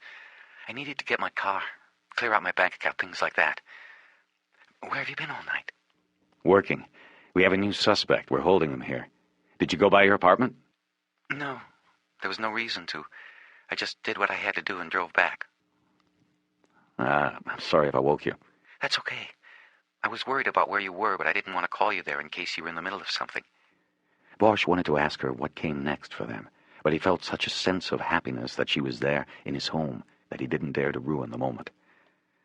I don't know how much longer I'll be tied up, he said. Bosch heard the heavy doors in the station's rear hallway open and bang shut. Footsteps were coming toward the squad room. Do you have to go? Eleanor asked. Edgar and Ryder walked into the squad room. Ryder carried a brown evidence bag with something heavy in it. Edgar carried a closed cardboard box, across which someone had stenciled Xmas with a magic marker. He also had a broad smile on his face. Yeah, Bosch said. I think I better go. Okay, Harry. I'll see you. You'll be there? I'll be here. Okay, Eleanor. I'll see you as soon as I can. He hung up and looked up at his 2 partners. Edgar was still smiling. We got you a Christmas present here, Harry, Edgar said. We got Powers right here in this box. You got the boots? No boots. We got better than boots. Show me. Edgar lifted the lid off the box. Off the top, he took out a manila envelope. He then tilted the box so that Bosch could look in. Bosch whistled. Merry Christmas, Edgar said. You count it? Bosch asked, his eyes still on the stacks of currency with rubber bands around them. Each bundle has a number on it, Ryder said. You add them all up, it equals 480,000. It looks like it's everything. Not a bad present, eh, Harry? Edgar said excitedly. No. Where was it? Attic crawl space, Edgar said. One of the last places we looked. Box was just sitting there in front of me as soon as I stuck my head up. Bosch nodded. Okay. What else? Found these under his mattress. From the envelope, Edgar withdrew a stack of photos. They were 6 by 4 in size, and each had the date of the photograph digitally printed on the bottom left corner. Bosch put them on the table in front of them and looked through them, carefully picking them up by the corners. He hoped Edgar had handled them the same way. The first photo was of Tony Aliso getting into a car at the valet stand in front of the Mirage. The next was of him walking to the door of Dolly's. Following that was a series of shots of him outside of Dolly's talking to the man Aliso knew as Luke Goshen. It was dark outside in these shots, and they were taken from a distance, but the neon-glutted entrance of the club was lit as brightly as daylight, and Aliso and Goshen were easily recognizable. Then there were photos from the same location, but the date at the bottom corner had changed. They showed a young woman leaving the club and walking to Aliso's car. Bosch recognized her. It was Layla. There were also pictures of Tony and Layla poolside at the Mirage. The last shot was of Tony leaning his deeply tanned body over Layla's lounge chair and kissing her on the mouth. Bosch looked up at Edgar and Ryder. Edgar was smiling again. Ryder wasn't. Just like we thought, Edgar said. He cased this guy over there in Vegas. That shows he had the knowledge to set this whole thing up, him and the widow. We got him, Harry. This shows premeditation, lying in wait, the works. We got 'em both, 9 ways to Sunday. Maybe. He looked at Ryder. What's up with you, Kiz? She shook her head. I don't know. It just seems too easy. The place was very clean, no old boots, no sign that Veronica ever even set foot in that place. Then we find these so easy. It was like we were supposed to find it all. I mean, why would he take the time to get rid of the boots, but leave the photos under the mattress? I can see him wanting to hang on to the money, but putting it in the attic seems pretty lame. She moved her hand toward the photos and the cash in a dismissive gesture. Bosch nodded his agreement and leaned back in his chair. I think you're right, he said. He's not that stupid. He thought about the similarity to the gun being planted on Goshen. That, too, turned out to be too easy. I think it's a setup, Bosch said. Veronica did this. He took the photos for her. He probably told her to destroy them, but she didn't. She hung on to them, just in case. She probably snuck them back in under his bed and put the cash up in the attic. Was it easy to get to? Easy enough, Ryder said. Full down ladder. Wait a minute. Why would she set him up? Edgar asked. Not from the start, Bosch said. It was like a fallback position. If things started to go wrong, if we got too close, she had Powers out there ready to take the fall. Maybe when she sent Powers after the suitcase, she went to his place with the photos and the cash. Who knows when it started? But I bet when I tell Powers we found this stuff in his house, his eyes are going to pop. What do you got in the bag, Kiz? The camera? She nodded and put the bag on the table without opening it. Nikon with a telephoto on it, credit card receipt for his purchase of it. Bosch nodded, and his thoughts strayed a bit. He was trying to think about how he was going to work the photos and money with Powers. It was their shot at breaking him. It had to be played right. Hold on, Edgar said, a look of confusion on his face. I still don't get this. What makes you say it was a setup? Maybe he was holding the cash and the photos, and they were going to split it all after the heat died down. Why does it have to be that she set him up? Bosch looked at Ryder and then back at Edgar. Because Kiz is right. It's too easy. Not if he thought we didn't have a clue. If he thought he was clear right up to the moment we jumped out of the bushes up there in the woods. Bosch shook his head. I don't know. I don't think he would have played it the way he did when I was just talking to him. Not if he knew he had this stuff back at his place. I go with it being a setup. She's putting it all on him. We pull her in and she'll feed us some story about the guy being obsessed with her. Maybe, if she's any kind of actress, she tells us, yes, she had an affair with him, but then she broke it off. But he wouldn't go away. He killed her old man so he could have her all to himself. Bosch leaned back and looked at them, waiting for their response. I think it's good, Ryder said. It could work. Except we don't believe it, Bosch said. So, what'd she get out of this? Edgar asked, refusing to drop his disagreement. She's given up the money, putting it in his pad. What's that leave her? The house, the cars, insurance, Bosch said. Whatever's left of the company, and the chance to get away. But it was a weak answer, and he knew it. $500,000 was a lot of cash to use to set somebody up. It was the one flaw in the theory he had just spun. "She got rid of her husband," Ryder said. "Maybe that was all that was important to her." "He'd been screwing around on her for years," Edgar said. "Why now? What was different this time?" "I don't know," Ryder said. "But there was something different, or something else we don't know about. That's what we have to find out." "Yeah? Well, good luck," Edgar said. "I've got an idea," Bosch said. "If anyone knows what that something else is, it's Powers. I want to try to scam him, and I think I know how. Kids, you still got that tape, the one with Veronica in it? Casualty of Desire? Yeah, it's in my drawer. Go get it and set it up in the lieutenant's office. I'm going to grab some more coffee, and I'll meet you there." Bosch stepped into interview room 3 with the box of cash turned so that the side that said Xmas on it was held against his chest. He hoped it looked like any common cardboard box. He watched Powers for any sign of recognition and got none. Powers was sitting just as Bosch had left him, ramrod straight, his arms behind him as if by choice. He looked at Bosch with deadpan eyes that were ready and waiting for the next go-round. Bosch put the box on the floor where it would be shielded from view, pulled out the chair, and sat across from him again. He then reached down, opened the box, and took out a tape recorder and a file folder. He put them on the table in plain sight. "I told you, Bosch, no taping. If you got the camera on the other side of the glass going, then you're ripping off my rights, too. No camera, no tape, Powers. This is just to play you something, that's all. Now, where were we? We were to the point of put up or shut up. You cut me loose or you get my lawyer in here. Well, naturally, a couple of things have come up. I thought you might want to know about them first. You know, before you make a decision like that." "Fuck that! I'm through with this shit. Get me the phone." "Do you own a camera, Powers?" "I said get... a camera? What about it?" "Do you own a camera? It's a pretty straightforward question." "Yes. Everybody owns a camera. What about it?" Bosch studied him for a moment. He could feel the momentum and control start to maybe shift just a bit. It was coming across the table from Powers. He could feel it. Bosch played a thin smile on his face. He wanted Powers to know that from this point on, it was slipping away from him. "Did you take the camera with you when you went to Vegas last March?" "I don't know. Maybe. I take it on all my vacations. Didn't know it was a crime. The fucking legislature, what will they think of next?" Bosch let him have his smile, but didn't return it. "Is that what you called it?" he said quietly. "A vacation?" "Yeah, that's exactly what I called it." "That's funny, because that's not what Veronica is calling it."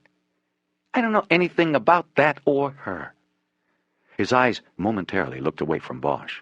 It was the first time, and again Bosch felt the balance shifting. He was playing it right. He felt it. Things were shifting. "Sure you know about it, Powers. And you know her pretty good, too. She just told us all about it. She's in the other room right now. Turns out she was weaker than I thought. My money had been on you. You know the saying, the bigger they are, the harder they fall, all of that. I thought you'd be the one, but it was her.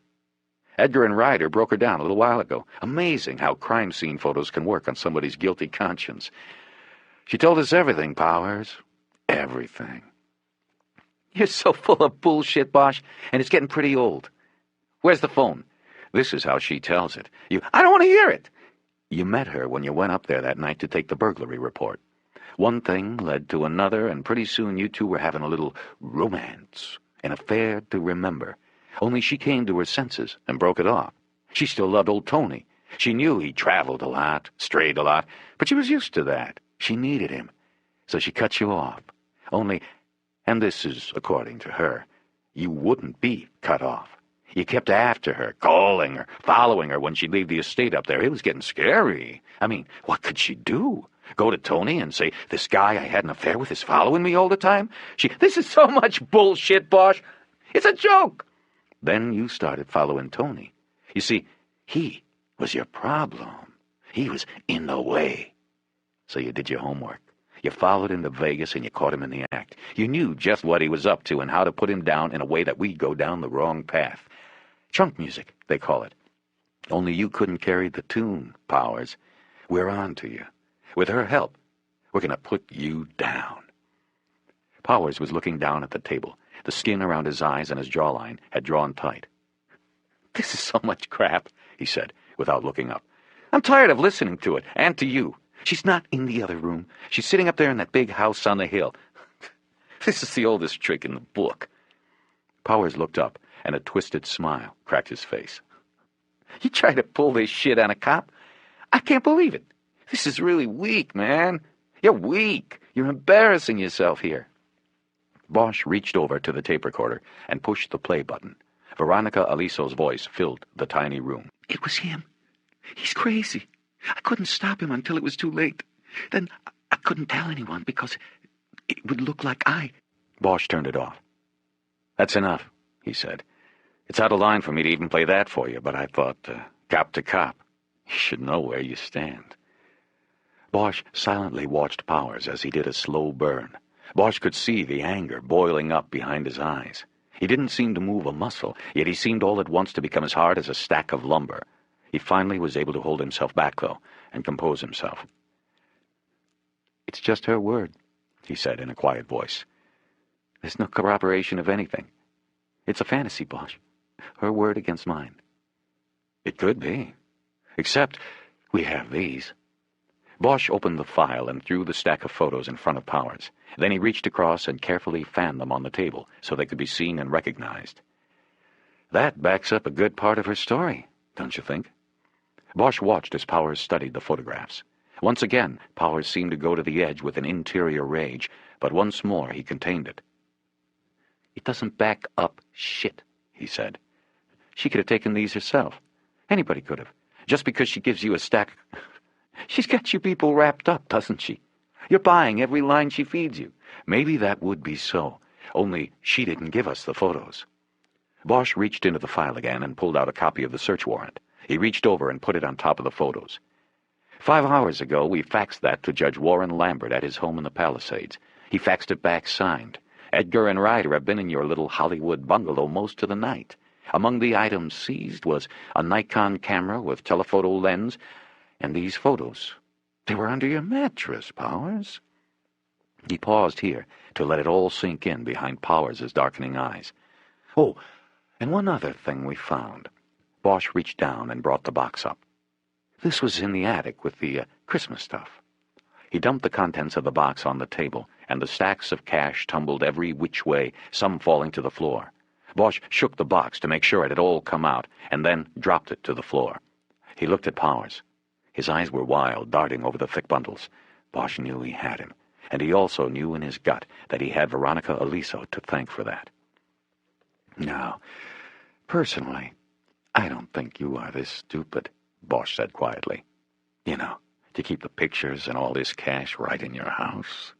Of course, I've seen crazier things in my time, but if I was betting, I'd bet that you didn't know all of this was there because you didn't put it there.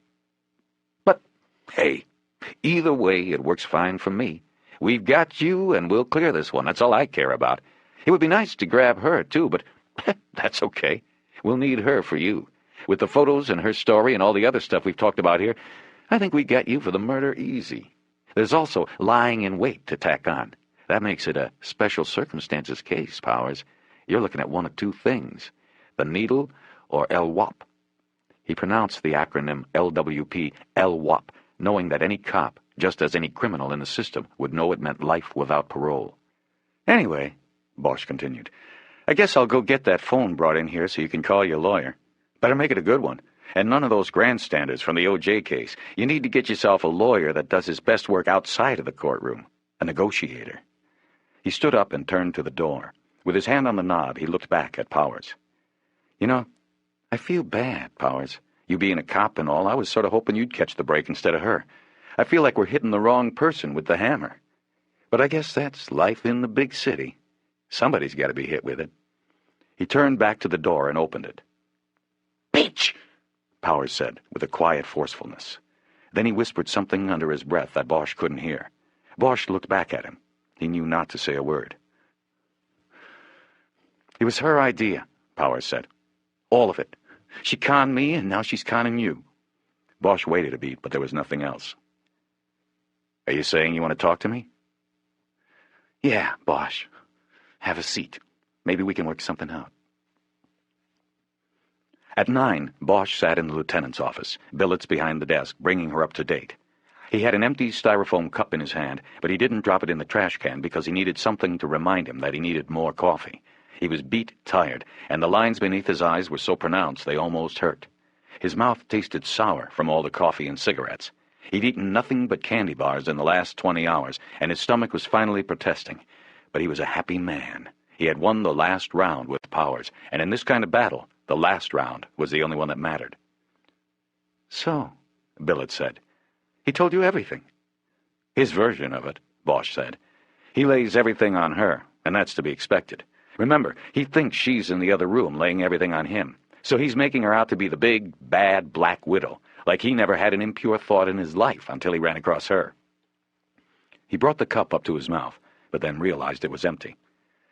But once we get her in here and she knows he's talking, we'll probably get her version, he said. When did Jerry and Kiz leave? Bosch looked at his watch. About 40 minutes ago. They should be back with her any time. Why didn't you go up to get her? I don't know. I figured I took Powers, they should have her. Spread it around, you know. Better be careful. You keep acting like that and you'll lose your rep as a hard-ass. Bosch smiled and looked down into his cup. So what's the gist of his story? Billets asked. The gist is pretty much how we figured it. He went up there to take a burglary report that day, and it went from there. He says she put the moves on him, and next thing you know, they had a thing going. He started taking more and more patrol swings through the neighborhood, and she was stopping by his bungalow in the mornings after Tony went to work or while he was in Vegas. The way he describes it, she was reeling him in. The sex was good and exotic. He was hooked up pretty good. Then she asked him to tail Tony. Right. That first trip Powers took to Vegas was a straight job. She asked him to tail Tony. He did, and he came back with a bunch of photos of Tony and the girl, and a lot of questions about who Tony was meeting with over there and why. He wasn't stupid. He could tell Tony was into something. He says Veronica filled him in, knew every detail, knew all the OC guys by name. She also told him how much money was involved. That was when the plan came together. She told Powers that Tony had to go, that it would be just them afterward, them and a lot of money. She told him Tony had been skimming off the skim for years. There was at least a couple million in the pot, plus whatever they took off of Tony when they put him down. Bosch stood up and continued the story while pacing in front of her desk. He was too tired to sit for very long without being overcome with fatigue. Anyway, that was what the second trip was for. Powers went over and watched Tony one more time. It was research. He also tailed the guy Tony made the pickups from. Luke Goshen, who he obviously had no idea was an agent. They decided Goshen would be the patsy and worked out the plan to make it look like a mob hit. Trunk music. It's pretty complicated. Yeah, that it is. He says the planning was all hers, and I kind of think he might be telling the truth there. He asked me, Powers is smart, but not that smart. This whole thing was Veronica's plan, and he became a willing player. Only she had a back door built into it that Powers didn't know about. He was the back door. Yeah. She set him up to take the fall, but only if we got too close. He said he'd given her a key to his place. It's a bungalow over on Sierra Bonita. She must have gone over there sometime this week, shoved the photos under the mattress, and stuck the box of money in the attic. Smart woman. Nice setup. When Jerry and Kiz get her in here, I know just what she'll say. She's going to say it was all him, that he became infatuated with her, that they had an affair and that she broke it off. He went ahead and knocked off her husband. When she realized what had happened, she couldn't say anything. He forced her to go along with it. She had no choice. He was a cop, and he told her he could pin it all on her if she didn't go along. It's a good story. In fact, it still might work with the jury. She could walk on this. Maybe. We still have some things to do. What about the skim? Good question. Nothing like the kind of money he's talking about showed up on Aliso's bank accounts. Powers said she said it was in a safe deposit box, but she never told him where. It's got to be somewhere. We'll find it. If it exists. I think it does. She planted $500,000 in Powers' place to put him in the frame. That's a lot of money to spend on setting him up, unless you happen to have a couple million more stashed someplace. That's what we... Bosch looked through the glass into the squad room. Edgar and Ryder were walking toward the lieutenant's office. Veronica Aliso was not with them. They came into the office with urgent looks on their faces, and Bosch knew what they were going to say. "She's gone," Edgar said. Bosch and Billets just stared at them. "Looks like she split last night," Edgar said. Her cars are still there, but there was nobody at the house. We slipped in a back door, and it's empty, man. She take her clothes, jewelry? Bosch asked. Doesn't look like it. She's just gone. You checked the gate? Yeah, we checked at the gate. She had 2 visitors yesterday. First was a courier at 4:15. Legal messenger service. Guy was there about 5 minutes in and out. Then a visitor last night. Late. Guy gave the name John Galvin. She had already called the gate and given the same name and told them to let him through when he showed up. They took his plate down and we ran it. It's Hertz, out of Vegas. We'll put a call in. Anyway, Galvin stayed until 1 this morning. Just about the time we were in the woods hooking up powers, he split. She probably went with him. We called the guard on duty at the time, Ryder said. He couldn't remember if Galvin left alone or not. He doesn't specifically remember seeing Mrs. Aliso last night, but she could have been down in the back seat. Do we know who her attorney is? Billets asked. Yes, Ryder said. Neil Denton, Century City. Okay, Jerry, you work the trace on the Hertz rental, and Kiz, you try to run down Denton and see if you can find out what was so important that he had to messenger it over to her on Saturday. All right, Edgar said, but I got a bad feeling. I think she's in the wind. Well, then we have to go into the wind to find her, Billets said. Go to it. Edgar and Ryder went back out to the homicide table, and Bosch stood silently for a few moments, thinking about this latest development. Should we have put people on her? Billets asked. Well, looking back, it seems that way. But we were off the books. We didn't have the people. Besides, we didn't really have anything on her until a couple hours ago. Billets nodded, a pained expression on her face. If they don't get a line on her in the next 15 minutes, put it out on the air. Right. Listen, getting back to Powers, you think he's holding anything back? Hard to say. Probably. There's still the question about why this time. What do you mean? I mean, Aliso had been going over to Vegas for years and bringing back suitcases full of money. He'd been skimming for years, according to Powers, and also had been having his share of the women over there. Veronica knew all of this. She had to. So what was it that made her do it now, rather than last year or next year? Maybe she just got fed up. Maybe this was just the right time. Powers came along and it clicked. Maybe. I asked Powers and he said he didn't know, but I think maybe he was holding back. I'm going to take another run at him. Billets didn't respond. There's still some sort of secret we don't know about, Bosch continued. There's something there. I'm hoping she'll tell it, if we find her. Billets dismissed it with a wave of her hand. You have Powers on tape? She asked. Audio and video. Kiz was watching in room 4. As soon as he said he wanted to talk, she started it all rolling. Did you advise him again, on the tape? Yeah, it's all on there. He's sealed up pretty good. You want to watch it? I'll get the tape. No. I don't even want to look at him if I can help it. You didn't promise him anything, did you? Bosch was about to answer, but stopped. There was the sound of muffled yelling that he could tell was coming from Powers, still sequestered in room 3. He looked through the glass of the lieutenant's office and saw Edgar get up from the homicide table and go down the hall to check it out. He probably wants his lawyer now, Bosch said. Well, it's a little late for that. Anyway, no, I made no promises. I did tell him I'd talk to the DA about dropping special circs, but that's going to be tough. With what he told me in there, we can take our pick. Conspiracy to commit, lying in wait, murder for hire, maybe. I guess I should get a DA in here. Yeah. If you don't have anyone in mind or anybody you owe a hot case to, put in a request for Roger Goff. This is his kind of case, and I've owed him one for a while. He won't blow it. I know Roger. I'll ask for him. I have to call out the brass, too. It's not every day you get to call a deputy chief and tell him not only have your people been running an investigation they were specifically told to stay away from, but that they've arrested a cop to boot. And for murder, no less. Bosch smiled. He would not relish having to make such a call. It's really going to hit the fan this time, he said. One more black eye for the department. By the way, they didn't seize any of it because it's not related to this case, but Jerry and Kiz found some scary stuff in Powers' place. Nazi paraphernalia, white power stuff. You might alert the brass about that so they can do with it what they want. Thanks for telling me. I'll talk to Irving. I'm sure he won't want that to see the light of day. Edgar leaned in through the open door.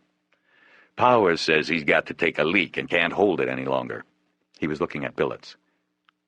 Take him, she said. Keep him hooked, Bosch added. How's he gonna piss, his hands behind his back? Don't be expecting me to take it out for him. No way. Billets laughed. Just move the cuffs to the front, Bosch said. Give me a second to finish in here and I'll be right there. Okay, I'll be in 3. Edgar left, and Bosch watched him through the glass as he walked to the hallway leading to the interview rooms. Bosch looked back at Billets, who was still smiling at Edgar's comical protest. Bosch put a serious look on his face. You know, you can use me when you make that call. What do you mean? I mean, if you want to say you didn't know about any of this until I called you this morning with the bad news, that's cool with me. Don't be ridiculous. We cleared a murder and got a killer cop off the street. If they can't see that the good in this outweighs the bad, then... well, fuck them if they can't take a joke. Bosch smiled and nodded. You're cool, Lieutenant. Thanks. Anytime. And it's Grace. Right. Grace. Bosch was thinking about how much he liked Billets as he walked down the short hallway to the interview rooms and into the open door of room 3. Edgar was just closing the cuffs on Powers' wrists. His hands were in front of him now. Do me a favor, Bosch, Powers said. Let me use the can in the front hallway. What for? So nobody will see me in the back. I don't want anybody to see me like this. Besides, you might have a problem if people don't like what they see. Bosch nodded. Powers had a point. If they took him to the locker room, then all the cops in the watch office would likely see them, and there would be questions, maybe even anger from some of the cops who didn't know what was going on. The bathroom in the front hallway was a public restroom, but this early on a Sunday morning it would likely be empty, and they could take Powers in and out of there without being seen. Okay, let's go, Bosch said, to the front. They walked him past the front counter and down the hallway past the administration offices, which were empty and closed for the day. While Bosch stayed with Powers in the hall, Edgar checked the restroom out. It's empty, he said, holding the door open from inside. Bosch followed Powers in, and the big cop went to the furthest of 3 urinals. Bosch stayed by the door, and Edgar took a position on the other side of Powers by the row of sinks. When Powers was finished at the urinal, he stepped toward one of the sinks. As he walked, Bosch saw that his right shoelace was untied, and so did Edgar. Tie your shoe, Powers, Edgar said. You trip and fall and break your pretty face. I don't want any crying about police brutality. Powers stopped and looked down at the shoelace on the floor, and then at Edgar. Sure, he said. Powers first washed his hands, used a paper towel to dry them, and then brought his right foot up on the edge of the sink to tie his shoe. New shoes, Edgar said. Laces on them always come undone, don't they? Bosch couldn't see Powers' face because the cop's back was turned toward the door, but he was looking up at Edgar. Fuck you, nigger. It was almost as if he had slapped Edgar, whose face immediately filled with revulsion and anger. He looked over at Bosch, a quick glance to judge whether Bosch was going to do anything about his plan to hit Powers, but it was all the time Powers needed. He sprang away from the sink and threw his body into Edgar, pinning him against the white-tiled wall. His cuffed hands came up, and the left one grabbed a handful of the front of Edgar's shirt, while the right pressed the barrel of a small gun into the stunned detective's throat. Bosch had covered half the distance to them when he saw the gun, and Powers began to shout, Back off, Bosch! Back off, or you got a dead partner! You want that? Powers had turned his head so that he was looking back at Bosch. Bosch stopped and raised his hands away from his body. That's it, Powers said. Now this is what you're going to do. Take your gun out real slowly and drop it in that first sink there. Bosch made no move. Do it. Now. Powers spoke with measured force, careful to keep his voice low. Bosch looked at the tiny gun in Powers' hand. He recognized it as a Raven 25, a favorite throwdown gun among patrol cops going back to at least his own time in a uniform. It was small. It looked like a toy in Powers' hand, but deadly, and it fit snugly into a sock or boot, virtually unseen with the pants leg pulled down. As Bosch came to the realization that Edgar and Ryder had not completely searched Powers, he also knew that a shot from the Raven at point-blank range would certainly kill Edgar. It was against all his instincts to give up his weapon, but he saw no other alternative. Powers was desperate, and Bosch knew desperate men didn't think things out. They went against the odds. They were killers. With 2 fingers, he slowly removed his gun and dropped it into the sink. That's real good, Bosch. Now, I want you to get on the floor underneath the sinks. Bosch did as he was told, never taking his eyes off of Powers as he moved. Edgar, Powers said. Now your turn. You can just go ahead and drop yours on the floor. Edgar's gun hit the tile. Now, you get under there with your partner. That's it. Powers, this is crazy, Bosch said. Where are you going to go? You can't run. Who's talking about running, Bosch? Take out your cuffs and put one on your left wrist. After Bosch had complied, Powers told him to loop the cuffs through one of the sink trap pipes. He then told Edgar to put the free cuff around his right wrist. He did so, and then Powers smiled. There, that's good. That ought to hold you guys for a few minutes. Now give me your keys. Both of you, throw them out here. Powers picked Edgar's set up off the floor and unlocked the cuffs around his wrists. He quickly massaged them to get the circulation going. He was smiling, but Bosch wondered if he even knew it. Now, let's see. He reached into the sink, grabbed Bosch's gun. This is a nice one, Bosch. Nice weight. Balance. Beats mine. Mind if I borrow it for a couple minutes? Bosch knew then what he was planning to do. He was going for Veronica. Bosch thought of Kiz sitting at the homicide table, her back to the front counter, and Billets in her office. They wouldn't see him until it was too late. She's not here, Powers, he said. What? Who? Veronica. It was a scam. We never even picked her up. Powers was silent as the smile dropped away and was replaced with a serious look of concentration. Bosch knew what he was thinking. The voice came from one of her movies. I taped it off of the videotape. You go back to those interview rooms and it's a dead end. There's nobody back there and no way out.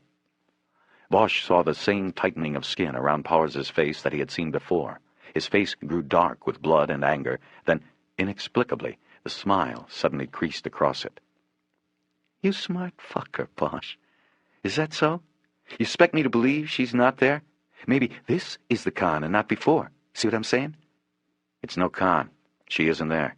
We were going to pick her up with what you told us. Went up the hill an hour ago, but she's not there either. She left last night.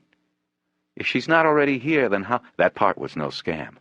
The money and pictures were in your house. If you didn't put them there, then she did. She's setting you up. Why don't you just put the gun down and let's start this over?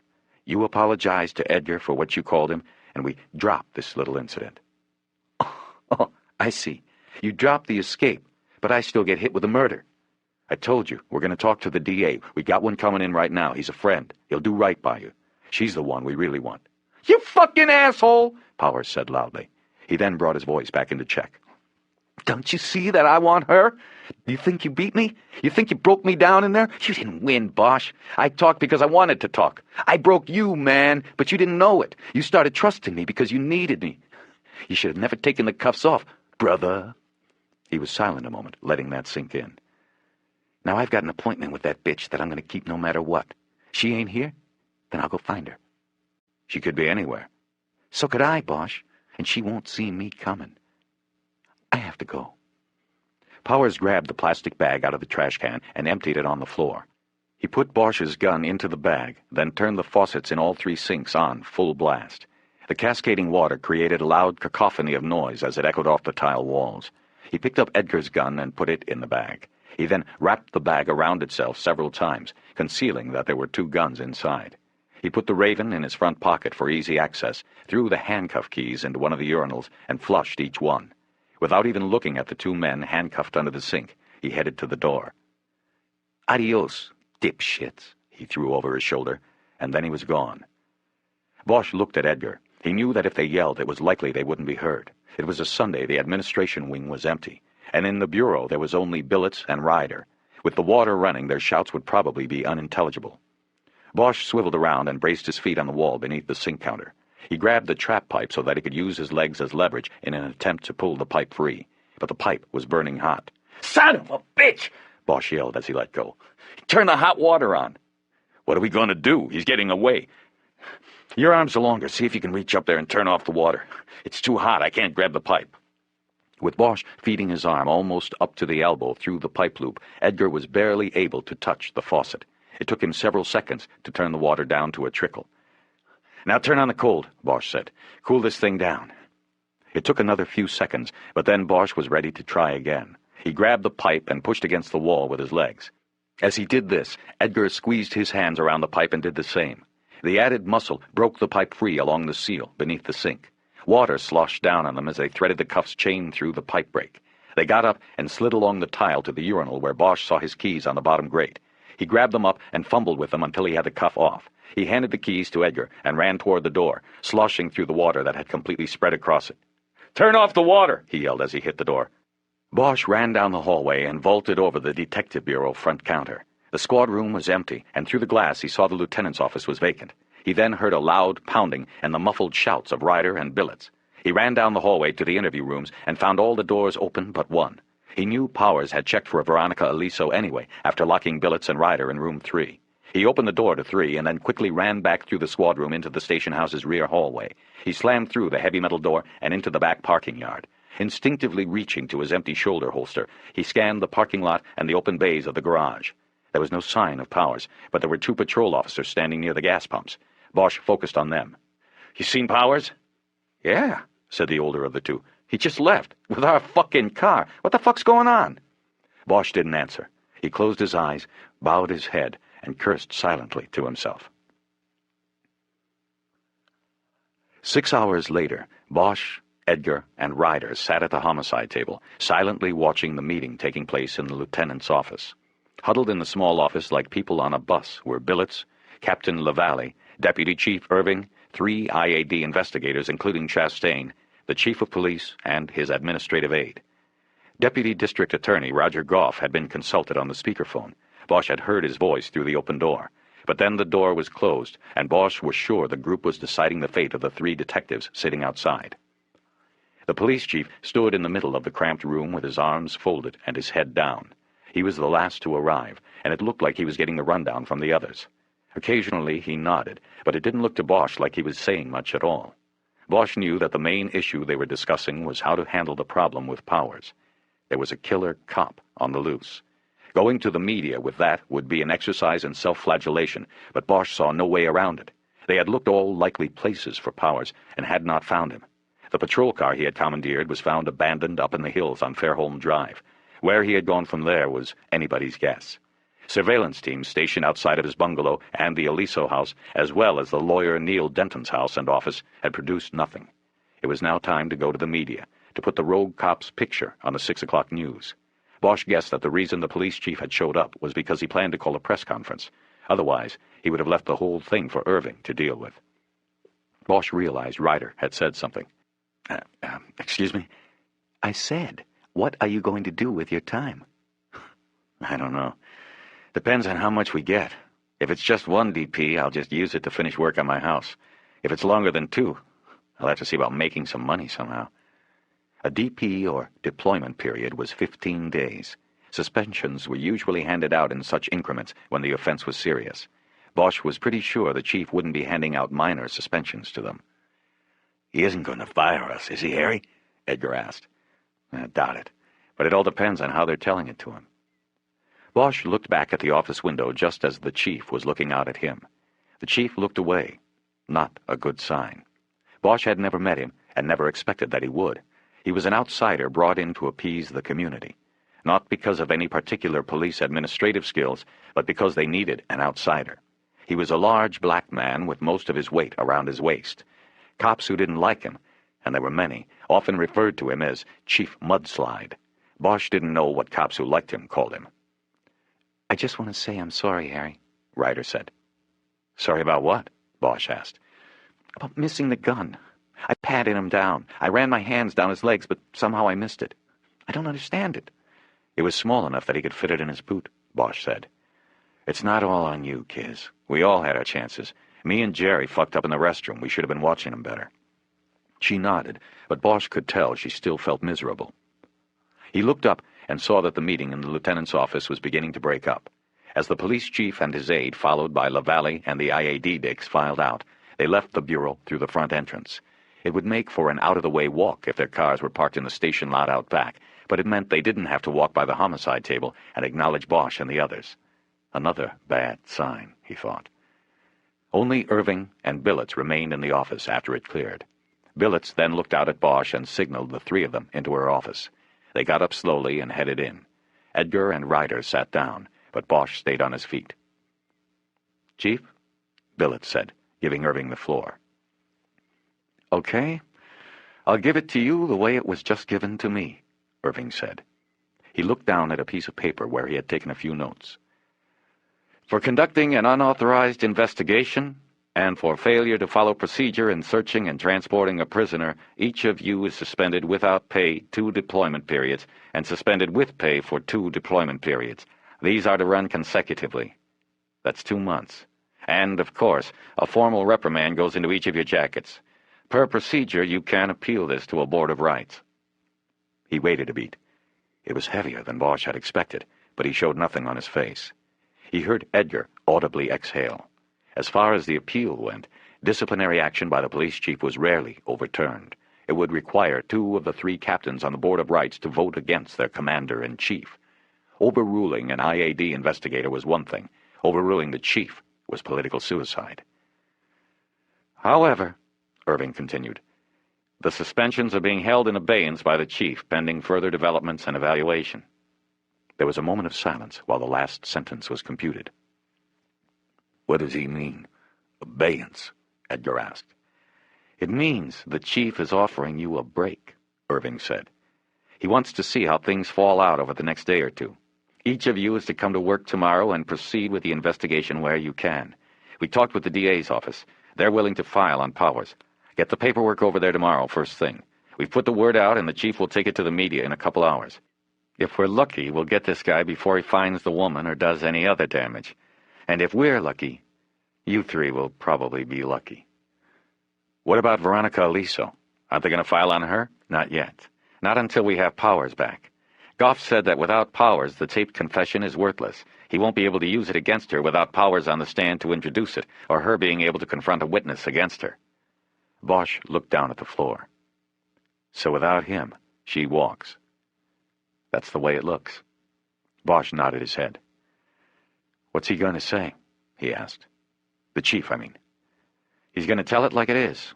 You people will come out okay in some parts, not so okay in others. Overall, it's not going to be a good day for this department. Is that why we're getting hit for 2 months? Because we're the messengers? Irving looked at him a long moment, his jaw clenched before answering. I'm not going to dignify that with a reply. He looked at Ryder and Edgar and said, You 2 can go now. You're finished here. I need to discuss another matter with Detective Bosch. Bosch watched them go and prepared for more of Irving's ire about the last comment. He wasn't sure why he had said it. He knew it would bait the deputy chief. But after Ryder closed the door to the office, Irving spoke of another matter. Detective, I wanted you to know that I've already talked to the federal people and we're all squared away on that. How is that? I told them that with today's developments it has become pretty clear, make that crystal clear, that you had nothing to do with planting evidence on their man. I told them it was Powers and that we were terminating that particular aspect of our internal investigation of your conduct. Fine, Chief. Thanks. Thinking that was it, Bosch made a move toward the door. Detective! There is one other thing. Bosch turned back to him. In discussing this matter with the chief of police, there is still one other matter that bothers him. And what is that? The investigation started by Detective Chastain brought in ancillary information about your association with a convicted felon. It's troubling to me, too. I'd like to be able to get some assurance from you that this is not going to continue. I'd like to take that assurance to the chief. Bosch was silent a moment. I can't give you that. Irving looked down at the floor. He was working the thick muscles of his jaw again. You disappoint me, Detective Bosch, he finally said. This department has done a lot by you. So have I. I've stood by you through some tough spots. You've never been easy, but you have a talent that I think this department and this city certainly needs. I suppose that makes you worth it. Do you want to possibly alienate me and others in this department? Not particularly. Then take my advice and do the right thing, son. You know what that is. That's all I'm going to say on that. Yes, sir. That's all. When Bosch got to his house, he saw a dusty Ford Escort parked at the curb out front. It had Nevada plates. Inside the house, Eleanor Wish was sitting at the table in the small dining room with the classified ad section of the Sunday Times. She had a lit cigarette in the ashtray next to the paper, and she was using a black marker to circle want ads. Bosch saw all of this, and his heart jumped into a higher gear. What it meant to him was that if she was looking for a job, then she might be digging in, staying in L.A., and staying with him. To top it all off, the house was filled with the aroma of an Italian restaurant, heavy on the garlic. He came around the table and put his hand on her shoulder and tentatively kissed her on the cheek. She patted his hand. As he straightened up, though, he noticed she was looking at ads for furnished apartments in Santa Monica, not the employment section. "What's cooking?" he asked. "My spaghetti sauce. You remember it?"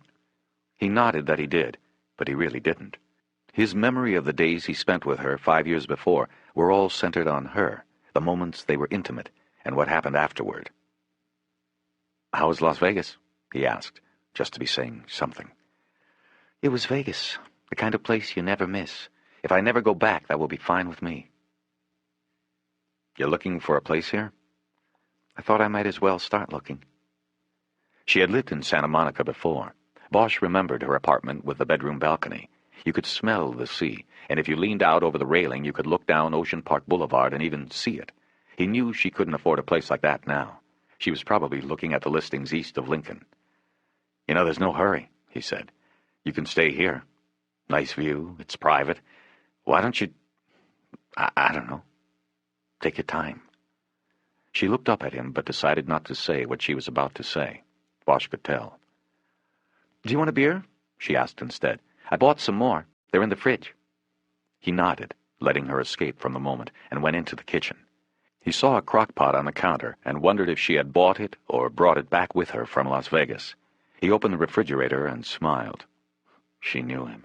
She had bought bottles of Henry Weinhard's. He took 2 out and brought them back to the dining room. He opened hers and gave it to her, then his own. They both started to speak at the same time. "Sorry, go ahead," she said. "No, you." "You sure?" "Yeah." "What?"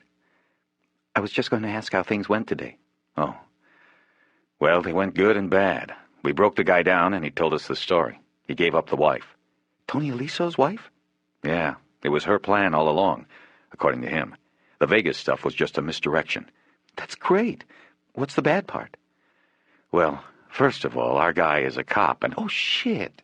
"Yeah, but it's even worse. He got away from us today." "Got away?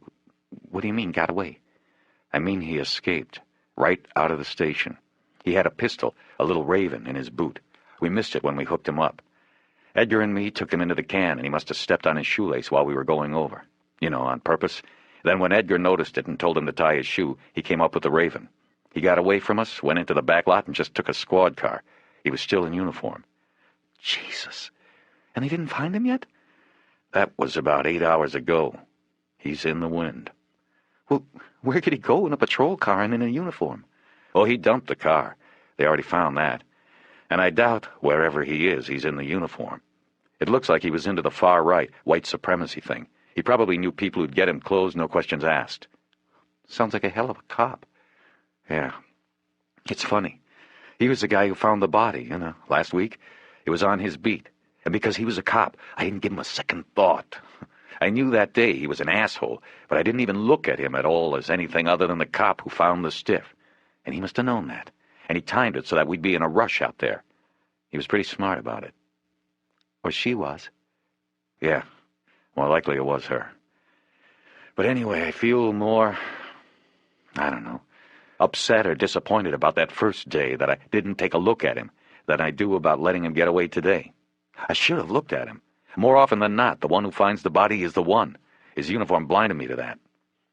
She got up from the table and came over to him. She put her arms around his neck and smiled up at him. "You'll get him. Don't worry." He nodded. They kissed. "What were you going to say before?" she asked, "when we both talked at once." "Oh, I don't remember now." "Must not have been important then." "I wanted to tell you to stay here with me." She put her head down against his chest so that he couldn't see her eyes. "Harry, just to see how it works. I feel like it's almost like all this time hasn't gone by. I just want to be with you. I can take care of you. You can feel safe, and you can have all the time you need to make a new start here. Find a job, whatever you want to do." She stepped back from him and looked up into his eyes. The warning Irving had given him was the furthest thing from his mind. Right now, all he cared about was keeping her close and doing whatever it took to accomplish that. "But a lot of time has gone by, Harry. We just can't jump in like this. Bosch nodded and lowered his eyes. He knew she was right, but he still didn't care. I want you, Harry, she said. Nobody else. But I want to take it slow, so that we're sure, both of us. I already know I'm sure. You just think you are. Santa Monica is so far away from here. She smiled and then laughed and shook her head. Then you're just going to have to sleep over when you come visit. He nodded again, and they embraced for a long moment. You can make me forget a lot of things. You know that? He whispered into her ear. You too, she said back. While they made love, the phone rang, but whoever was calling did not leave a message when the machine picked up. Later, after Bosch got out of the shower, Eleanor reported that another call had come in, but no message was left. Finally, while Eleanor was boiling water for the pasta, the phone rang a third time, and Bosch got it before the machine picked up. Hey, Bosch? Yeah, who's this? It's Roy Lindell. Remember me? Luke Goshen? I remember. Was that you who called a couple times before? Yeah, why didn't you pick up? I was busy. What do you need? So, it was the bitch, huh? What? Tony's wife. Yeah. Did you know this guy, Powers? Not really, just to see around. Bosch didn't want to tell him anything he didn't already know. Lindell exhaled in a bored way, loudly into the phone. Yeah, well, Tony once told me he was more afraid of his wife than he was of Joey Marks. Yeah? Bosch said, suddenly interested. He said that? When? I don't know. One night we were talking in the club and he just said it. I remember the place was closed. He was waiting for Layla and we were talking. Lindell, thanks a lot for telling me this. What else did he say? Hey, I'm telling you now, Bosch. Anyway, I couldn't before. I was in character, man. And in that character, you don't tell the cops shit. And then after, then I thought you were trying to fuck me over. I wasn't going to tell you shit then either. And now you know better. Yeah, right. Look, Bosch, most guys you would have never heard from. But I'm calling. You think you'll hear from anybody else from the Bureau saying maybe we made a mistake about you? No way. But I like your style. I mean, you get pulled off the case, and what do? You turn around and get right back on it. Then you solve the fucker. That takes balls and style, Bosch. I can dig that. You can dig it. That's great, Roy. What else did Tony Aliso tell you about his wife? Nothing much. He just said she was cold. He said that she had him by the short hairs, hooked and snooked, and that was that. He couldn't get a divorce from her without losing half his wad and then having her running around out there with all that she knew about his business and his business associates, if you know what I mean. Why didn't he just go to Joey Marks and ask for a whack on her? I think on account that she knew Joey from way back and he liked her. It was Joey who introduced her to Tony way back when. I think Tony knew that if he went to Joey, it would get KO'd pretty quick and it might get back to her. And if he went to somebody else, he'd have to answer to Joey. Joey had the final say on that kind of stuff, and he wouldn't want Tony getting involved in a freelance job like that and possibly endangering the wash operation. How well do you think she knew Joey Marks? You think she could have gone back to him now? No way. She killed the golden goose. Tony made Joey legitimate money. His first allegiance is always to the money. Bosch was quiet for a few moments, and so was Lindell. So what happens with you now? Bosch finally said. You mean with my thing? I go back to Vegas tonight. I sit down in front of the grand jury in the morning. I figure I'll be talking to them at least a couple weeks. I got a pretty good story to tell them. We should have Joey and his crew tagged and bagged by Christmas. Hope you're bringing your bodyguards. Oh, yeah. I'm not alone. Well, good luck, Lindell. All the bullshit aside, I like your style, too. Let me ask you something. Why'd you tell me about the safe house and the Samoans? That wasn't in keeping with your character. I had to, Bosch. You scared me. You thought I'd actually clip you for them? I wasn't sure, but that didn't really worry me. I had people watching over me that you didn't know about. But I was sure that they'd clip her. And I'm an agent, man. It was my duty to try to stop that. So I told you. I was surprised you didn't guess I was undercover right then. Never crossed my mind. You were good. Yeah, well, I fooled the people I had to fool. I'll see you around, Bosch. Sure. Oh, Lindell. Yeah? Did Joey Marks ever think that Tony A was skimming off him? Lindell laughed. You don't give up, do you, Bosch? I guess not. Well, that information would be part of the investigation, and I can't talk about it. Officially. What about unofficially? Unofficially, you didn't hear it from me, and I never talked to you. But to answer your question, Joey Marks thought everybody was skimming off of him. He trusted no one. Every time I wore a wire with the guy, I was sweating bullets, because you never knew when he was going to put his hand on your chest. I was with him more than a year, and he was still doing that every now and then. I had to wear the bug in my armpit, man. You try pulling tape out of your armpit sometime, man? It hurts. What about Tony? That's what I'm getting at. Sure, Joey thought Tony was skimming. He thought I was too. And you gotta understand, a certain amount of that was permissible. Joey knew everybody had to make a buck to be happy. But he might have felt Tony was taking more than his share. He never told me that's what he thought, but I knew he had the boy followed a couple times over here in L.A., and he got to somebody in Tony's bank in Beverly Hills. Joey was being copied on the monthly statements. Yeah? Yeah.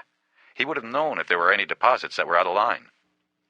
Bosch thought a moment, but couldn't think what else to ask. Why'd you ask that, Bosch? I don't know. Something I'm working out. Powers said the wife told him Tony had a couple million he skimmed. It's hidden somewhere. Lindell whistled over the line. Seems like a lot to me. Seems like Joey would have caught that and put the hammer down on Tony pronto. That's not what you call permissible. Well, I think it accrued over the years, you know. He could have piecemealed it. Also, he was washing money for some of Joey's friends in Chicago and Arizona, remember? He could have skimmed them, too. Anything's possible. Listen, Bosch, let me know how it all shakes out. I have to catch a plane. One more thing. Bosch, I gotta get to Burbank. You ever heard of anybody in Vegas named John Galvin? Galvin was the name of the man who last visited Veronica Aliso on the night she disappeared. There was a beat of silence before Lindell finally said the name was not familiar, but that silence was what Bosch really heard. You sure? Look, I never heard of the guy, okay? I gotta go. After hanging up, Bosch opened his briefcase on the dining room table and took out a notebook so he could write down a few notes about what Lindell had said. Eleanor came out of the kitchen with utensils and napkins in her hands. Who was that? Lindell. Who? The agent who was Luke Goshen. What did he want? I guess to apologize. That's unusual. The Bureau usually doesn't apologize for anything. It wasn't an official call. Oh, just one of those macho male bonding calls? Bosch smiled, because she was so right. What's this? She asked as she put the silverware down and took the tape of Casualty of Desire out of his briefcase. Oh, was this one of Tony Aliso's movies? Yeah, part of his Hollywood legacy. It's one of the ones Veronica was in. I was supposed to give it back to Kiz. You already saw it? Bosch nodded. I would have liked to have seen it. Did you like it? It was pretty bad, but we can put it on tonight if you want. You sure you wouldn't mind? I'm sure.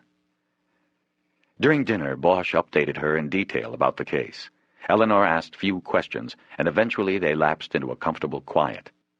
The bolognese sauce and linguine Eleanor had made was fantastic, and Bosch broke the silence to tell her so. She had opened a bottle of red wine, and that tasted good, too. He told her about that as well. Afterward, they left the dishes in the sink and went out to the living room to watch the movie. Bosch sat with his arm on the back of the couch, his hand lightly touching Eleanor's neck. He found it boring to watch the film again, and his mind quickly drifted away as he thought over the day's events. The money was what held his attention the longest. He wondered if Veronica already had it in her possession, or if it was in a place where she had to go to get it. Not a local bank, he decided. They had already checked the local bank accounts. That left Las Vegas, he concluded. Tony Aliso's travel record showed that in the last 10 months he had not been anywhere but Los Angeles and Las Vegas. If he had been operating a skim fund, he'd have to have had access to it. If the money wasn't here, then it was over there. And since Veronica had not left the house before today, Bosch also concluded that she didn't have the money yet. The phone rang and interrupted these thoughts. Bosch climbed up from the couch and answered the phone in the kitchen so he wouldn't disturb Eleanor's viewing of the movie. It was Hank Meyer calling from the Mirage, but it didn't sound like Hank Meyer. It sounded like a scared boy. Detective Bosch, can I trust you? Sure you can, Hank. What's the matter? Something's happened. I mean, something's come up. Because of you, I know something I don't think I should know. I wish this whole thing... I don't know what to... Hold on. Hold on, Hank. Just calm down and tell what it is that's wrong. Be calm. Talk to me and we'll fix it. Whatever it is, we'll fix it. I'm at the office. They called me at home because I had a flag on the computer for that betting slip that belonged to your victim. Right. Well, somebody cashed it tonight. Okay, somebody cashed it. Who was it? Well, you see, I put an IRS flag on the computer, meaning that the cashier was supposed to request a driver's license and get a social security number, for tax purposes. Even though this ticket was worth only $3,500, I put the flag on it. Okay, so who cashed the slip? A man named John Galvin. He had a local address. Bosch leaned over the counter and pressed the phone tightly to his ear. When did this happen? He asked. At 8:30 tonight, less than 2 hours ago. I don't understand, Hank. Why is this upsetting to you? Well, I left instructions on the computer for me to be contacted at home as soon as this slip was cashed. I was contacted. I came in and got the information on who cashed the slip so I could get it to you ASAP, and then I went directly to the video room. I wanted to see this John Galvin, if we got a clear picture of him. He stopped there. It was like pulling teeth getting the story out of him. And? Bosch said. Who was it, Hank? We got a clear picture. It turns out I know John Galvin, but not as John Galvin. As you know, one of my duties is to interface with law enforcement, maintain relations, and help when I can, whenever they're... Yes, Hank, I know. Who was it? I looked at the video. It was very clear. John Galvin is a man I know. He's in Metro, a captain. His name is... John Felton. How... Because I know him too. Now listen to me, Hank. You didn't tell me this, okay? We never talked. It's best that way. Safest for you. Understand? Yes, but what is going to happen? You don't have to worry. I'll take care of it, and no one at Metro will ever know about this, okay? Okay, I guess. Hank, I've got to go. Thanks, and I owe you a favor. Bosch hung up and called information for the number of Southwest Airlines at the airport in Burbank. He knew Southwest and America West handled most of the flights to Las Vegas, and they both flew out of the same terminal. He called Southwest and had them page Roy Lindell. While he waited, he looked at his watch. It had been more than an hour since he had talked to Lindell, but he didn't think the agent was in as much of a hurry as he intimated on the phone. Bosch thought he had just said that to get off the phone. A voice came on the line and asked who he was holding for. After Bosch repeated Lindell's name, he was told to hold, and after 2 clicks, Lindell's voice was on the line. Yeah, this is Roy. Well, who's this? You son of a bitch. Who is this? John Galvin is John Felton, and you knew it all the time. Bosch? Bosch, what are you doing? Felton is Joey's man in Metro. You knew that from being on the inside. And when Felton does things for Marks, he uses the name John Galvin. You knew that, too. Bosch, I can't talk about this. It's all part of our... I don't give a shit about your investigation. You have to figure out whose side you're on, man. Felton has got Veronica Aliso, and that means Joey Marks has got her. What are you talking about? This is crazy. They know about the skim, don't you see? Joey wants his money back, and they're going to squeeze it out of her. How do you know all of this? Because I know.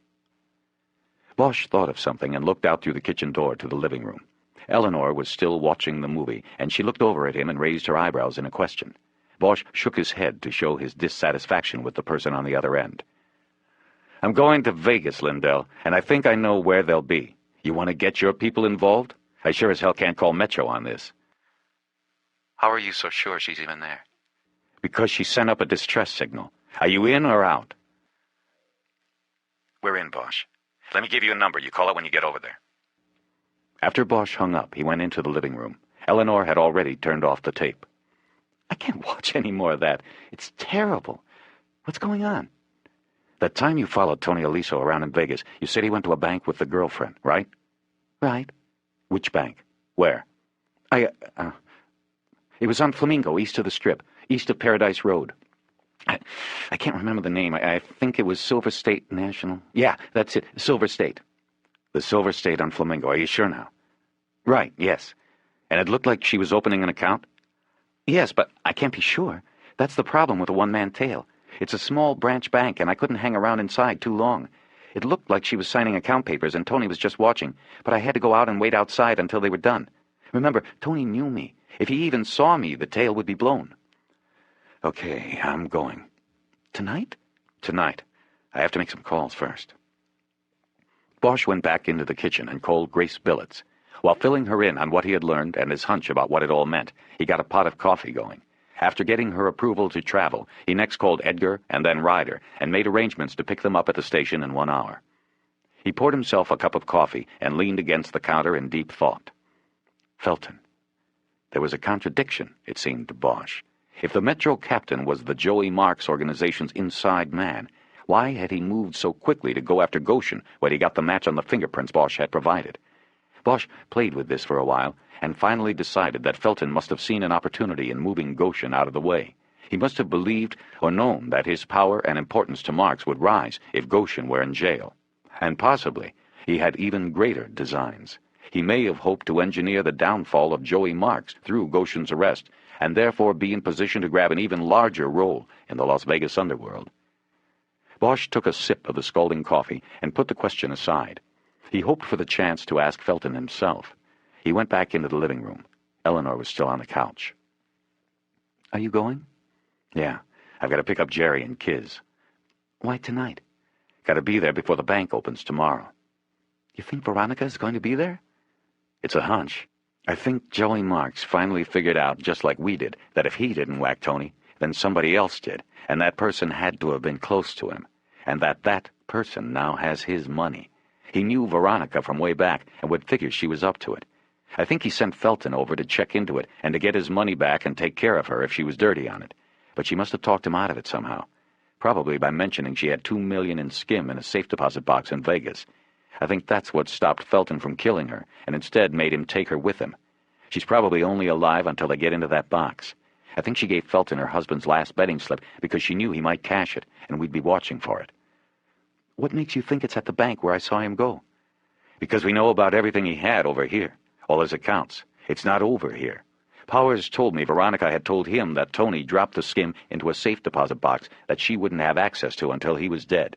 She wasn't a signatory on it, so my guess is that it's in Vegas. It's the only place he's been outside of L.A. for the last year, and that if one day he was taking his girlfriend to open a bank account somewhere, he'd just go ahead and take her to the same bank he used. Eleanor nodded. It's funny, Bosch said. What is? That what all of this really came down to was a bank caper. It's not really about Tony Aliso's murder. It's about the money he skimmed and hid. A bank caper with his murder sort of a side effect. And that's how you and I met, on a bank job. She nodded, her eyes going far off as she thought about it. Bosch immediately wished he hadn't brought the memory up. Sorry, he said. I guess it's not really that funny. Eleanor looked up at him from the couch. Harry, I'm going with you to Las Vegas. 8. The Silver State National Bank branch, where Tony Aliso had taken his girlfriend while Eleanor Wish had watched, was in the corner of a small shopping plaza between a radio shack and a Mexican restaurant called La Fuentes. The parking lot was largely empty at dawn on Monday morning when the FBI agents and LAPD detectives came to set up. The bank didn't open until 9, and the other businesses would follow beginning at 10.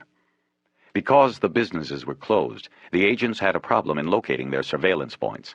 It would be too obvious to stick 4 government cars in the lot. They would be too noticeable because there were only 5 other cars in the entire block-long parking lot, 4 parked on the outer fringes, and an old Cadillac parked in the first row nearest the bank.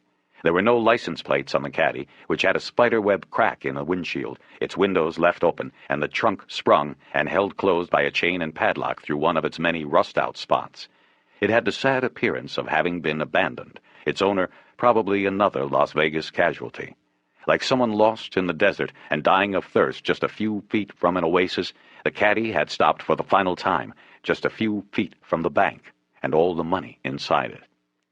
The agents, after cruising by the location a few times to get the lay of the land, decided to use the Caddy as a blind by popping the hood and sticking an agent in a greasy T-shirt under it and ostensibly working on the dead engine.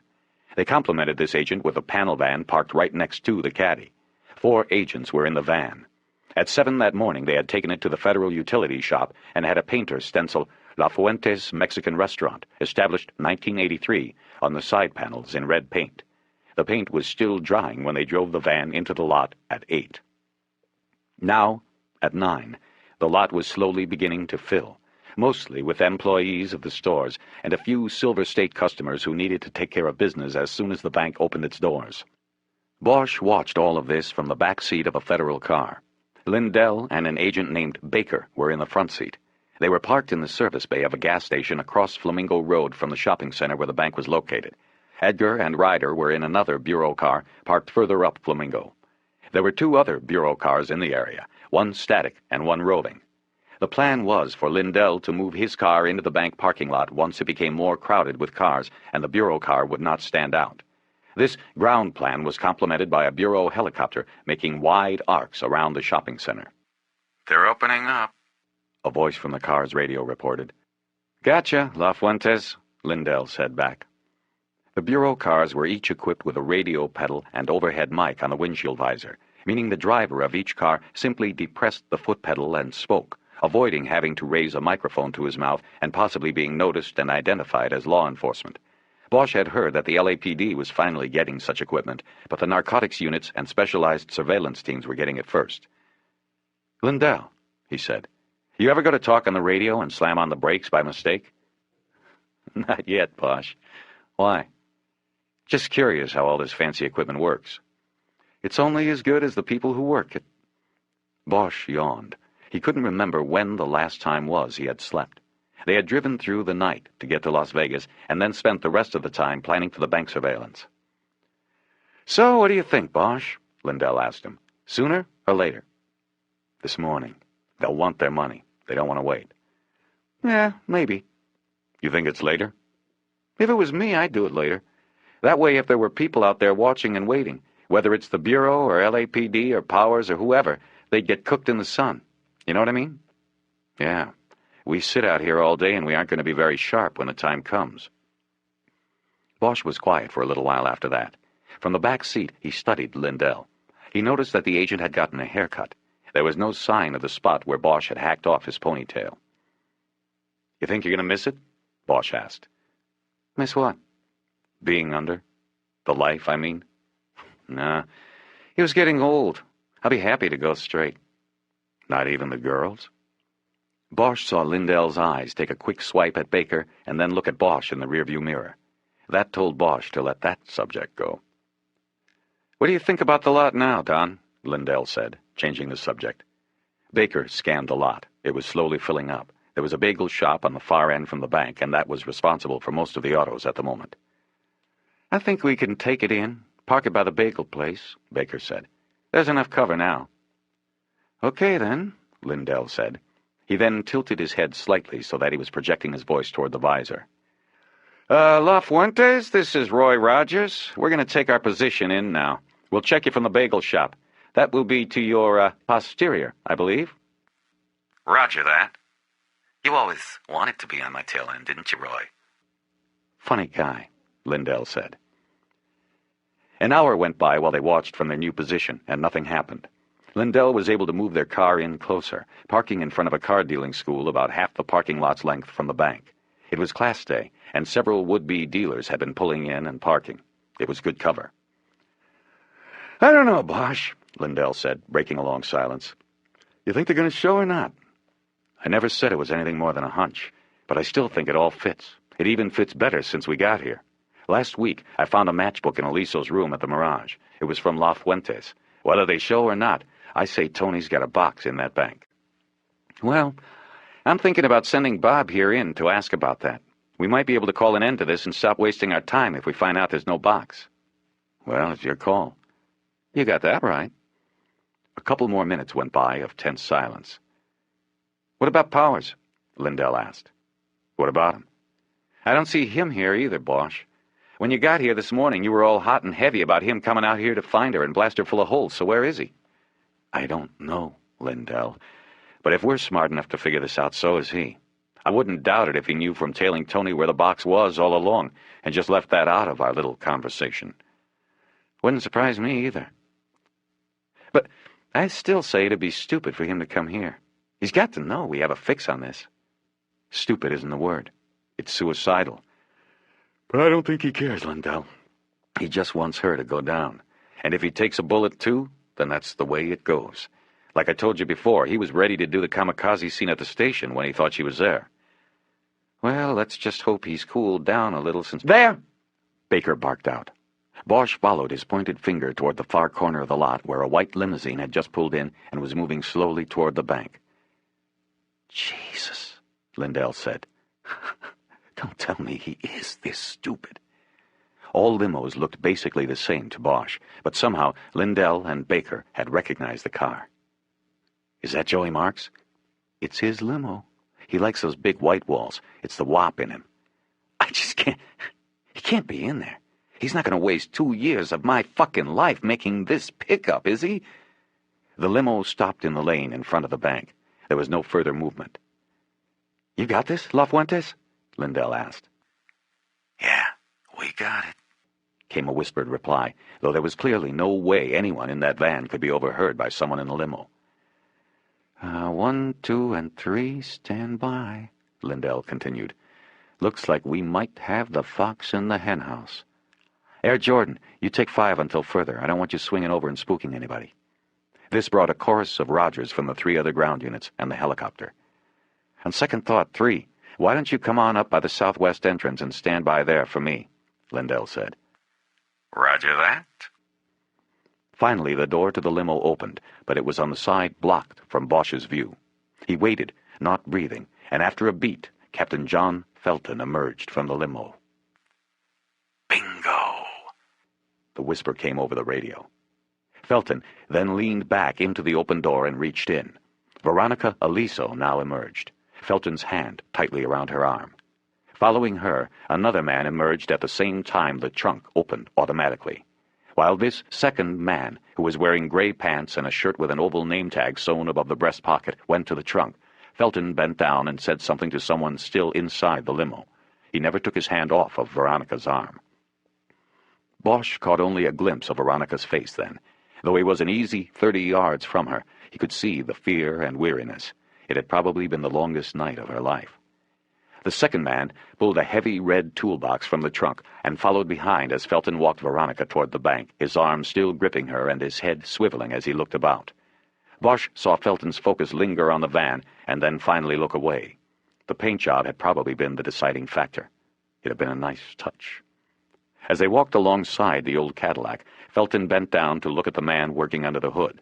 Satisfied he was not a threat, Felton straightened up and went on to the glass doors of the bank.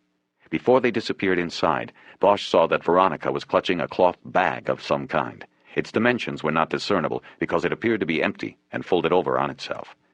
Bosch didn't breathe again until they were no longer in sight. Okay, Lindell said to the visor. We've got 3, Felton, the woman, and the driller. Anybody recognize him? The radio was silent for a few seconds, and then a lone voice answered, I'm too far away, but I thought it looked like Maury Pollock. He's a safe and lock man who's worked for Joey's crew before. Okay, Lindell said. We'll check him later. I'm sending Baker in now to open a new account. Wait 5, and then Conlon, you go in next. Check your sets now. They then went through a quick check of the radio sets Baker and Conlon were wearing under their clothes, with wireless earpieces and wrist mics. They checked out, and Baker got out of the car and walked briskly along the sidewalk in front of the other stores toward the bank.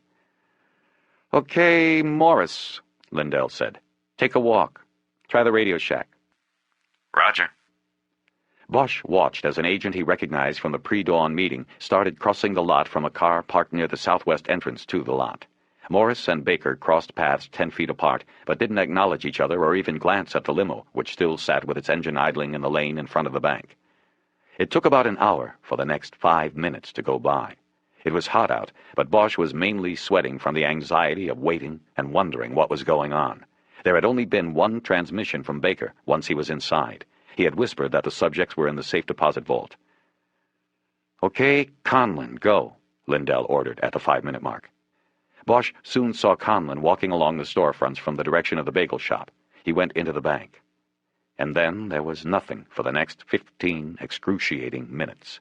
Finally, Lindell spoke, just to break the silence. How we doing out there? Everybody chipper? There was a chorus of microphone clicks signaling an affirmative response. Just as the radio had gone silent again, Baker's voice came up in an urgent whisper. "They're coming out. Something's wrong." Bosch watched the bank doors, and in a moment Felton and Veronica came out, the police captain's hand still firmly on her arm. The driller followed behind, lugging his red toolbox. Felton didn't look around this time. He just walked with purpose toward the limo. He carried the bag now, and it did not appear to Bosch to have grown in size.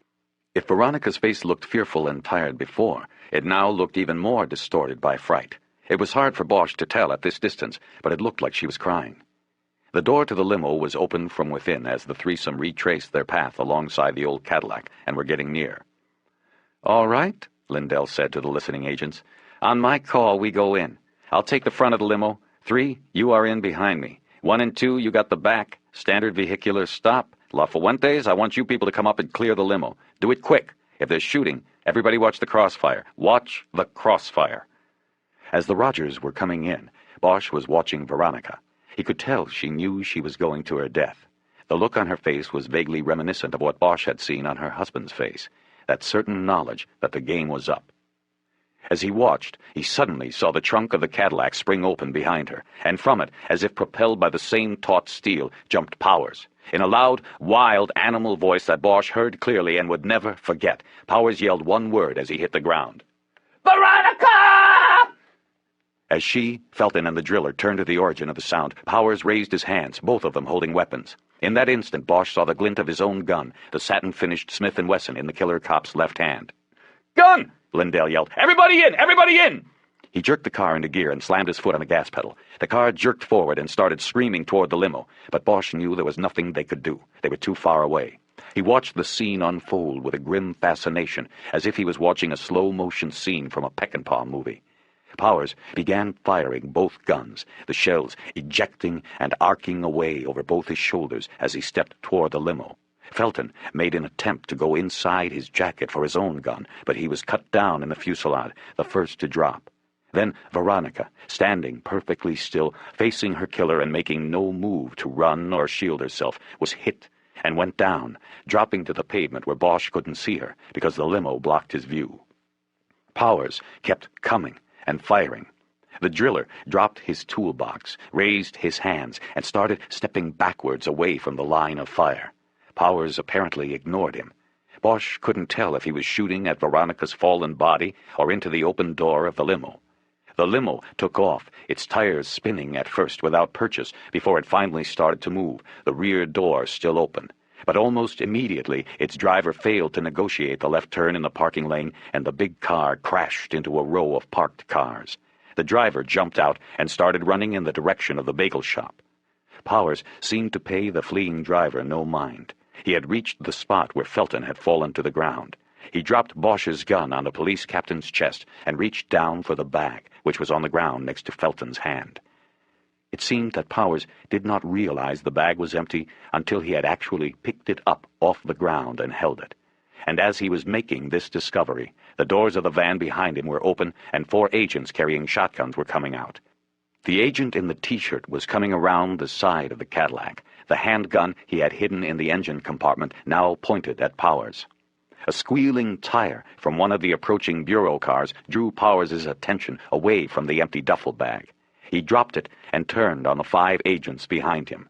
He raised both his hands again, though he only had one gun this time. The agents opened fire, and Bosch watched as Powers was literally lifted off the ground by the force of the impact and onto the front hood of a full-sized pickup truck that probably belonged to a bank customer. Powers landed on his back. His hand lost its grip on the remaining gun, and it clattered off the hood to the ground. As loud as the 8 seconds of shooting had been, the silence that followed the gun falling to the ground seemed even louder. Powers was dead. Felton was dead.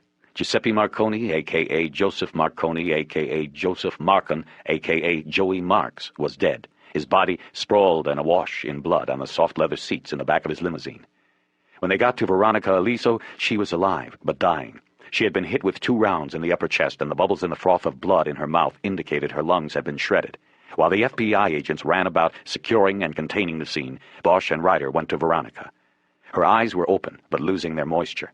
They were moving all around as if searching for someone or something that wasn't there.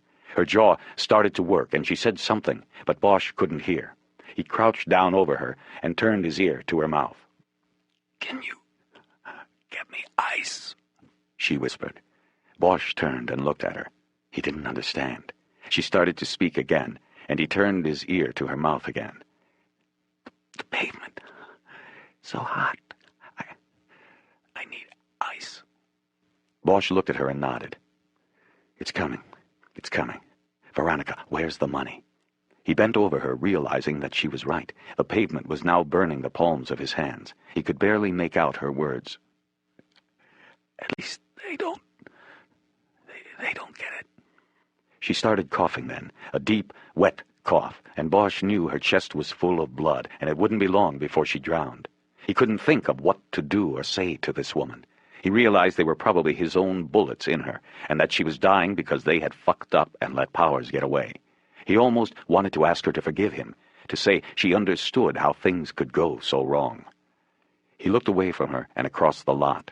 He could hear sirens approaching, but he had seen enough gunshot wounds to know she wasn't going to need the ambulance. He looked back down at her.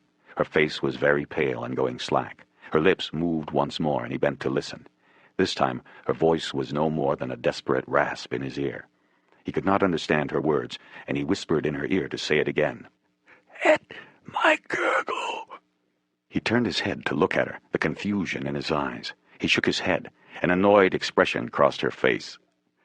"Let," she said clearly, using the last of her strength, "let my daughter go." Bosch kept his eyes locked on hers as that last line ran through his mind.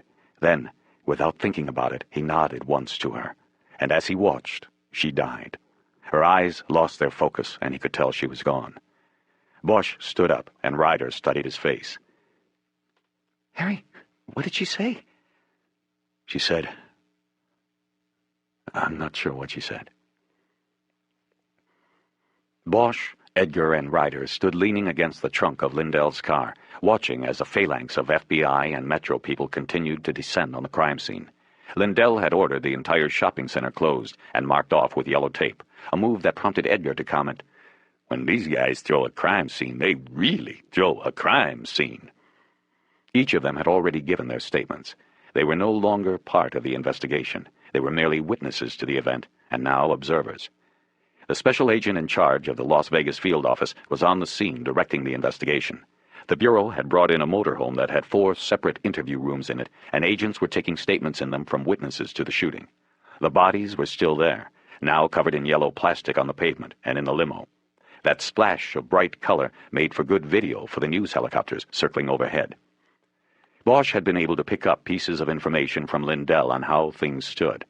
The ID number on the Cadillac in which Powers had hidden for at least the 4 hours it was under observation by the FBI was traced to an owner in Palmdale, California, a desert town northeast of Los Angeles.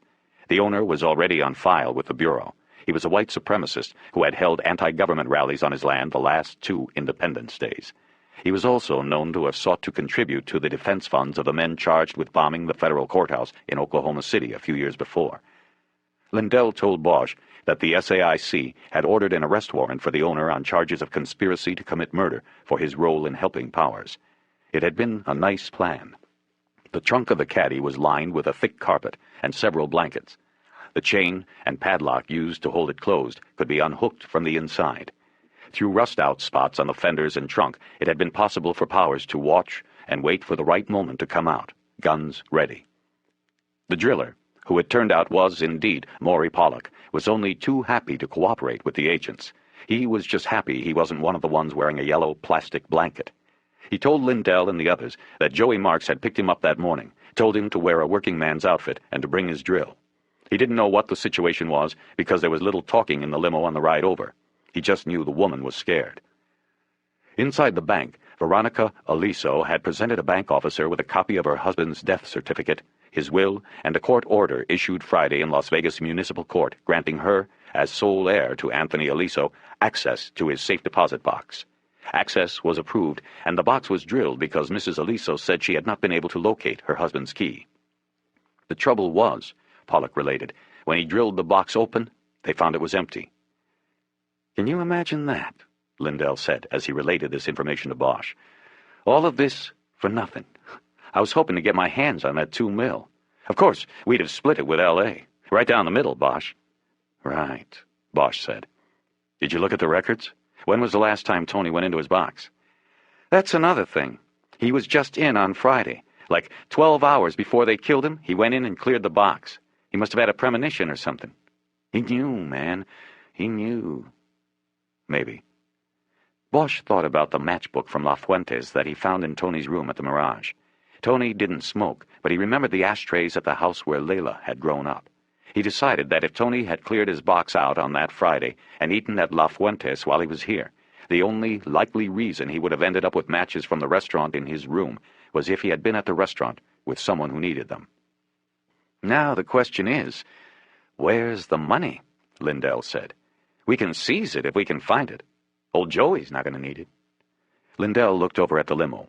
The door was still open, and one of Markham's legs stuck out from under the yellow plastic. A powder blue pants leg, a black loafer, and white sock. That was all Bosch could see of Joey Marks now. The bank people, are they cooperating, or do you need a warrant for every move you make? Bosch asked.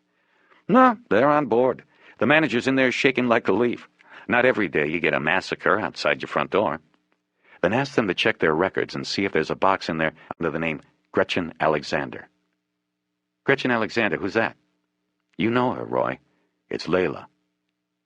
Layla? Are you fucking kidding me? You think he'd give that bimbo 2 million ducats while he goes off and gets himself killed? Just check, Roy. It's worth a shot. Lindell went off toward the bank's doors. Bosch looked at his partners. Jerry, you gonna want your gun back? We should tell them now so they don't destroy them or file them away forever. My gun? Edgar looked at all of the yellow plastic with a pained look on his face. No, Harry, I don't think so. That piece is haunted now. I don't ever want it back. Yeah, Bosch said. I was thinking the same thing. Bosch brooded about things for a while and then heard his name being called. He turned and saw Lindell beckoning him from the door of the bank. He headed over. Bingo, Lindell said. She's got a box. They walked back into the bank, and Bosch saw several agents conducting interviews with the branch's stunned employees. Lindell led him to a desk where the branch manager sat. She was a woman of about 30 with brown curly hair. The nameplate on her desk said Jean Connors. Lindell picked up a file that was on her desk and showed it to Bosch. She has a box here, and she made Tony Aliso a signatory on it. He pulled the box at the same time he pulled his own on the Friday before he got nailed. You know what I'm thinking? I think he emptied his and put it all in hers. Probably. Bosch was looking at the safe deposit entry records in the file. They were handwritten on a 3x5 card. So, Lindell said, what we do is we get a warrant for her box and drill the sucker. Maybe get Maury out there to do it, since he's being so cooperative. We seize the money, and the federal government is that much ahead. You guys would get a split, too. Bosch looked at him. You can drill it if you've got the probable cause, but there isn't going to be anything in it. Bosch pointed to the last entry on the box card. Gretchen Alexander had pulled the box herself 5 days earlier, the Wednesday after Tony Aliso was killed. Lindell stared at it a long moment before reacting. Jesus. You think she cleared it out? Yeah, Roy, I do. She's gone, isn't she? You've been looking for her, haven't you? She's in the wind, man. And I guess so am I. You leaving? I gave my statement. I'm clear. I'll see you, Roy. Yeah. Okay, Bosch. Bosch headed to the door of the bank. As he opened it, Lindell came up behind him. But why'd he put it all in her box? He was still holding the box card and staring at it as if it might suddenly answer all his questions. I don't know, but I've got a guess. What's that, Bosch? He was in love with her. Him?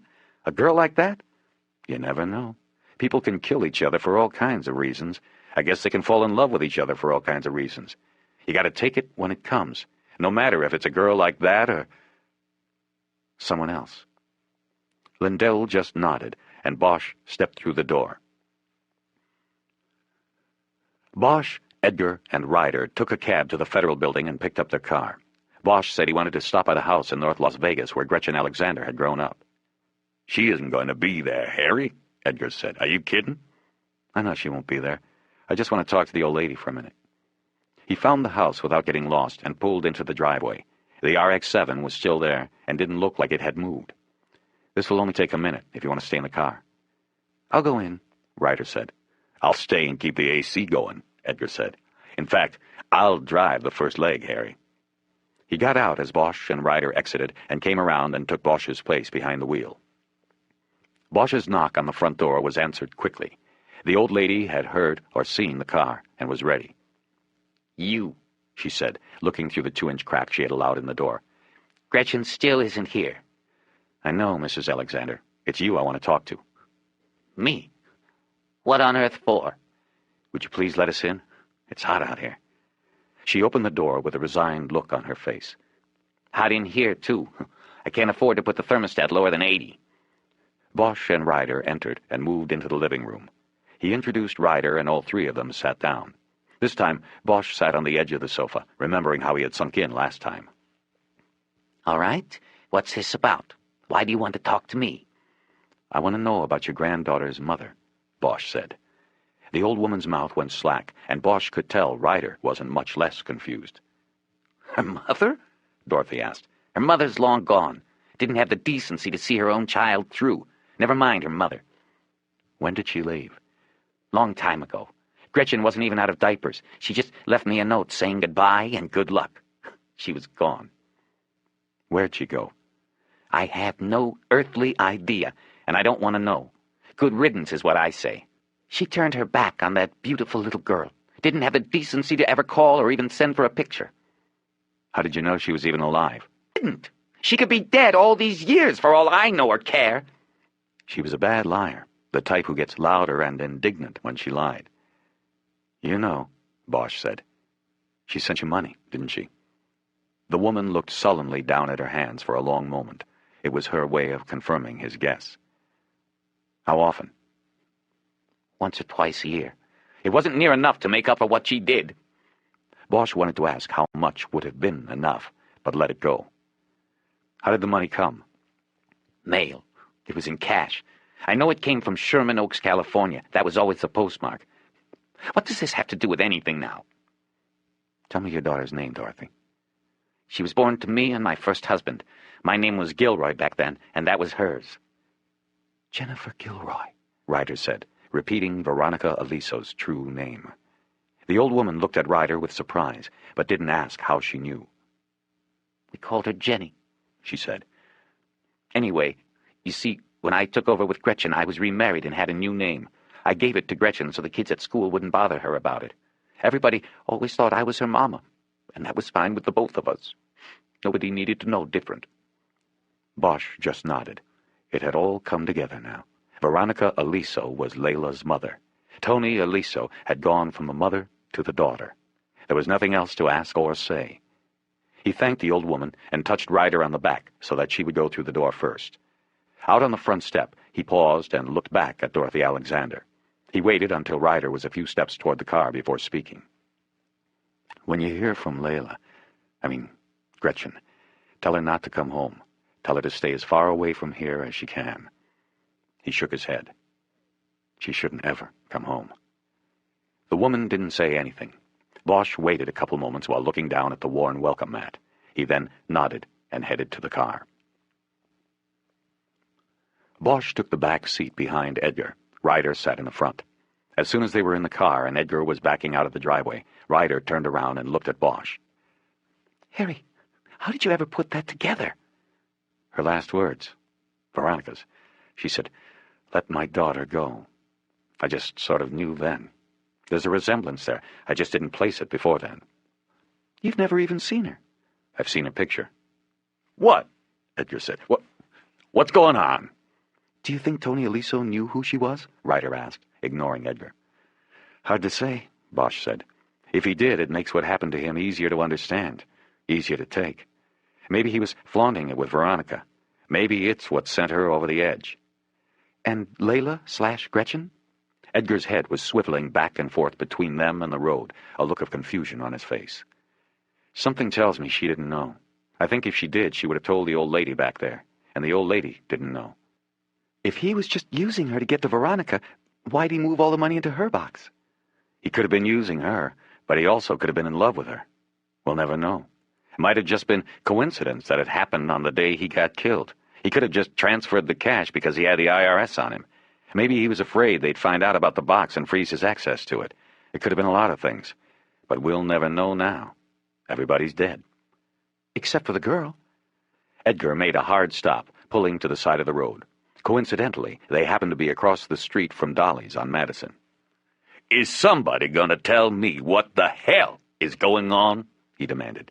"I'd do you people a favor and keep the car cool while you two go inside for a chat, and then I'm left in the dark. Now what the hell are you two talking about?" He was looking at Bosch in the rearview mirror. "Just drive, Jed. Kiz will tell you when we get to the Flamingo." They drove into the front circle of the Hilton Flamingo, and Bosch left them there. He moved quickly through the football field-sized casino, dodging rows of slot machines until he reached the poker room where Eleanor said she would be when they were done. They had dropped her at the Flamingo that morning after she had shown them the bank where she had seen Tony Aliso once go with Gretchen Alexander. There were 5 tables going in the poker room. Bosch quickly scanned the faces of the players, but did not see Eleanor. Then, as he turned to look back across the casino, she was there, just like when she had appeared on the first night he'd gone looking for her. "Harry?" "Eleanor? I thought you'd be playing." "I couldn't play while thinking about you out there. Is everything okay?" "Everything is fine. We're leaving." "Good. I don't like Las Vegas anymore." He hesitated for a moment before saying anything. He almost faltered, but then the resolve came back to him. "There is that one stop I'd still like to make before we leave. The one we talked about. That is, if you've decided." She looked at him for a long moment, and then a smile broke across her face. 9. Bosch walked across the polished linoleum on the 6th floor of Parker Center, purposely driving his heels down with each step. He wanted to put scuff marks on the carefully tended finish. He turned into the alcove entrance to the Internal Affairs Division and asked the secretary behind the counter for Chastain. She asked if he had an appointment, and Bosch told her he didn't make appointments with people like Chastain. She stared at him a moment, and he stared back, until she picked up a phone and punched in an extension. After whispering into the line, she held the phone to her chest and looked up at Bosch and then eyed the shoebox and file he held in his hands. "He wants to know what it's about." "Tell him it's about his case against me falling apart." She whispered some more, and then Bosch was finally buzzed through the counter's half door. He went into the IAD squad room where several of the desks were occupied by investigators. Chastain stood up from behind one of these. "What are you doing here, Bosch? You're on suspension for letting that prisoner escape." He said it loudly so that the others in the squad room would know that Bosch was a guilty man. "The chief cut it down to a week," Bosch said. "I call that a vacation." "Well, that's only round 1. I still got your file open." "That's why I'm here." Chastain pointed to the interview room Bosch had been in the week before with Zane. "Let's talk in there." "No," Bosch said. "We're not talking, Chastain. I'm just showing." He dropped the file he was carrying on the desk. Chastain remained standing and looked at it without opening it. "What is this?" "It's the end of the case." "Open it." Chastain sat down and opened the file, exhaling loudly as if he were embarking on a distasteful and worthless chore. On top was a copy of a page from the department's Manual of Procedure and Officer Conduct. The manual was to IAD dicks what the state penal code was to the rest of the officers and investigators in the department. The page in the file pertained to officers associating with known criminals, convicted felons, and members of organized crime. Such association was strictly forbidden and punishable by dismissal from the department, according to the code. "Bosch, you didn't need to bring me this. I've got the whole book," Chastain said. He was trying out some light banter because he didn't know what Bosch was doing and was well aware that his peers were watching from their desks while trying to act like they weren't. "Yeah? Well, you better get your book out and read the bottom line there, pal. The exception."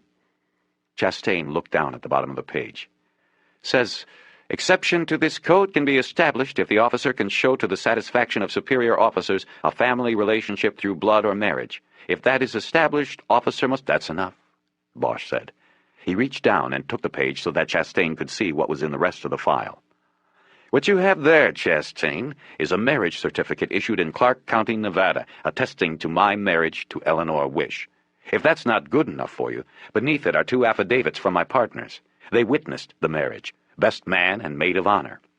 Chastain kept his eyes on the paperwork. It's over, man, Bosch said. You lose, so get the fuck out of my life. Chastain leaned back. His face was red, and he had an uncomfortable smile. Now he was sure the others were watching. You're telling me you got married just to avoid an IAD beef? No, asshole. I got married because I love somebody. That's why you get married. Chastain didn't have a reply. He shook his head, looked at his watch, and shuffled some papers while trying to act like this was just a minor interruption in his day. He did everything but look at his nails. Yeah, I thought you'd run out of things to say, Bosch said. I'll see you around, Chastain. He turned to walk away, but then turned back to Chastain. Oh, and I almost forgot. You can tell your source our deal is done with also. What source, Bosch? Deal? What are you talking about? I'm talking about Fitzgerald, or whoever you get your information from at OCID. I don't sure you do. I know you, Chastain. You couldn't have come up with Eleanor Wish on your own. You got a pipeline over there to Fitzgerald. He told you about her. It was him or one of his people. Doesn't matter to me who. Either way, I'm out of a deal I made with him. You can tell him that. Bosch held the shoebox up and shook it. The video and audio tapes rattled inside it, but he could tell Chastain had no idea what was in the box or what it meant. You tell him, Chastain, he said again. See you around. He finally left then, pausing only at the counter to give the secretary a thumbs-up sign. In the hallway, rather than turn left toward the elevators, he took a right and headed through the double doors of the chief of police's office suite. The chief's adjutant, a lieutenant in uniform, sat behind the reception desk. Bosch didn't know him, which was good. He walked up and put the shoebox down on the desk. Can I help you? What's this? It's a box, Lieutenant. It's got some tapes the chief will want to watch and listen to. Right away. Bosch made a move to leave. Wait a minute, the adjutant said. Will he know what this is about? Tell him to call Deputy Chief Fitzgerald.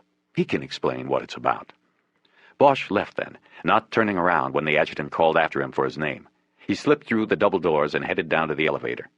He felt good. He didn't know if anything would come of the illegal tapes he had given the police chief, but he felt like all decks were cleared. His show with the box earlier with Chastain would ensure that the word got back to Fitzgerald that this was exclusively Bosch's play. Billets and Ryder should be safe from recriminations by the OCID chief. He could come after Bosch if he wanted, but Bosch felt safe now. Fitzgerald had nothing on him anymore. No one did. 10. It was their first day on the beach after spending 2 days almost exclusively in their room. Bosch couldn't get comfortable on the chaise lounge. He didn't understand how people did this, just sit in the sun and bake. He was covered with lotion, and there was sand caked between his toes. Eleanor had bought him a red bathing suit that he thought made him look foolish and feel like a target. At least, he thought, it wasn't one of those slingshot things some of the men on the beach were wearing. He propped himself up on his elbows and looked around. Hawaii was unbelievable. So beautiful it was like a dream. And the women were beautiful, too. Especially Eleanor. She lay beside him on her own lounge. Her eyes were closed, and there was a small smile on her face. She wore a one-piece black bathing suit that was cut high on her hips and showed off her tanned and nicely muscled legs. "What are you looking at?" she said, without opening her eyes. "Nothing. I can't get comfortable. I think I'm going to take a walk or something." "Why don't you get a book to read, Harry? You have to relax. That's what honeymoons are about. Sex, relaxation, good food, and good company." "Well, 2 out of 4 isn't bad." "What's wrong with the food?" "The food's great." "Funny." She reached out and hit him in the arm. Then she, too, propped herself up on her elbows and gazed out at the shimmering blue water. They could see the spine of Molokai rising in the distance. "That's so beautiful here, Harry." "Yes, it is." They sat in silence for a few moments, watching the people walking by at the water's edge. Bosch brought his legs up, leaned forward, and sat with his elbows on his knees. He could feel the sun burning into his shoulders. It was beginning to feel good.